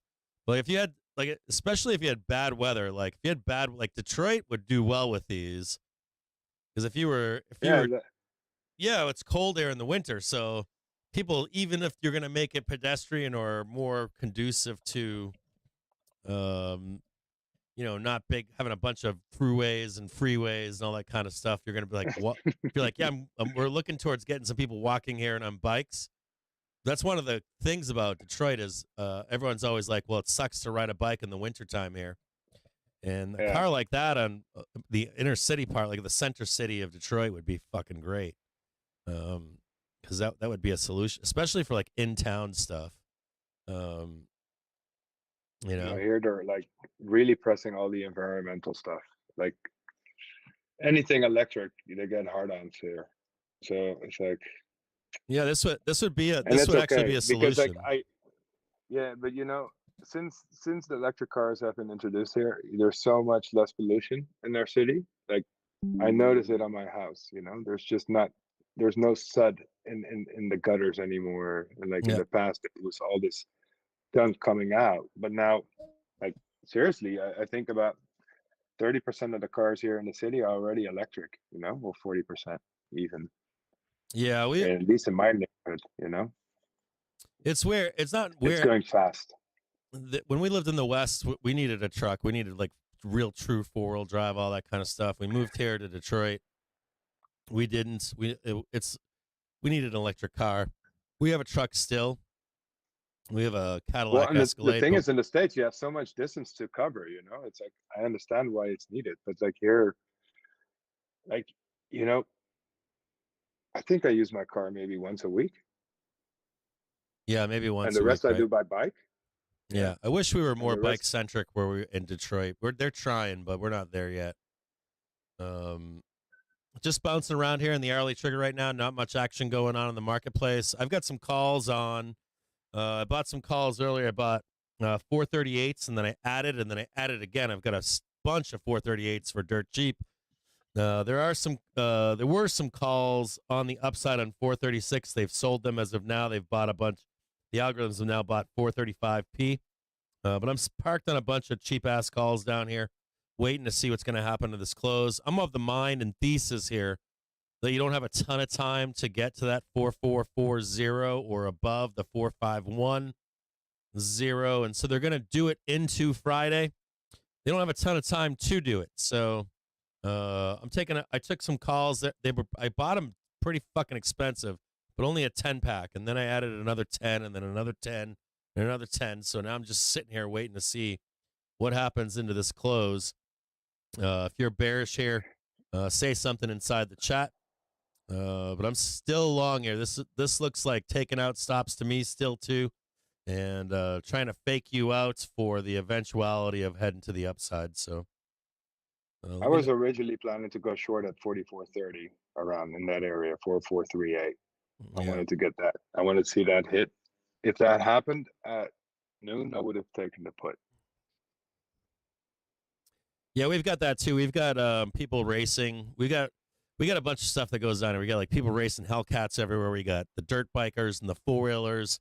The 4-wheelers and the dirt bikers, I'm kind of pissed about because we have the space to give these guys tracks to run and stuff. So that's kind of a failure on our part to help out the people that want to ride 4-wheelers and stuff. But in the city, yeah, it's like in the city. We have a lot of land that's unoccupied. We've got a lot. Like our state has great off-roading for dirt bikers and well, let's start the baseline. This is the Motor City, so people love their vehicles. But kids here are kind of poor, right? And so they own 4-wheelers and dirt bikes, and they want a place to ride their 4-wheelers and dirt bikes. We don't really provide them with that place, which we need to and should. And we have the land now with the population decline to make it happen for these kids. So they do it in the city. They like ride their dirt bikes all over the city. They ride their 4-wheelers all over the city. And they generally cause havoc. But I don't think that they would if you gave them a place to ride their dirt bikes and 4-wheelers. And some people get mad at it, and I'm like, yeah, these kids don't live out in the country. I mean, if they lived out in the country, if you drive out into the country, you'll see kids riding next to highways and in the back dirt paths of the countryside and stuff like that. So I'm like, the same kids are doing the same shit. They just don't have a place in the city to do it. And I'm like, give the kids a fucking place to run their bikes. Like give them like an old railroad line or something like that. You know? Yeah, man. Here, like in the Netherlands, they really arrange all that crap. They create these parks and recreational areas to. Well, you have a bike culture there too, right? Bicycle culture for that stuff too, don't you? Yeah. Everyone has a bike. Yeah. Detroit's like Motor City, but if you go out west, the bike culture is outstanding. Any like if you, like I don't know how it is right now on the East Coast, like New York, Boston, New England. It was always okay. I guess Ohio's got a really big bike culture. Iowa does, but then when you start getting out west, it's like dedicated bike lanes, dedicated bike parks, dedicated skate parks, all that kind of stuff is there, and the kids take full advantage of those parks. I wish we had Yeah, more I like heard bike it's parks in everything. Detroit. I think you're better off to have a bike here than a car, to be honest, Say in the again? city. And then in Amsterdam, you're better off to have a bike than a car. Yeah, San Like Fran's like the that only too. reason to have a car is if you need to travel outside of the city and a place that is not reachable by public transport or something like that. Mhm. Because it's well arranged here, you know, like the infrastructure is good. The public transport is good. Yeah, You got public trams, transport out west trains, is good for everything, me. you know? I've Yeah. had no bad experience. Like out west, I always had good public transportation. New York had good public transportation. New York used to be a real shithole. It is sometimes Yeah. still, but not quite what it was in like the '90s. The '90s, man, it was really bad. I think California, from my recollection, they had great corridor travel, but in the city it was mixed bags. Uh, Mixed bag on like the BART can be kind of weird too. The subway in San Francisco can get kind of weird depending on what time of day or Yeah. time you're on it. Wow. And is it in Detroit?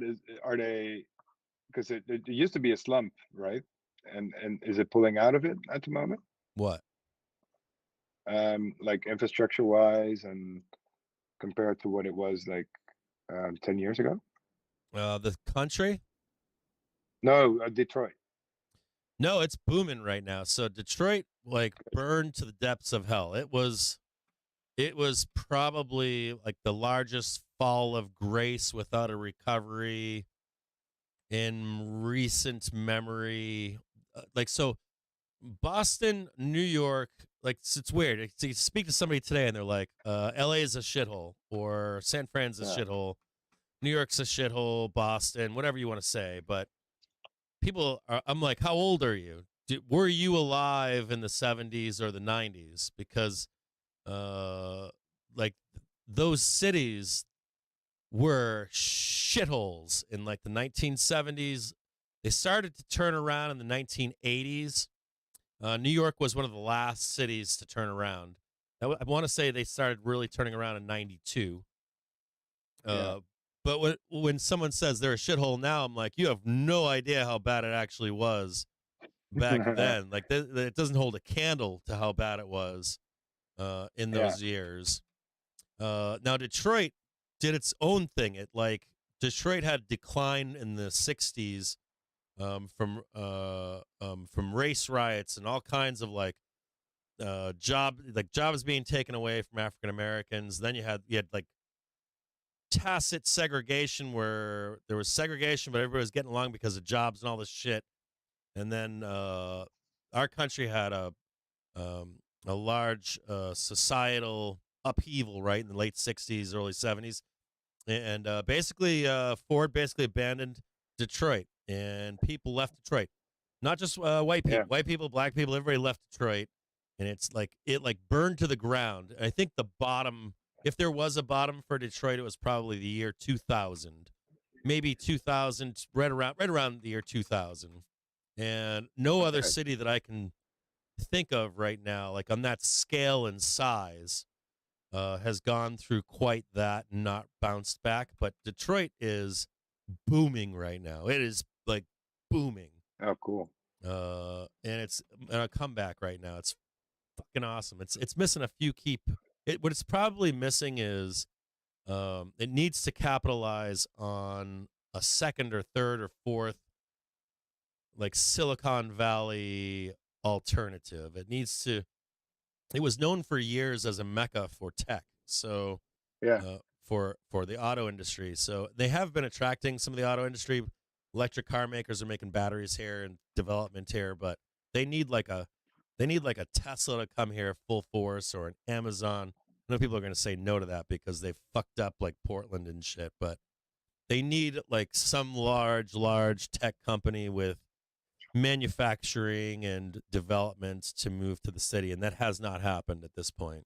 And Ford fucks around with it. You know, like Ford started this. They have this like innovation center of some kind for development of EV tech. But from what I've heard from the engineers here in the town, it's an incubator to fucking burn these companies to the ground, literally to steal their tech for Ford. So that pisses me off to some extent.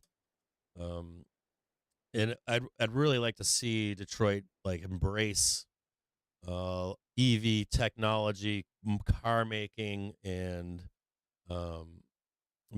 remain the center of American car making when we switch over to electric vehicles. Yeah, I'm curious how that will pan out in the future. I don't know. Yeah, and then we get some. I'm climate not saying stuff. this is going to be it, but we got some climate stuff some too. better alternatives, but we got some climate stuff where they think that Michigan will be in the next 20 years will be popular due to climate change in Texas and Florida and Louisiana, places like that. I'll try to bring up maybe I'll try to post an article about it. There was just an article done on it last week. Now, do I think that's right now? But no. But do I think my kids or grandkids could benefit from it? Probably. Yeah. So I think that's the way that I'm going with it. LA was a nightmare. People don't remember. If you're an older person, you remember. If you're older, if you're like 40s, 50s, 60s, and you're watching this show, those fucking cities were like on fire. No one wanted to live there. Detroit is very similar to those cities.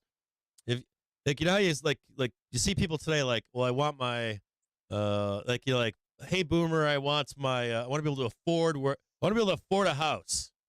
So you ask a young person, okay, where do you want to live? And they're like, I want to live in Santa Monica, or I want to live in New York and Manhattan with affordable rent. And I'm like, well, you could have back in the 70s and 80s, but I can assure you that no one wanted to live there. Hey, I'll be right back. Go ahead, man. No worries. Yeah? Do your thing. Do your thing. 1 second. I'm going to hang up with you. No worries, brother. All right, so we're going to end the call here. Let me give it a 5-star rating there.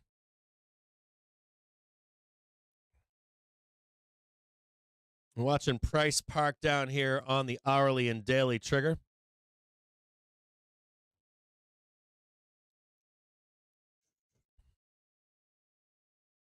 Let's get back to what some of you guys are saying in the chat. So yeah, like some of those cities were like really bad. Like my father moved us to Boston, to the city of Boston, in the early 1980s, and it is not the same city that it was at that time in any way, shape, or form. And then I went and worked in New York. I did my externship for college in New York City, and New York City was just starting to become nice, quote unquote, or hipsterized or hipsterfied. Hookers and cocaine in every corner in the 80s.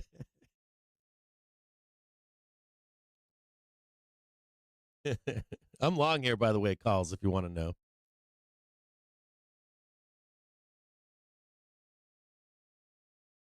know. Boulder, yeah. That's one thing I'll give to the West. I got to say it. A lot of my adult years have been living in the West, and bike culture out West is fucking awesome. The only place that I didn't like bike culture was California. California, there's bike culture there, but it's still super dangerous. Matter of fact, I got hit by a car once riding my bike in LA. got rolled off my bike at a stop sign one day.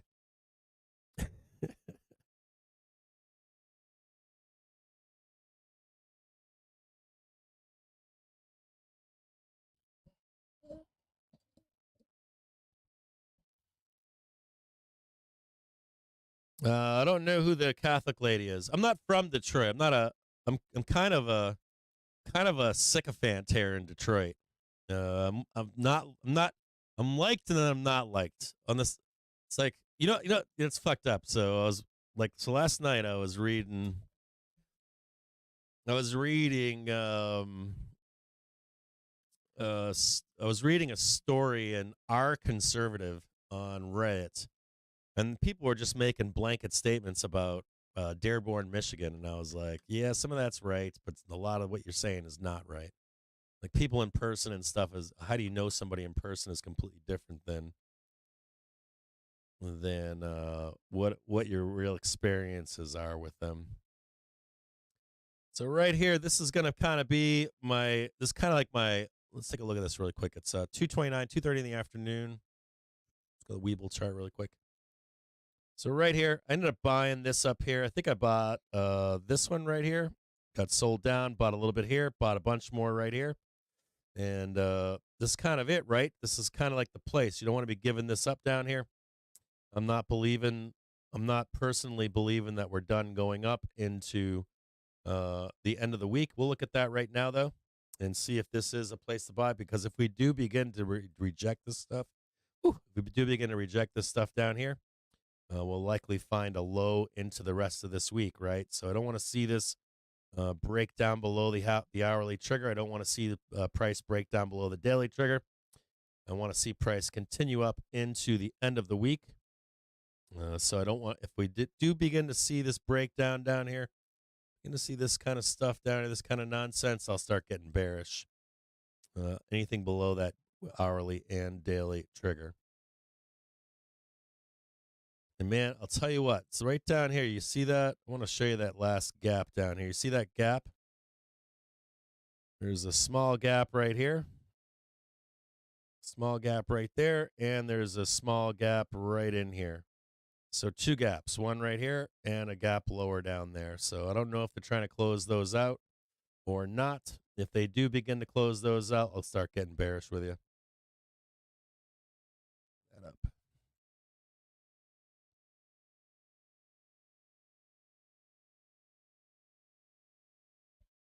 Yeah, no worries, David. I just ended the call, man. It's no big deal, brother. It was nice having you on. We'll keep having you on here in the show. I don't know if did that movie take place in the early 90s, that Nick Cage movie? I watched that movie once. Let's check the 30-minute chart on SPX and check that hourly. Let's check that hourly velocity and see where it's at. Yeah, SPY hourly velocity is still not looking too pretty here. I always want to see that velocity of the downside. Still not seeing it. Even down here, you didn't catch that. Even with that pullback down here, didn't catch that velo to the downside. So velo's telling you got more down to count, more down to go on velocity, at least the hourly velocity.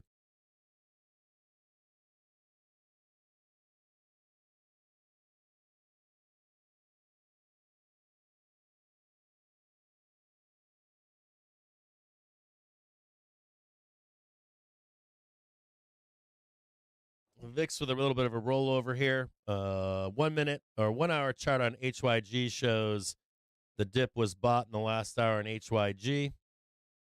Dixie with a little bit of roll on it. NDX looking very bearish here, believe it or not. NASDAQ not looking healthy at all. Looking very unhealthy to the downside.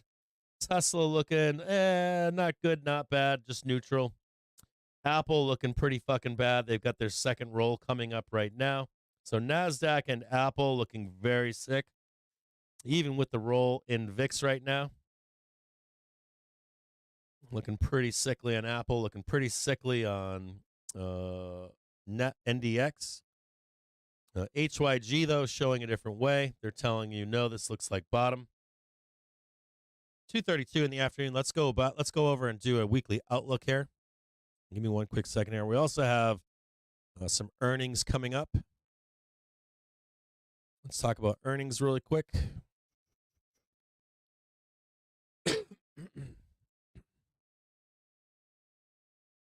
And show that. Hold on.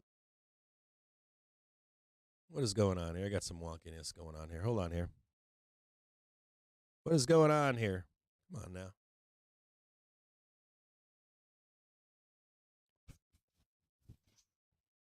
Nope. So for Tuesday, hold on here, a little bit closer here. Excuse me. For Wednesday, we've got Tesla earnings, Netflix, Procter and Gamble, ASML, Alcoa, Morgan Stanley, Abbott, Lamb, and U.S. Bank Corp. So some heavy hitters coming in on Tuesday. And then on Wednesday, we've got ATT, TSMC, American Airlines, KeyBank. We got Nokia. Who else we got there? That's pretty much the big ones. We got Amex on Comerica and Huntington on Friday. So the big heavy hitters on Wednesday, expected to come in tomorrow. We'll take a look at Tesla and Netflix at the end of the day today, and I'll try to. How about this? From today, I'll do an update into the close on Netflix and Tesla. I'll do the same thing tomorrow, so that we can chart out what to expect next week on those as well.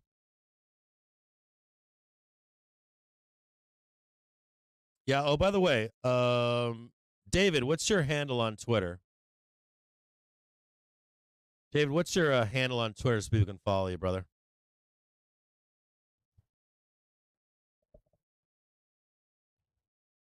Johnny Mogs is saying that Detroit bottomed 1974 to 1990.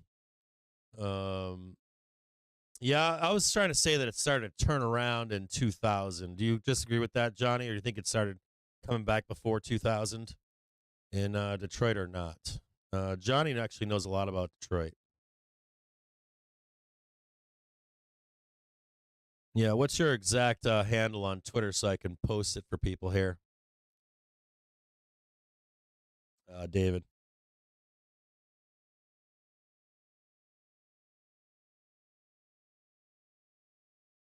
David looks like Roger Federer. Yeah, no doubt, right? Let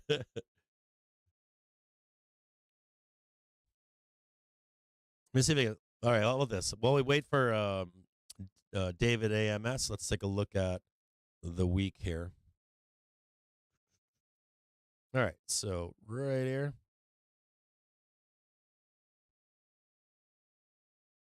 Get that big fat boy hold on a second here. A 15-minute chart.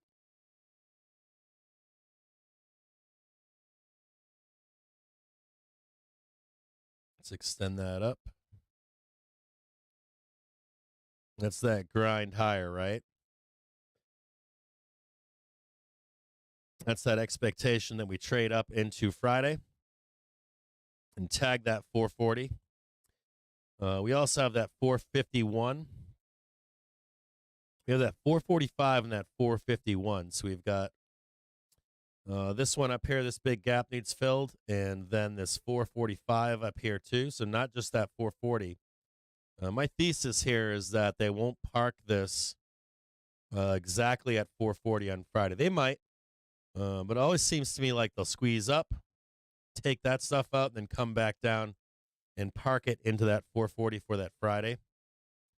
So that's what I'm kind of gunning for here, is that they go even higher. We still have, it's like today's Tuesday. We got Wednesday, Thursday, and Friday that could send us up there. And I want to see that 451 trade up into Friday. But right now, we're tracking that 444.0 into the close of Friday for end of month. We tagged it here yesterday. They sold it. We tagged it here. They sold it. And we're finding buyers down below. And hopefully these buyers are still here to the downside. We're still above the daily and the month and the hourly trigger. So the bulls are in control here to send this higher. So just into tomorrow and let's say it's Tuesday, but Wednesday and then Thursday volatility in here. Whoop, hold on here. That was the post market sellers down there. So just into Wednesday, Thursday, and Friday. Upside target for tomorrow. I'm on the bulls side here, so as long as price stays above the hourly trigger, I still have that target right there. So this is still your target. Boop. So I can make this large here.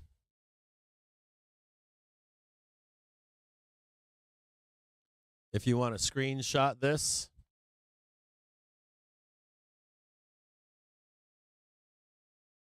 Now, there is something to be said here that I want to keep you in tune with, which is the half-hour velocity is not on bull side. Or excuse me, the half-hour velocity is on the bull side, and price is on the bull side. So price on bull side, half-hour velocity on bull side. The daily velocity is on bull side. Daily velo doesn't actually need to come down. It can stay elevated for that move higher. There's no requirement that it goes to minus 25, minus 50, especially if we're having a rounding in daily velocity. And you can see that rounding in the daily right there. So the expectation is here we grind up minimum into 440.40 into Friday. Now, there is a possibility we could at some point still see that weakness and watch that gap get filled in the weekly here.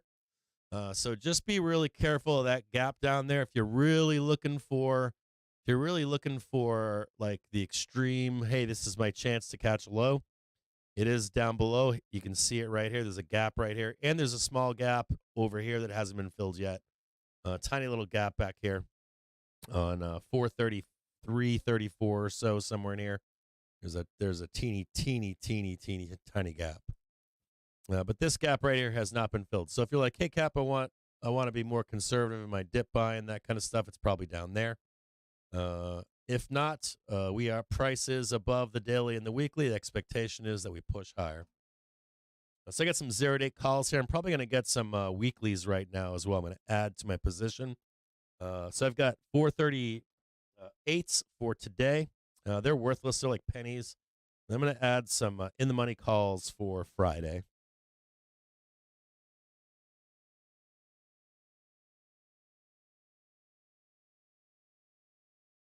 Yeah, maybe not in the money. The 440s are $1.03.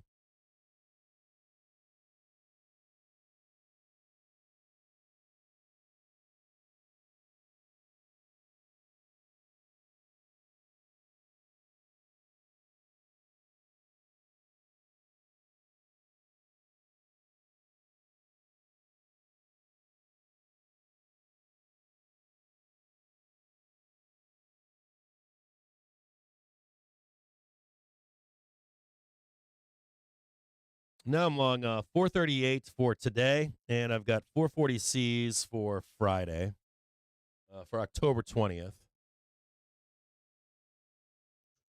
So maybe you can take a snapshot of that at home, and you can see the expectation here. If we have a break of, if we have a breakdown of price on the daily trigger, this is more exaggeration.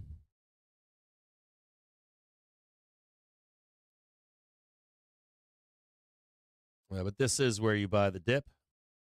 You do buy the dip here. This is the place to buy the dip to go up into 444 on Friday. If we do begin to lose the hourly and daily, though, right here, you do want to take this trade to the downside to close that downside gap. So you can snap that from at home and keep this on you. If you want to see some kind of like vicious downside move, maybe that helps you out.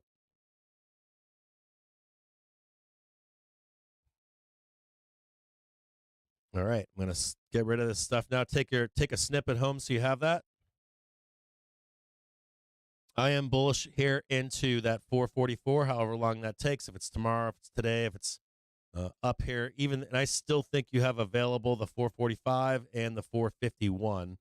You guys saw the gamma charts from earlier. You saw the gamma charts from this morning.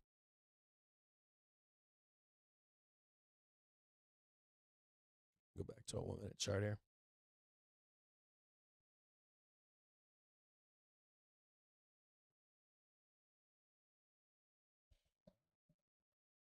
Yeah, Mr. Talking Monkey, man. I remember the fog. I remember that fog, the smog in LA in early 2000s. I remember it was pretty bad. It was like just starting to clear up, and then it was just starting to clear up when I lived in Santa Monica.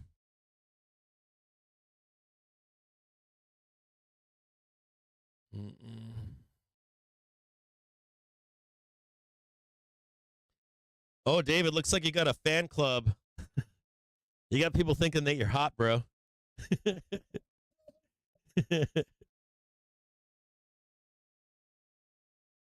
Yeah, so Comerica opened up in April 2000. When did they open up the Red Wings, where they play? That didn't open until recently, right? That was more recent. Yeah, go Lions, by the way. I agree with that.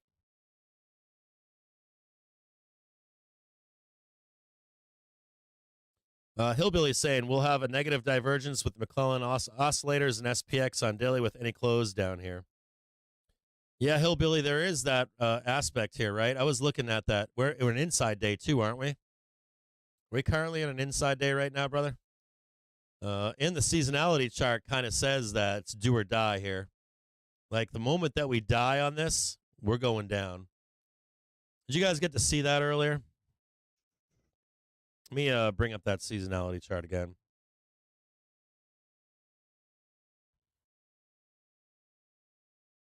Give me a second here.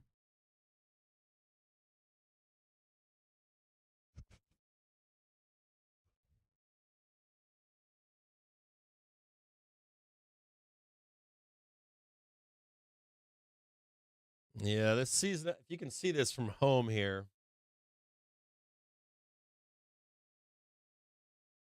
This seasonality chart, if you're watching, so I've got this grid marks here. It gives actually trading days.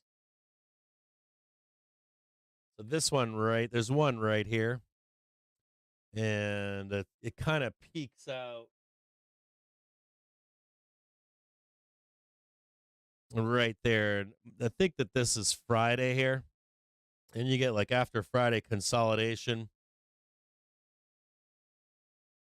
This is the 200. This is 201 here. And then consolidation into the 213th trading day. So you've got like a 201 to 213. These are actual sessions. Doesn't account for the weekends. So we should see some kind of a roll here heading into Friday. Let me see if I can switch back over here.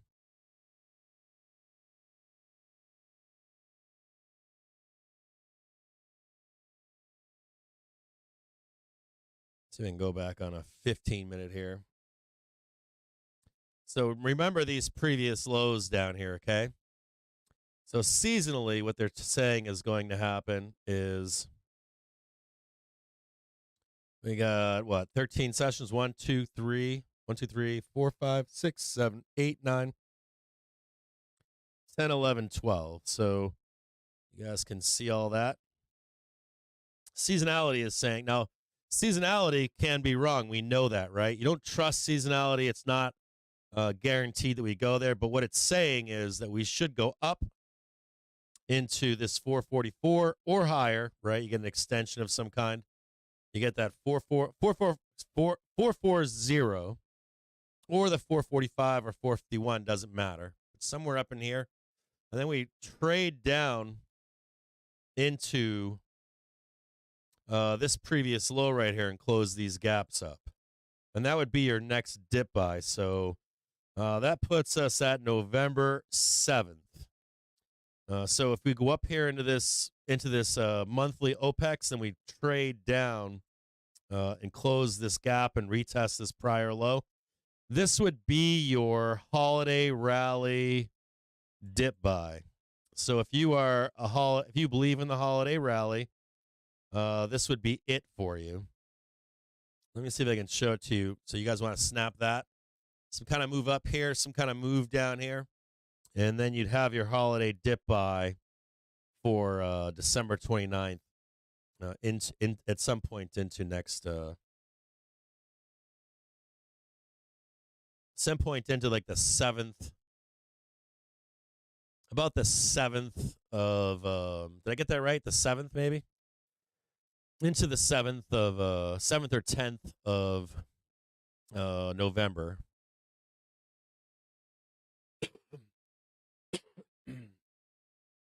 Yeah, so Little Caesars Arena opened in 2017.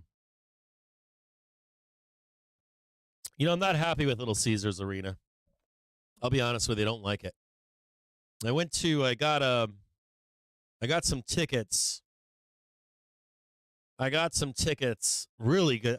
When I get tickets to the Red Wings games, I get like fucking like front row, fifth row, and they suck. I don't like the glass, and I don't like there's some like you can't see a lot of shit down there. I'm not that much of a fan of. I don't know why I don't like it. I don't like the arena. I don't know why.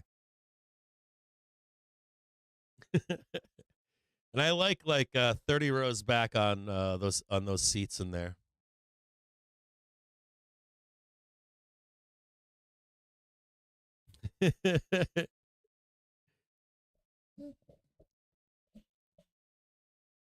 Well, you've only been in LCA once. Did you like it or no? Did you like it at LCA? I thought it was kind of boring. It doesn't have character.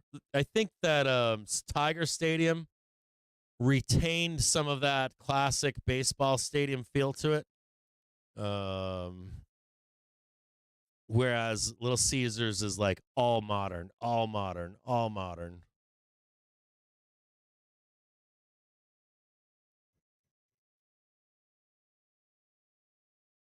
Yeah, Jimmy, I'm with you. They got Spy has to hold this. Spy needs to hold this. Well, let me go back to this 15 minutes so I can make these smaller so you can see them. Spy needs to hold right where we are right now, brother. You can kiss all that away. That 440. If we're gonna trade that 440, unless they want to trade it from 431, that'd be a pretty big rip, wouldn't it? Like 430 to 440 into Friday, 100-point move. Maybe they're saving that for JPOW, for the JPOW speech. I wanted to speak to David earlier about. Or more in depth about that they know where the market's going to be before we get there. We had a long talk about that too. That's pre-planned to an extent. And that sounds crazy to you, but you only go to the suites. I like the suites that are about 15 or 30 rows up. I don't like the skybox shit that's up high either. I like the ones that are like, they're open still. I don't know what those are called, but I like those seats. The ones where it's like you walk in and they got the small table and it's open to the ice. Those are good seats too. I've been in those box seats too. Or I don't know if they're box seats, but they're like a quasi suite.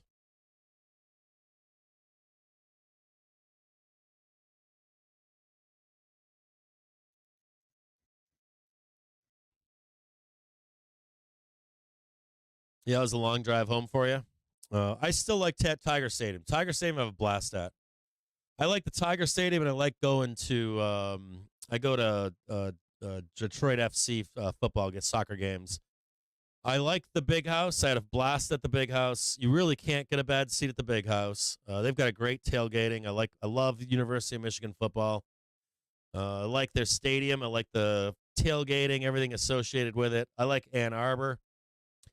I like the Detroit Tigers, the stadium. I don't like the new arena. I'm not a fan of it. It's like too clean, too. There's nothing authentic about it to me. It's like fake authenticity. Yeah, we'll have to talk about if the markets are not only rigged, but if they're like you can kind of figure out where like they know where we're going. You kind of could tell that with that they were caught with their pants down with Israel and Gaza, right? They just kept fucking trading their plan.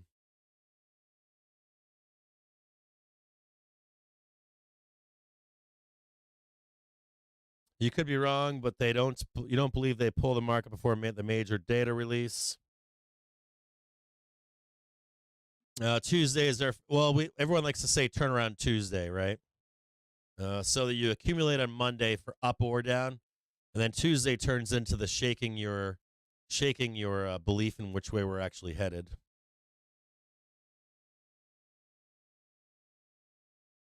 So they get all your stops on Tuesday.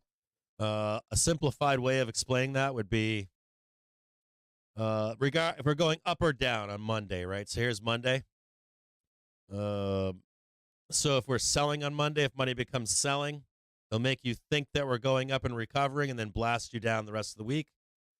Same thing, you'd accumulate buy the market on Monday, come down here and make you get really scared that we're going down, take your stops out, and the market actually heads higher. And that's where the manipulation is on Tuesdays.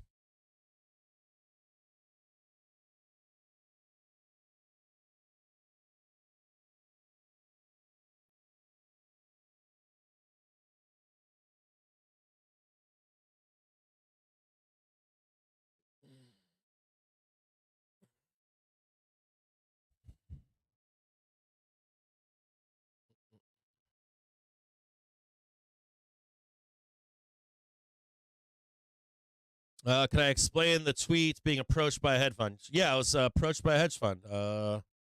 They approached a friend of mine to ask me about possibly teaming up together. So I don't want to talk too much about the details, as there's no guarantee that it's going to happen. Dude, they're bloodbathing this right now in the 1 minute. Look at this shit. Panic at the Disco. Look at that shit. Woof. 255 trying to get your the hedge fund thing is, the idea here would be that we do training right now inside of our Discord, and we're launching when we launch the website, we're also launching a training program. So we teach you how to trade, right? And we track your wins and your losses, make sure that you're a winning trader and all that kind of stuff. And then we have you, if you want, you can trade with this hedge fund, and if you're actually any good, they actually will hire you, believe it or not, to trade with them. So I'll leave it at that, because we haven't just discussed it to this point, to that point, details and stuff. But they did approach, and so we're gonna try to put a meeting together with these guys and see if we can do that with them, work with them.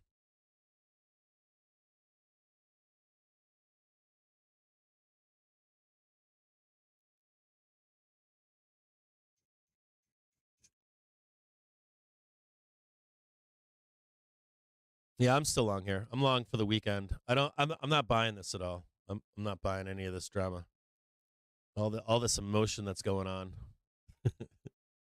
My thesis is up into the end. I believe, well, the dealers don't want that to happen, right? Dealers don't want to see that 440 into OPEX. They don't mind if you get it after the after OPEX, but they don't want to see it because of that large group of calls up there. But it's just calling for those bad boys to get printed. It's just begging for them to get printed.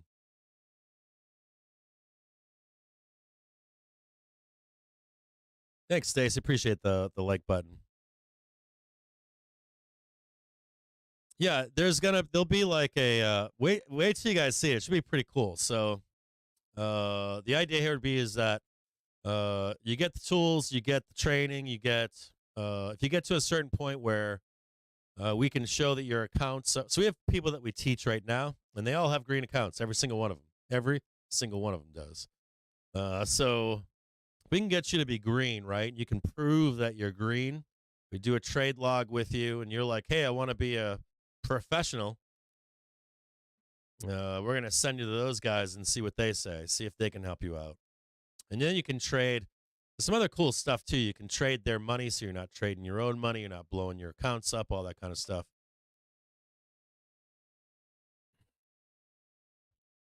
We'll see what they say.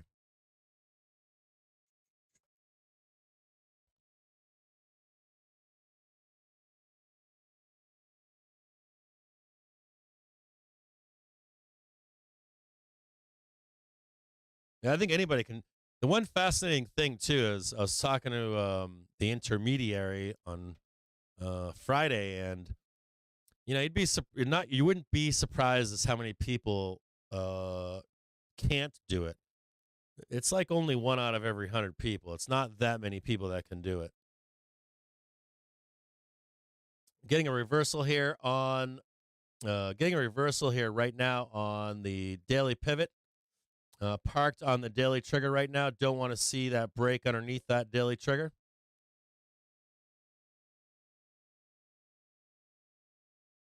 Could get pretty fucking bearish in here, so I'm paying attention to this right here. See if they're going to try to sell this on us. If they break that daily trigger, this will trigger stops for me, so I got to be really careful here. They are trying to blood it, man. Woof. Trying to blood it right now.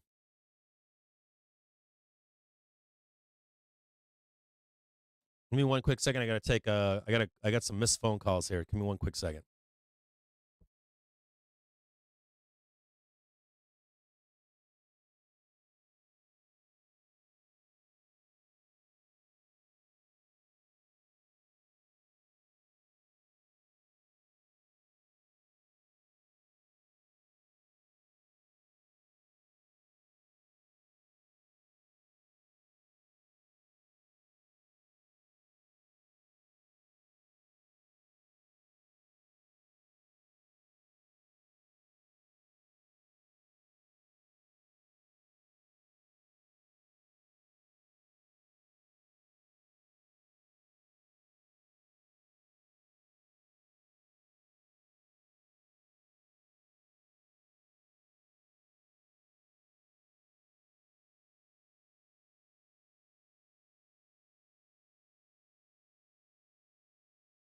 So these are the calls that I get all day long. You want to hear it?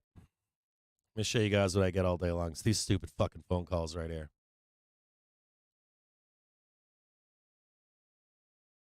Like unknown number. Let me see if I can hear this.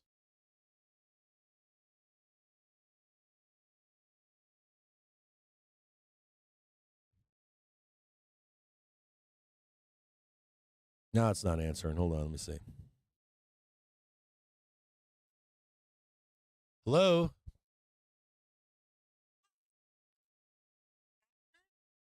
Who is this?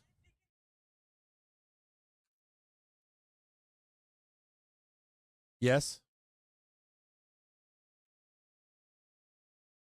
Mr. Who? Mr. Rudney. Nope.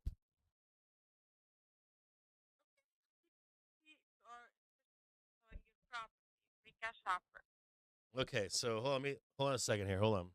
So you want to know if I'm Mr. Rudney? Say something louder. I want to get you on microphone. What? Say something. Say yes or no. Yes or no for what? Oh, I've got you on microphone here. I'm letting 5,000 people listen to you right now. Where are you calling from? Are you interested in selling your property or not? Oh, why are you calling? Did I call you to sell my property? No, I'm just asking. Oh, who are you with? What's the name of the company?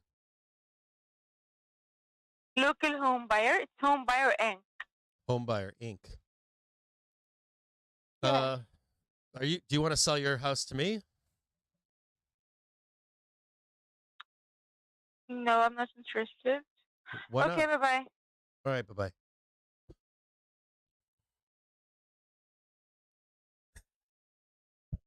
No. I don't fucking know.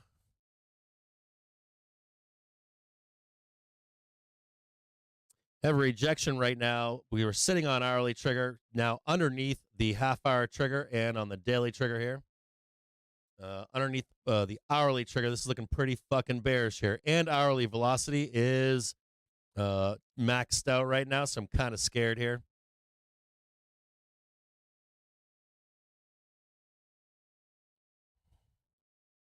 I'm serious. Like, what is with these fucking phone calls? Why are you calling me? Did I call you? Like, I don't know. Did it, like, I don't know. Do you want to sell your home? No. Yeah, it looks like a flush, doesn't it? I'm panicking here. I've got some calls for Friday right now, so I'm watching them closely. What I don't want to see is, I don't want to see this right here. Do not want to see this. I'm going to get stopped out if we get a rejection here.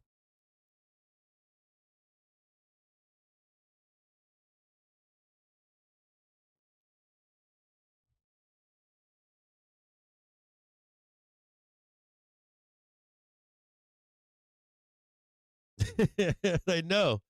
I'm like, why are you calling me? Like, why are you calling me in the middle of the day? What for? And it's to sell a home. And they don't have the right name either.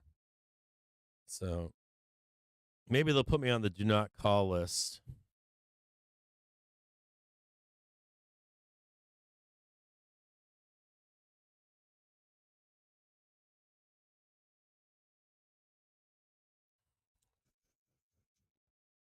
Let's bring this down to the 1 minute here.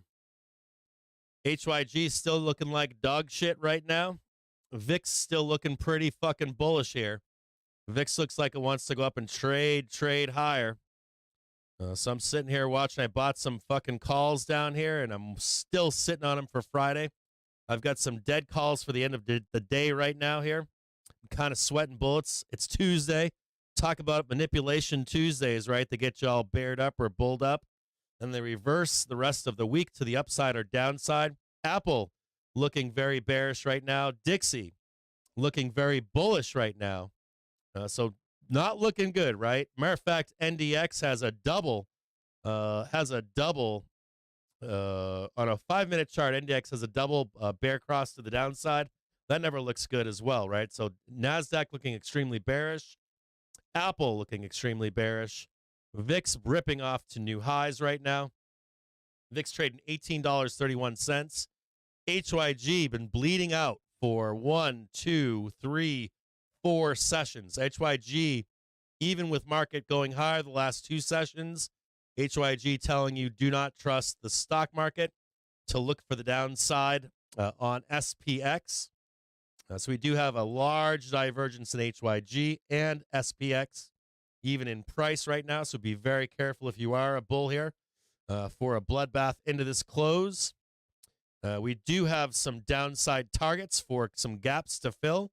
Those are down at S3 at 430.45. You can see them right here in this bottom chart down below if you want to see them.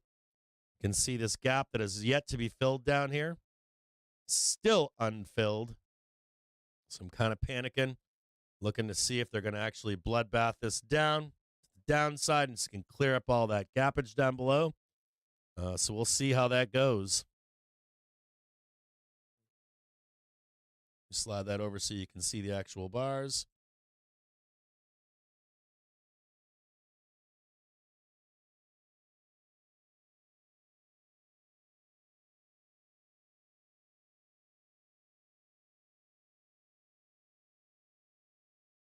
If you pick up your real number, they'll sell your number to another company. I probably shouldn't have called them back, huh?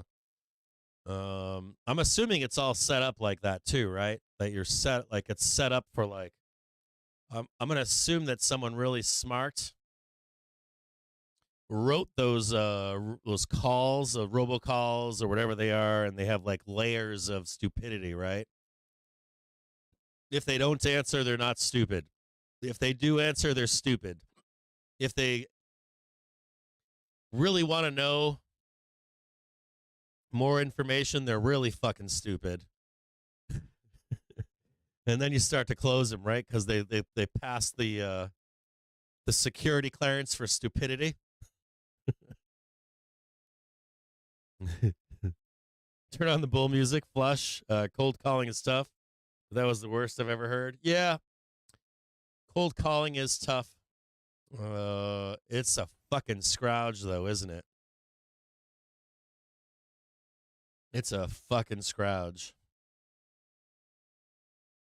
Yeah, this will be where it happens right here. If you're gonna get the if you're gonna get the rejection, it's gonna be right fucking here. Right, if you're gonna get it, it's right there. 308 power hour. Squeezing right now in power hour. Lots of drama in the close here today. Market's telling you look for lower into tomorrow. It is turnaround Tuesday. CaptainJimJames trying to buy a dip for the end of the day and for Friday here and not believing in that downside move. going counter to what I'm being told to do. Usually it doesn't work out for me. We'll see, though.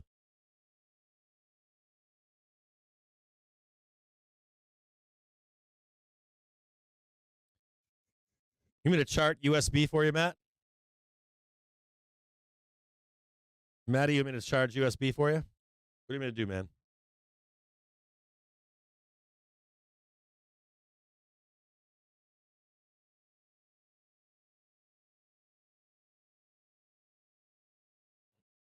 Yeah, I'm bullish here.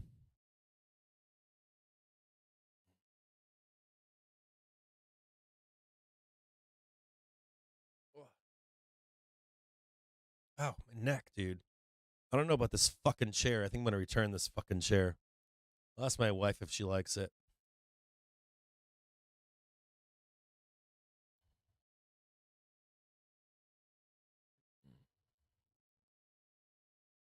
Yeah, career low. I'm pretty bullish here, man. I'm not buying the bullshit. So I know they got fucking spreads on for end of month. They got to print. They don't have a fucking choice. So I'm on that end of month print.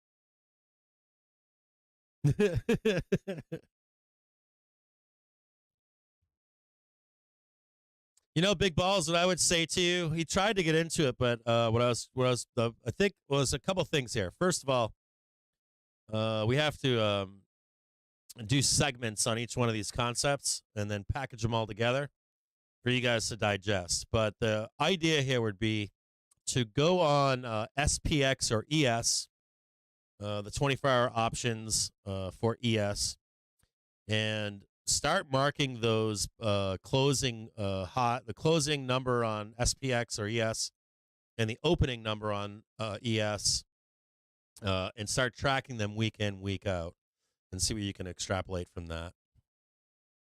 What I think he's doing is he's taking that, whatever that closing number is, an opening number, and then looking previous week and finding a range, whatever the high lows are, above and below from every week prior from that point, and then trading that zone.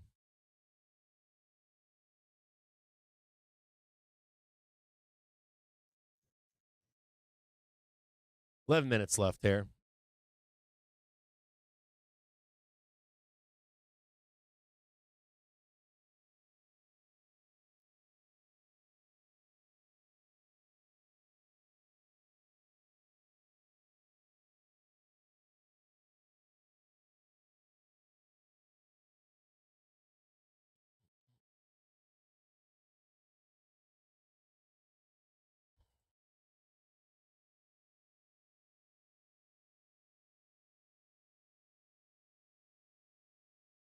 These sellers needed this. These fucking sellers, they needed that right there.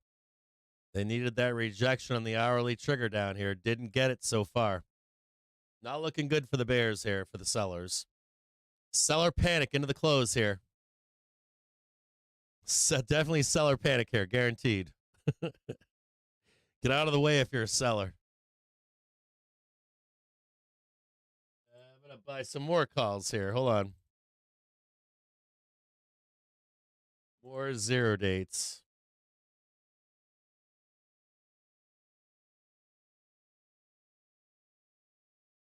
I got 436 Cs for today. I got 438 Cs for today. I got 440 Cs for Friday. So I'm getting pretty fucking bulled up here. This yellow line is only a pivot line right now. Let's bring up our 1 to you right over there. This is your 1 hour pivot point down here. That lost level.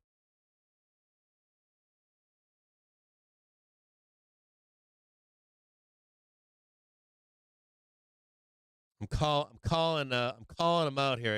I don't believe him here. I'm not buying these bears, this bullshit from these sellers. And these dealers trying to murder these options before they go to 440.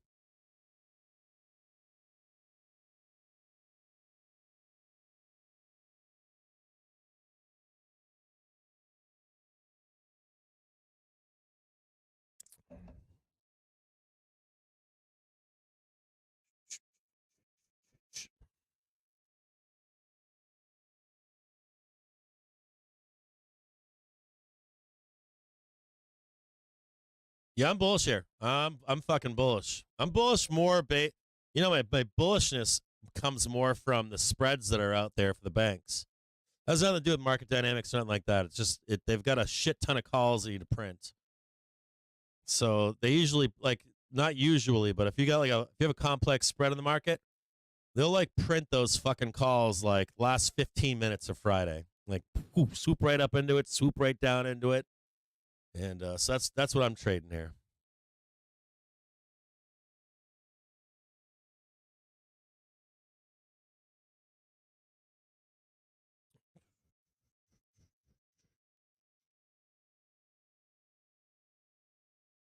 All right, what else I got here? Let's look at let me do Tesla and Netflix into tomorrow. Let's do a big Tesla.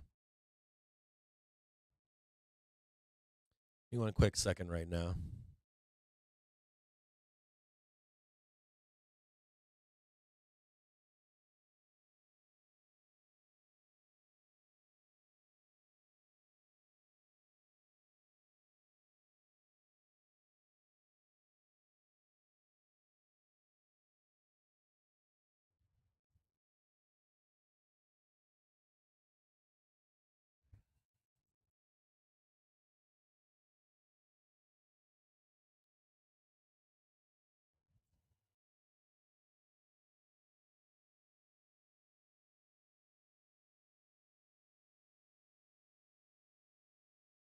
All right, send that one right there.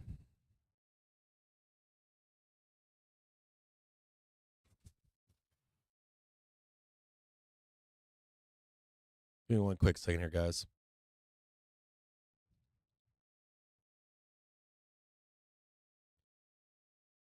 Got a couple things I got to do this in the background. I got to look at the current.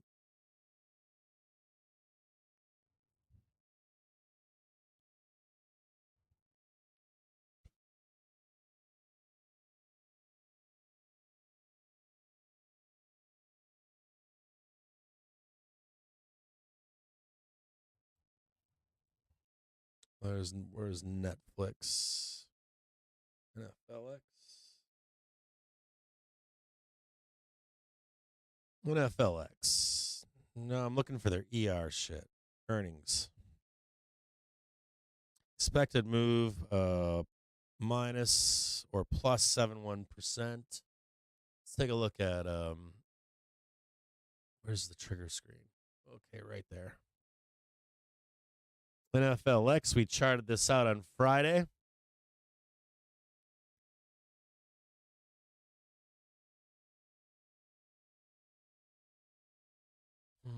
So this is Netflix right here. I talked to you about what I wanted to see on. You guys remember that this is Netflix from Friday. We talked about on Friday the squeeze up and then sell it, and attempt to get Netflix down. What I want to see Netflix do, I really want to see Netflix trade this bottom number down here. And I really want to buy Netflix down here. I want to actually buy Netflix. So this is more a function of my greed. Nothing's really changed here, right? Came up and then right back down. Can we go higher, though?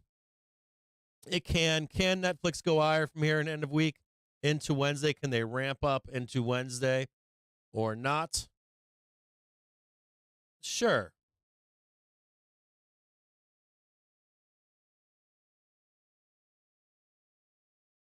You get above 358.85, and I'll say yes to you. You can get above and hold 385.85 on. But man, these sellers are here. You see this right here? I want to show you something here. So see these sellers here at Netflix. The sellers are right here at Netflix. You would need on Netflix to get that new high right there, right? And something like that. I'd entertain Netflix. I would entertain Netflix right here. This could be the low on Netflix, though. Buyers here, buyers here, buyers here. So it kind of looks like sideways, right? Kind of looks like they're going to pin this. Doesn't it? Looks like they're going to pin this right into, ping pong it, right into their ER report on Wednesday. If they give this up here today, if you see this get given up here today into Wednesday, your downside target remains at 327.24. And what else is fascinating too is that 7% is right here. So that 7% expectation, parking it, kind of gives you that, and kind of gives you that right there, right? So Netflix just being they're parking the bus. I'll say that to you. They're parking the bus on Netflix. This is probably a tradable zone for you. I'd say like you're above this, you're bullish, but the reality is you're probably trading this bullshit right here. You're probably trading this this zone in here. Man, you should be like, the greatest trade, the best trade right now for Netflix is fucking something that you just exit. You just exit this right before ER. You just let all this nonsense happen. Let them ping pong it up in here, and then you get your after move. I want you all to know that I am bullish on Netflix into their ER. My preference is to buy down here at this 320, somewhere down in there. I'm actually very bullish on Netflix, believe it or not. I know a lot of you are not. We'll look at Tesla really quick.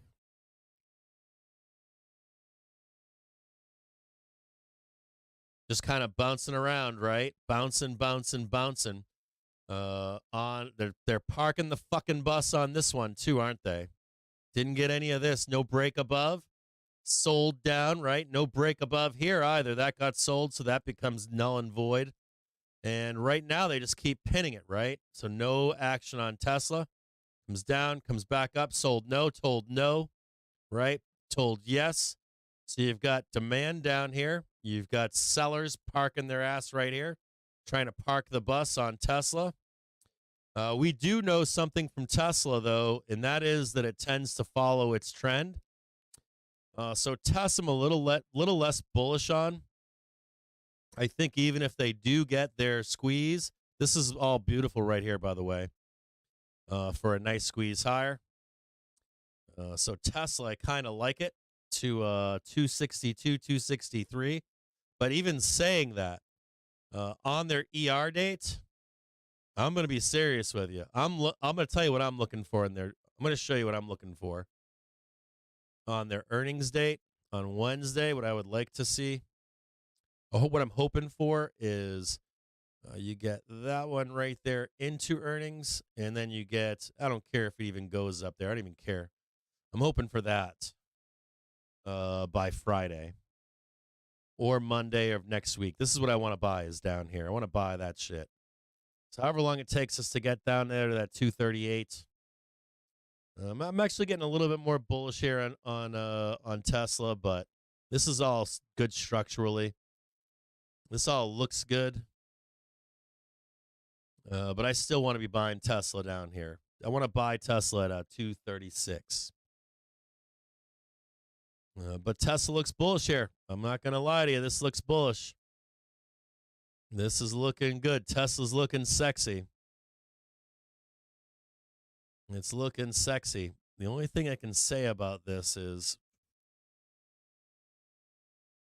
you're probably locked in here. You're probably going to get pinged.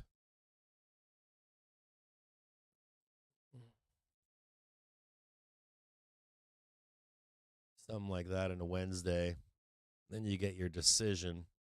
Even if it's bullish, dude, I think it comes back down. So leave that right there. We'll leave that right there for Tesla. Let's look at Tesla's Velo right now. Yeah, I'm bearish on Tesla, man. I shouldn't be, but I am. I don't know why I'm so bearish. I do know why I'm so bearish, but I am. I'm bearish. Or sell the news. Maybe it's not quite bearishness.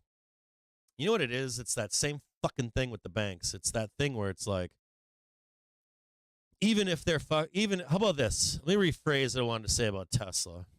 I'm not completely bearish on Tesla. It's more like if it squeezes, expect profit taking after Friday. So let's say they have a bullish report on Tesla. It goes up. It won't hold, is my point. It's not going to hold. Whatever happens on Tesla, if it's positive, I don't think that it holds. I think it's a take the money and run. I don't see it holding. Hold me to that on Friday. I'd like to know, hold me to that on like Monday. I want to know on Monday. I want to know on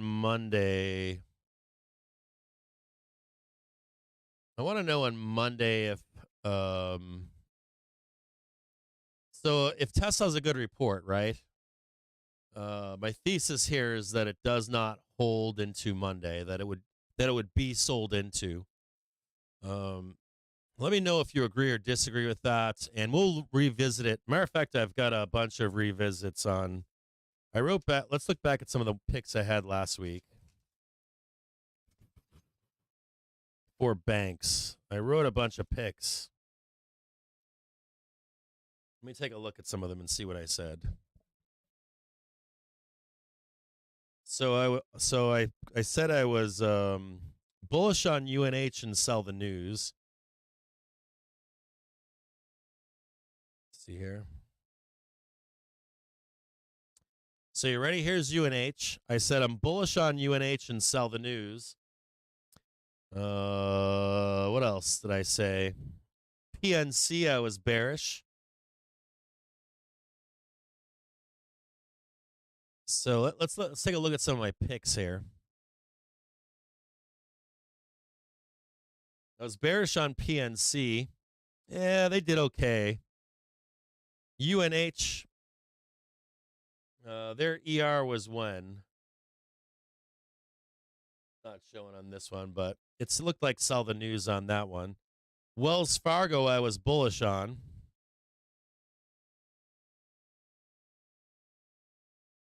Oh, sold the fuck out of that one, right? I didn't say sell the news on this one, did I? I just said I was bullish. What did I say for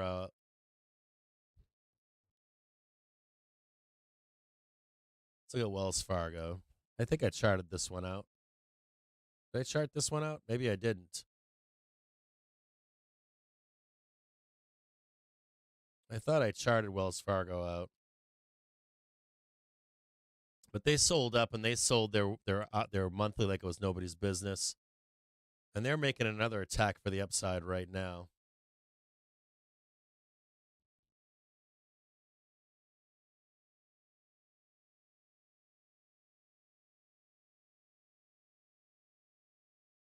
I was like revisiting these things and finding out. What else did I look at? JPM I was neutral on. Looks kind of neutral here too. JPM looks neutral to me. And then one nice rip of 153, and then they went flat. BAC I was bullish on. They went up, and now they're kind of like sideways. They took the money and ran too. And Citibank I was bullish on. Citibank went up cranking. Citibank was sexy, man. So not too bad. Pretty close to what the expectations were on banks, or at least the ones that have reported at this point. Nothing like out of the norm. Or I remember we were coming into those earnings and people were extremely bearish. And I think the same thing holds true for a lot of these earnings. I think a lot of these earnings, as we run into them, because we've sold down into them, I think we're going to get some surprise reports that should do well for individual tickers, but maybe not the stock market.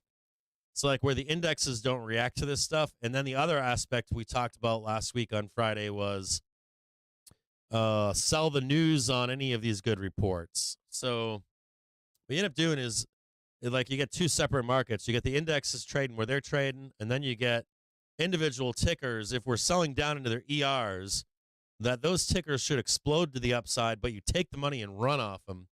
Tesla's looking like that to me. Tesla looks like any good news, you'll take the money and run off of it. So that has kind of worked itself out for all of these bank stocks except for Citibank. So I think I think the idea here would be that a trader and investor is going to think to themselves, well, if all of these reports come back great, the entire market should raise, and we should keep pumping, right? And this looks more like, hey, we sold down on these earnings. We know like 60 to 70% are going to meet or beat expectations. And if we're selling down on their earnings, they should go up, but it doesn't necessarily translate into SPOOs at 480, does it? It's more like, yeah, all right, it's been awesome. I'm going to take my money. I'm going to exit here. And so I'd be wary of that heading into this season, this earnings season. Yeah, it's like take the money and run. I think we talked about that on Friday. Was a lot of these setups are looking like that. Like a lot of these ERs have like, hey, it's bullish. You know, like fuck yeah, you buy this because it's gonna be bullish. But they're gonna take the money and run before you ever get back to close your shit on the following day at 9:30. That's what it looks like to me. Now Netflix can run. And as a matter of fact, Netflix, Tesla tends. I showed you this on Friday, right? Tesla will tend to trade will tend to on its ER trade its major trend, regardless of what their ER is. So if you're looking at like a half-hour chart or a one-day chart, if they're going down, they'll continue going down. If they're going up, they'll continue going up, even on a bad ER. You might sell the ER and then it gets bought and keeps heading higher. Netflix can most definitely change direction. Netflix is fucking wild. If you don't know what I'm talking about, if you go onto Google and search out options.ai, spacebar earnings, and then look at Tesla and Netflix, they give you the history. I'll bring it up right now. Give me a second. I'll bring it up and show you real quick. Kind of a fascinating thing. Nobody really talks about this. Let me show you this real quick. It's kind of neat.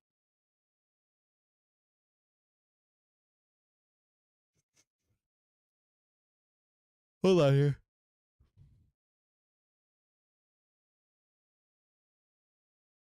You want to see something cool? So we looked at this on. Can I just bring this up for you? I'll post a link to this. Now I don't trade with these guys, so I don't have any relationship with these guys. They offered me a relationship. I never responded. Not because I don't like them. I don't have any sponsors. I don't take sponsors. But I want you to look at this earnings calendar here at home. And if you look at, I'm going to bring it up on the lower chart down here. So this is what you should be looking at home. And if you search, if you bring your cursor down here and you click on Wednesday, we'll click on Netflix first. And I want to show you something about Netflix. So I just clicked on Netflix. And what's really cool about this thing here is it shows you Netflix can like reverse direction. If you watch their prior ERs, you can go back as far as you want. And they can reverse direction or amplify a move to the upside. I don't know why it's so special. I don't know why it's Netflix, but Netflix can do that. If you use the back button and then you check on Tesla, for Wednesday here. Let me see if we can find Tesla in here. And it's not on here, but if you do type in Tesla up here in this middle box, their earnings tell a different story. Their earnings tend to stay on trend, reversal of trend, any of that kind of stuff. Top of trend, back down, stay on trend, stay on trend. Reversal is already happening on Tesla, so if we're starting to reverse to the upside or more leg down, we're trending upwards. So take a look at those two tickers and see if you can take anything away from those two tickers. Like large amplified moves on Netflix, Tesla, not so much. So if Tesla's making a bottom, expect it to keep making that bottom. If Tesla's starting to roll over, expect it to start rolling over. If Tesla's in the middle of up or down trend on a 30-minute chart, expect it to stay in that trend. Tends to stay in its trend.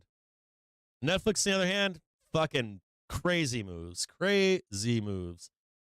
So I'm looking at that Netflix, and I'm like, man, give me that lower number. Give me that 320, whatever that 325 is or whatever. Give me that like that bloodbath down, and let me buy that bottom for a huge rip higher. And Tesla specifically, I'm not much of a Tesla trader through their earnings. I've been known to trade through their earnings, but I really like trading Tesla after their ER date and on their option expiry. Either the day of their option expiry or the day after, grabbing some calls or puts. The dealers love to take all your money on Tesla, so they like to give you the opportunity to play and then steal all your thunder.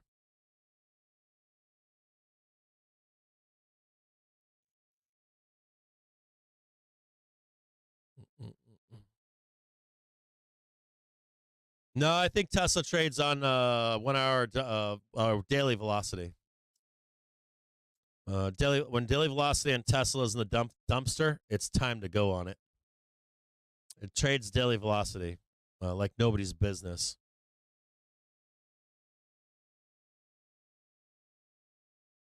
Yeah, Tesla daily velocity. That's always what you want to be looking for is like minus 50, minus 25, minus 50, and you're a fucking bull every time. Every single time. Can't say that for all of the tickers, but Tesla specifically, yes. Daily velocity. Trades on daily trend, not hourly trend.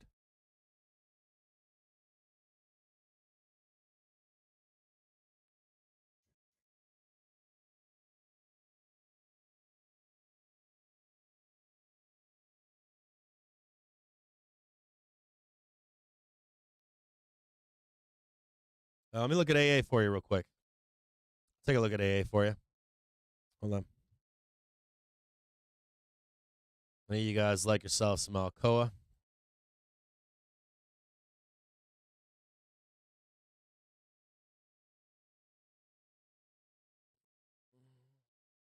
Bullish. Bullish in Alcoa.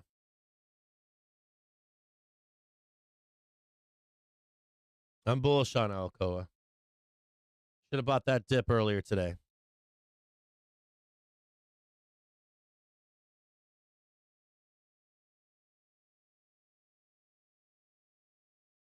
I am bullish on Alcoa. So that's that dip buy this morning, right down there. Trade that bad boy right there. Get pinned for your ER, and then right there, $33. I'm bullish on Alcoa here. I'm bullish. I'm bullish into their ER too.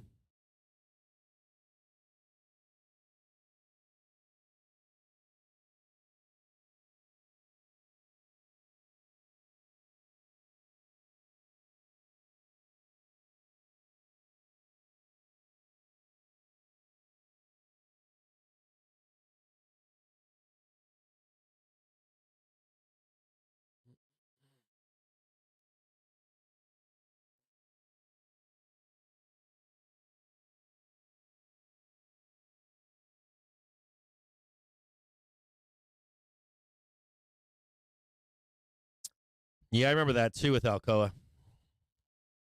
Yeah, I'm bullish on them. I'm bullish to $32. Let me look at their what's their ER saying. Let me look at their anticipated move here. So their expected move is 6%, and their expected move is 29.43. So I said 31 and change, right? Expected upside move 29 and 43. Expected downside move $26. I don't think you can be a loser on that trade either way. I'd be interested in buying them down there too.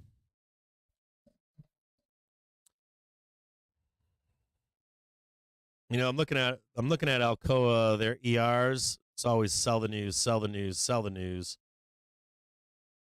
No major moves afterwards. Here and there, you see some major moves afterwards. You know, this one right here has I'm looking at some of their previous ERs. Even when they go up, man, it's rare that they go up for it's like delayed. I wouldn't be trading calls or puts for like this expiry on Alcoa, whenever their closest expiry is, but like I would like Alcoa, like a call spread like a month or 3 months out seems like the trade. A month out or 3 month out Alcoa calls. I do not trade 0 dates. Well, not 0 dates, but next expiry on Alcoa. Make them a little bit farther out in time.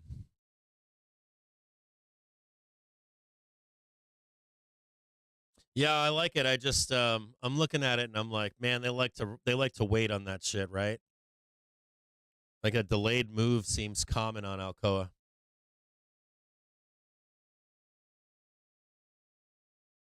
Let me look at Rivian really quick.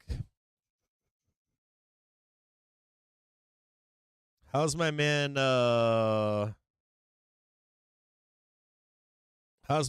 Dollar Tree doing?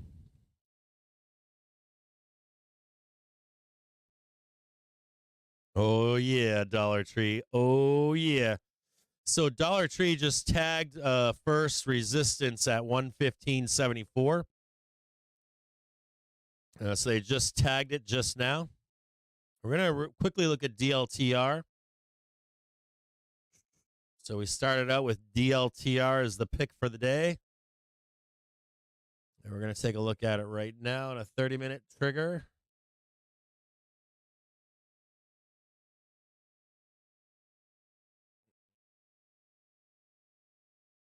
So we've got the smash here on 115.71. You've got a gap up here between 119 and 121. If you still haven't traded this yet, maybe you can get a roll for a dip buy here. So be looking for, if you haven't traded DLTR yet, if you get a pullback, you might be able to jump in, hopefully down here, and pick this hourly trigger up. Look, maybe set a dip buy at 112.50, maybe 113 just to get juicy, because this could leave you behind too, because the target up there is 121.12, and the second target is above here at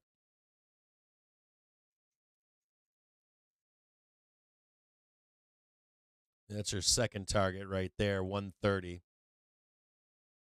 So all's good right now. Nice trigger cluster down here. Beautiful, looks sexy. So DLTR, talked about that this morning. We first came on the show before it happened. Worked out nicely. What else did you want me to look at? There was some other ticker that you wanted me to look at. Rivian. RIVN.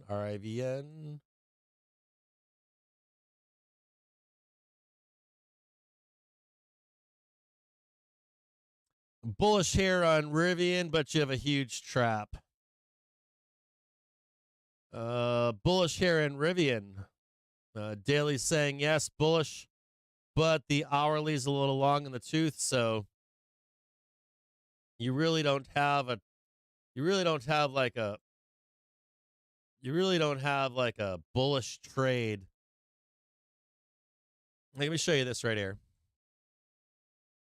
So like these squeezes are always great, right? That didn't hold, did it? You're kind of looking for like consolidate, and start to head higher and get that hourly up there. They trapped you in here. Stops for right here. Needed stops right here. Stops right here. Like not bullish. And they're getting really tricky with these are intraday traders, dude. These day traders, they're good. They are good. Fucking Rivian trades like the Wild West. Like, I'll give you this one right here.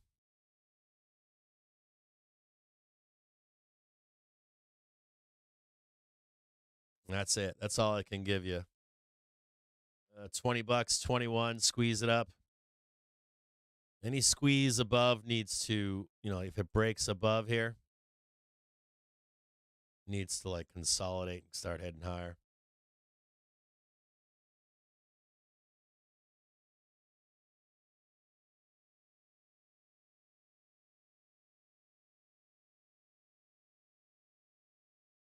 You got that one right there. Bam, consolidate, bam. I mean, even so, I got to tell you something. This is not, I got to tell you, if this rejects up here, oof. If you do get this and you get into your ER and that cross happens there, it's going to be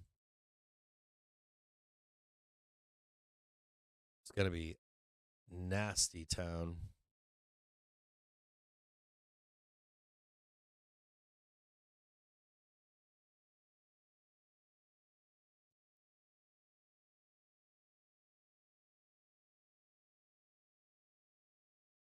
Close all that shit down there. Like you cannot, if you reject this right here, if you reject this daily trigger, no bueno. Now, daily velocity is saying you're not going to reject that, but be very careful of this cross down in here. Extremely careful of this cross. High volatility in here. You're messing around with algorithms, and you're probably messing around with a bunch of short sellers. When was the last time you saw that low? Yeah, that would be that whole fucking move going back to July down there, June. You don't want to give that up, huh? Trying not to give that up, that whole move. They're going to try to send you there, I can assure you of it. I'm interested at $13.50. Give me 13.5 and I'll take it.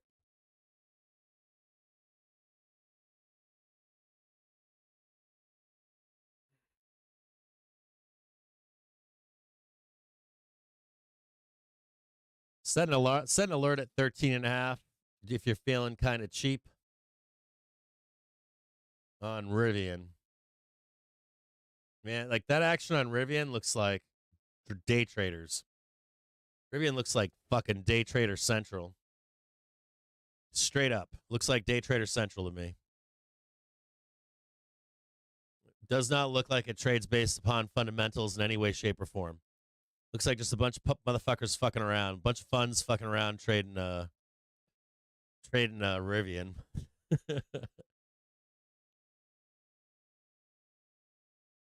Whole bunch of people just fucking around on that one. Okay, so Dollar Tree. You got that this morning. We're going to go and look at another one for tomorrow. Hold on here.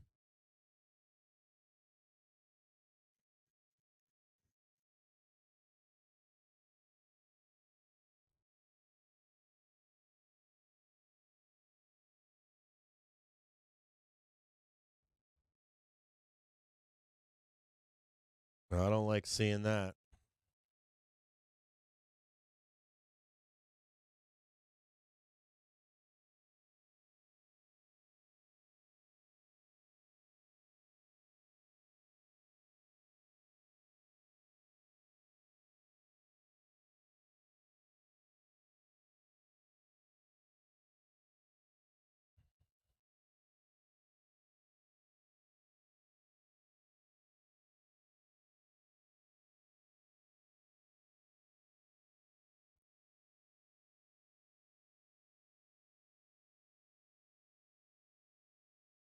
Yeah, they're still parked down on my fucking Tyson Foods low. This is right where I bought it before, too.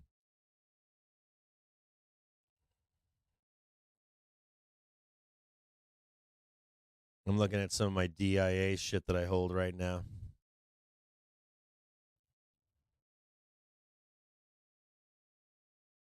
My Visa's still looking good. How about Verizon? Verizon's still looking like dog shit. God. Can't believe I own all this fucking dog shit. Like, fuck Christ. Why did I become a value investor?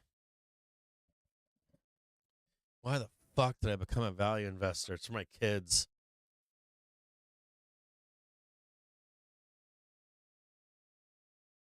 Yeah, Rivian reminds me of a day trader stock. Reminds me of like AMC. That's what it trades like, an AMC, GME. It's like good for a couple bucks, good for a squeeze. That's what it looks like to me. It's the new AMC, GME. I love OSTK. Love that ticker too. Let me take a look at that one. OSTK.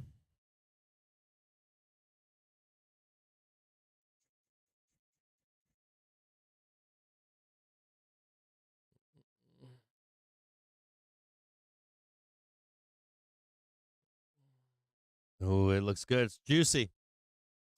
Looks like a reversal here, though. Hourly is not good for, well, it's kind of good for the push higher. In the 30-minute.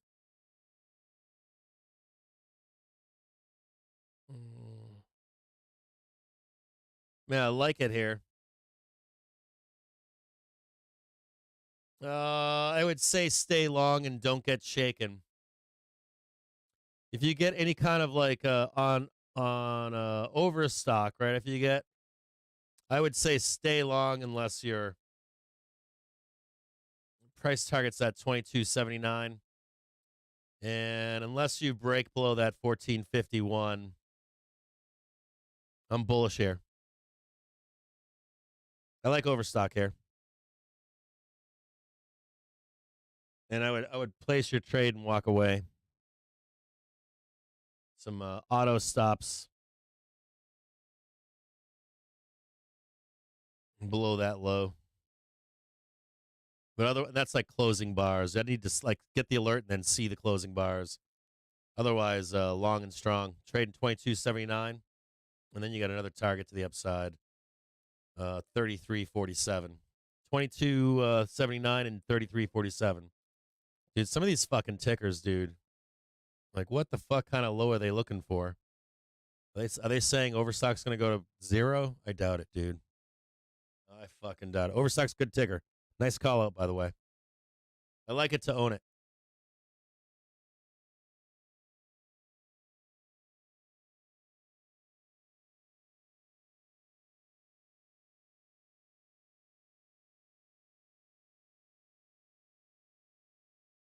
Inverse head and shoulders here heading into this close.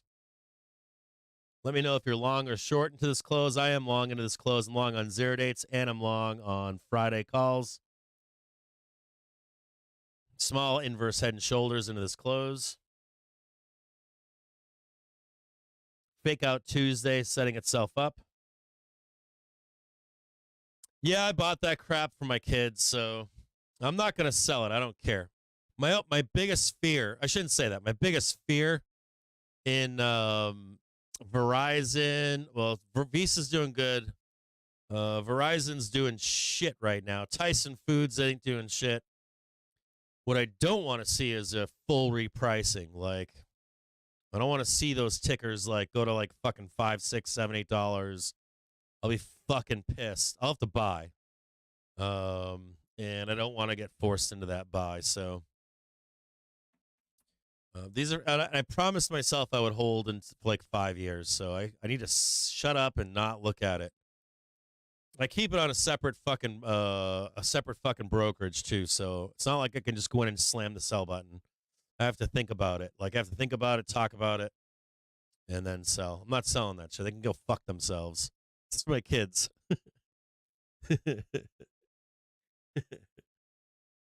If they reprice Disney, I'd buy it though. They go to like fucking $30 or something. I'd be down to buy that shit, but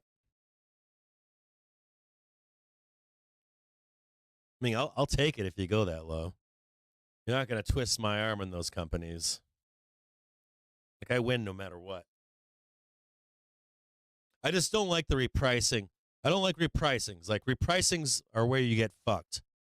Like I mean like repricing. Like it's never gonna trade that for the next 20 years. Like that shit drives me fucking batty. Piton, I'm looking for you. Oh. Squeeze it up right now. Squeeze it on up right now. My 438s are shit. My 436s are still alive. My 440s are just doing just fine. They're down a little bit, but not too bad. Waiting for this close here to see what they do. If they do the creepy crawly up the wall, if they're actually fucking lying or not. You can see down below we've got an inverse head and shoulders down here in the weekly and daily, or the daily and hourly trigger. I'm going to expect this up move into tomorrow.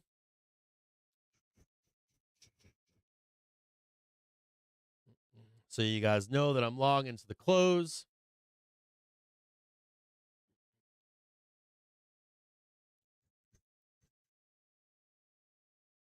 We've got 5 minutes left until the bell. Let's see what they do here.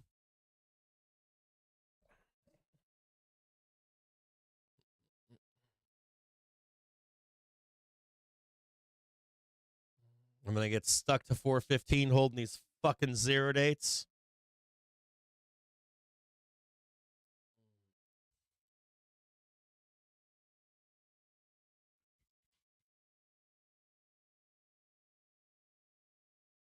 Remember that 1 hour low that David talked about back here? Remember this one back up in here?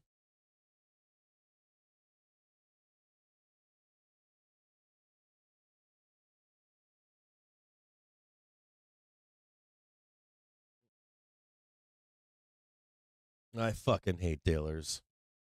I fucking hate fucking dealers.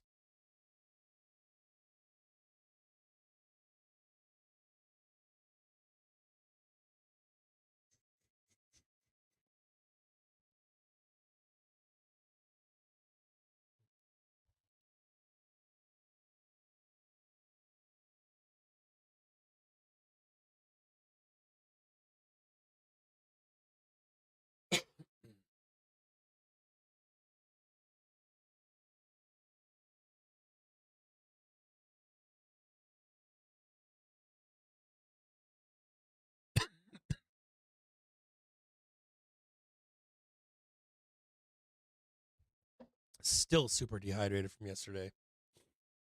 Still.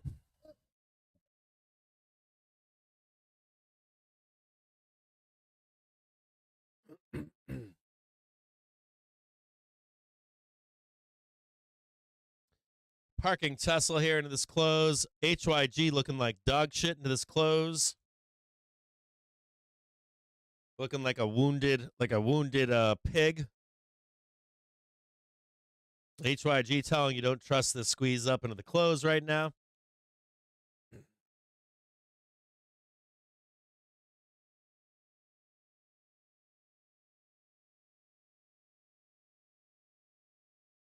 I got a potty. I never went potty this morning. I'm so fucking dehydrated today. Like, they had me on a bag of fucking saline or some shit yesterday. Let's see what this close does.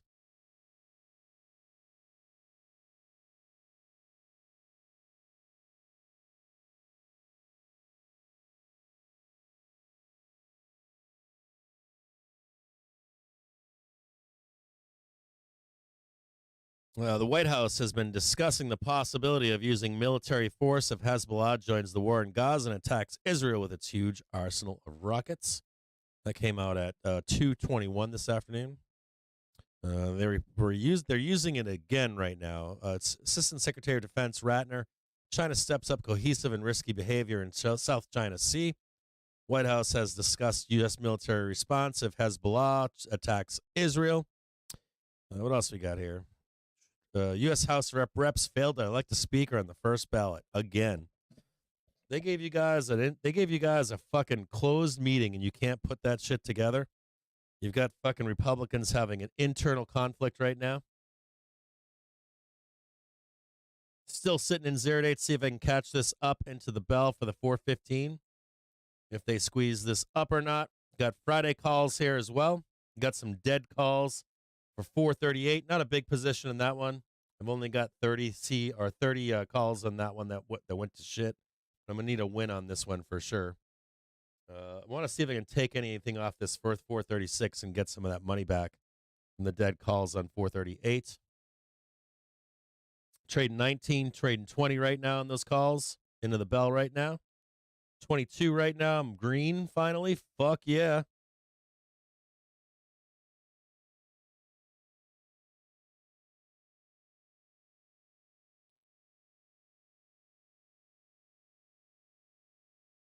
Very green right now. Oh, nope. Now I'm down. No, now I'm up 20, 22 cents.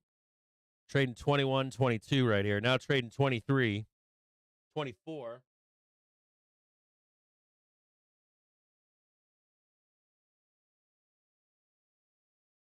Got a sell order in on these 436Cs. So we'll see if they, nope, no fill on those. Still sitting on them right now. All right, I'm going to see you guys on tomorrow. I don't have any appointments tomorrow. No doctor visits, no crap tomorrow. But I do have a bunch of upcoming doctor's appointments in the next coming weeks. So there will be some times where I'm unavailable, or when I go to these doctor's appointments, I don't know how I'm going to feel. Some of them, like, they're all in the morning or at late afternoon, like 7:30 in the morning and 9:30 in the morning and 4:30 in the afternoon. But I don't know how I'm going to feel when I leave. They don't tell me shit. And then when I leave, some days I felt like one of them I went to, I came back and I was fine. This past one was horrible. And then I don't know what the future ones hold for me in terms of being available or not. Still sitting in these fucking calls right now. Did not get a fill. Okay, I'll see you guys tomorrow at 9:30 in the morning. I'll look forward to seeing you guys, and we'll be here for sure for Netflix and Tesla ER dates. Yeah, see you guys tomorrow. Can't wait to see you guys in the morning. Yeah, I would like to fucking buy Nike. I never bought Nike. I'd like to buy them. I got to look at them. I'd like to add that. Yeah, we'll do some synthetic trading for those tickers. Hopefully they sell the fuck down into those ERs so we can buy that close. That fucking close could be epic.